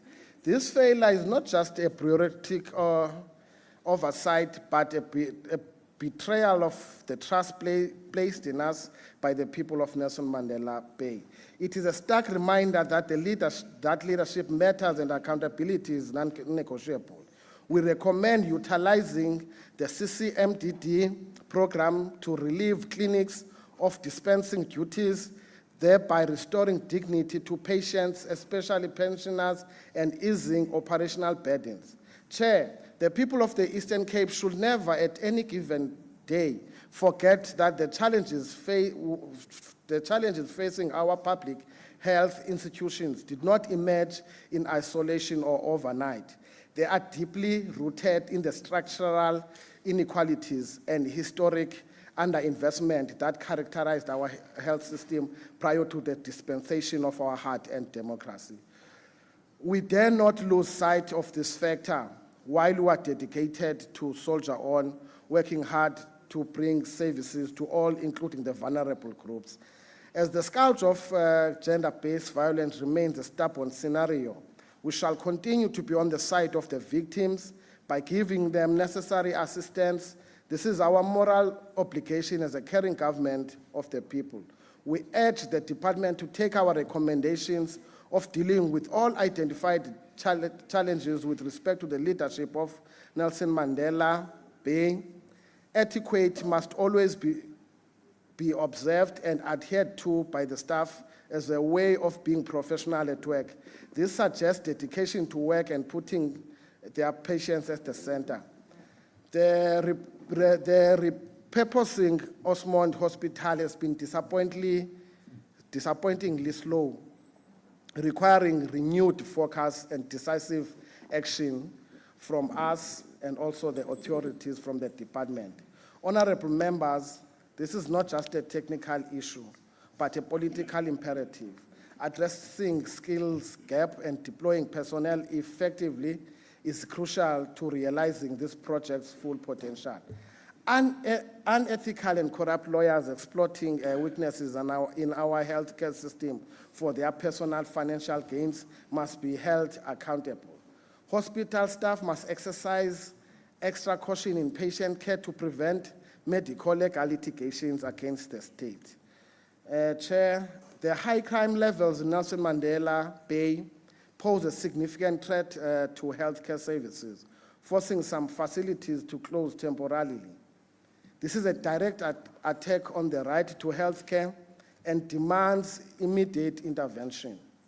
The department must prioritize fencing vulnerable clinics, while the SAPS and community structures must intensify efforts to combat this crisis. The Media Research Council at Wits University reports that approximately 26% of South Africans are likely to suffer from depression, with many experiencing moderate to severe symptoms.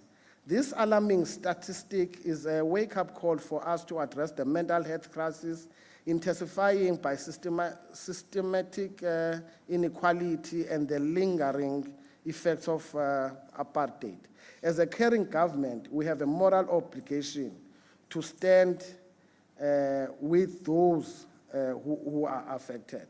In closing, let me heed the words of the late Pope Francis, who describes the lack of basic health care as a social virus and advocated for a culture of fraternity as its antidote.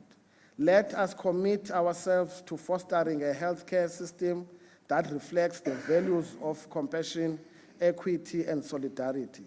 By doing so, we honor the sacrifices of those who fought for our freedom and ensure a healthier, more just future for all South Africans. Let us rise to the occasion, honorable members, and fulfill the mandate entrusted to us by the people of this great province. The struggle continues. As the ANC, we support the Health Portfolio Committee report. Thank you. Thank you very much,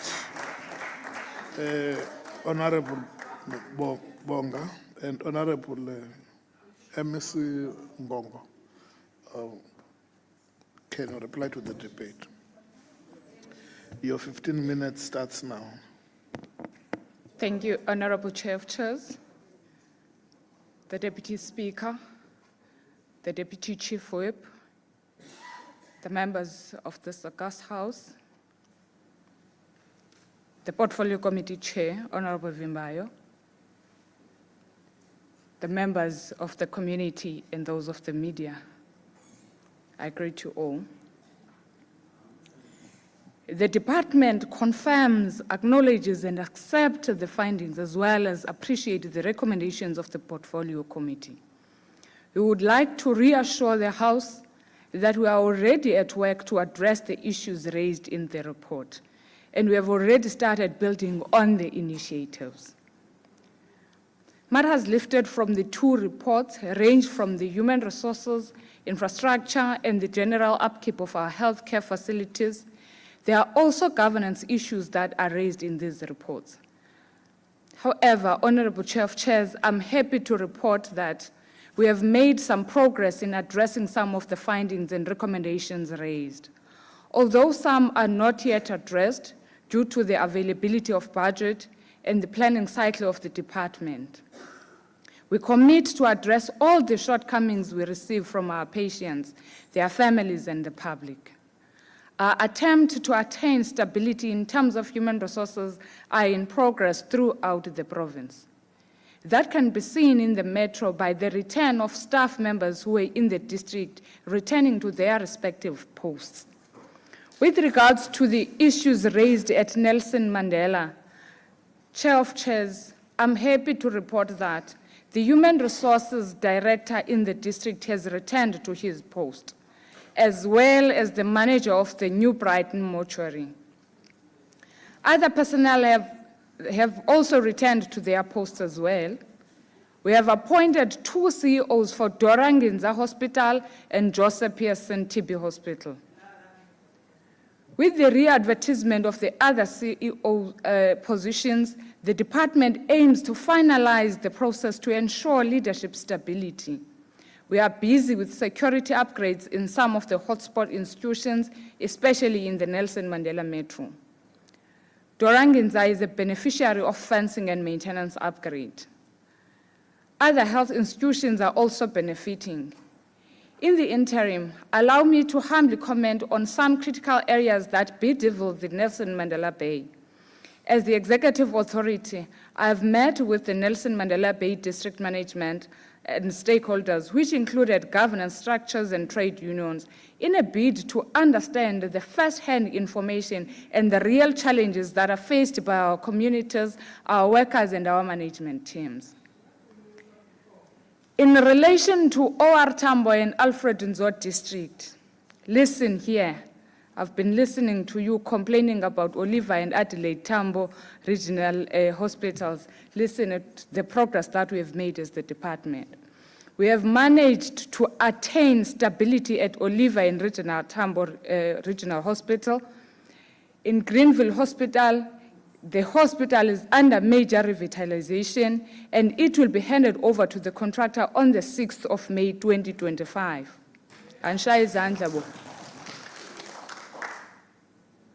To maintain stability and to support the commissioning and upgrading of Oliver and Adelaide Tambo Hospital to be a regional hospital, the acting CEO has been transferred permanently. We also have other infrastructural upgrades in Bambisana, Zitulele, and Madwaleni hospitals because modernization, improvement, and maintenance of health facilities is also equally important. As a department in general, we have managed to issue a block advert to accelerate the recruitment and appointment of clinical staff, and I'm happy to say that we have appointed 65 doctors and have them dispersed to care for our people, especially the rural parts of the province. We have also appointed 15 medical specialists in various clinical domains within the tertiary and regional levels of care. The appointments are aimed at addressing surgical backlogs and strengthening our capacity, child and maternal care. In our planning for human resources for this year, we have made available 340 million rands for the appointment of various clinical categories at tertiary level of care through the National Tertiary Services Grant, the NTSG. These categories of 28 medical specialists, 53 specialist nurses, 10 allied health professionals, totaling to 91 appointments to be done in the financial year 25-26. We are also recontracting our doctors for commuted overtime correctly, but that is a process. Our policy and budget speech for 2025-26 details most of the progress we have made, and I point the committee to it. It is on our website and was distributed during the tabling of the policy and budget speech.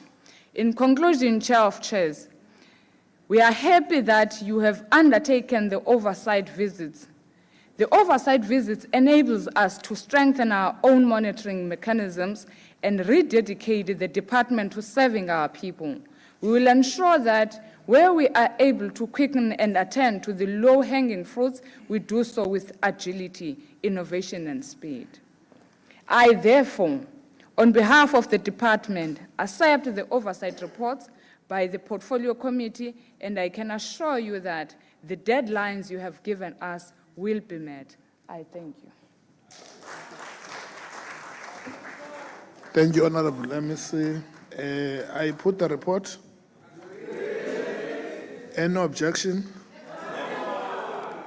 Thank you very much. Honorable members, acting Premier. Honorable members, order. Order, honorable members. Acting Premier, we cannot overemphasize. Honorable Kate, we cannot overemphasize that in pursuit of Rule 203 and Rule 204 of the standing rules of this House, we expect all HODs or delegated DDGs to be there when reports are being all of them. And we appreciate the presence and consistent that we have seen to the HOD of Health, because deliberations that are taking place in this House must be implemented by functionaries, all the resolution of these committees. So, Acting Premier, we implore on you, in your other capacity as a leader of government business, that HODs must attend. When their department's reports are being presented to this House, they must be here. Because at the end of the day, those are the functionaries that they must implement those reports. Thank you very much. That concludes the discussion on the matter and the business of the day. The House is adjourned. Thank you.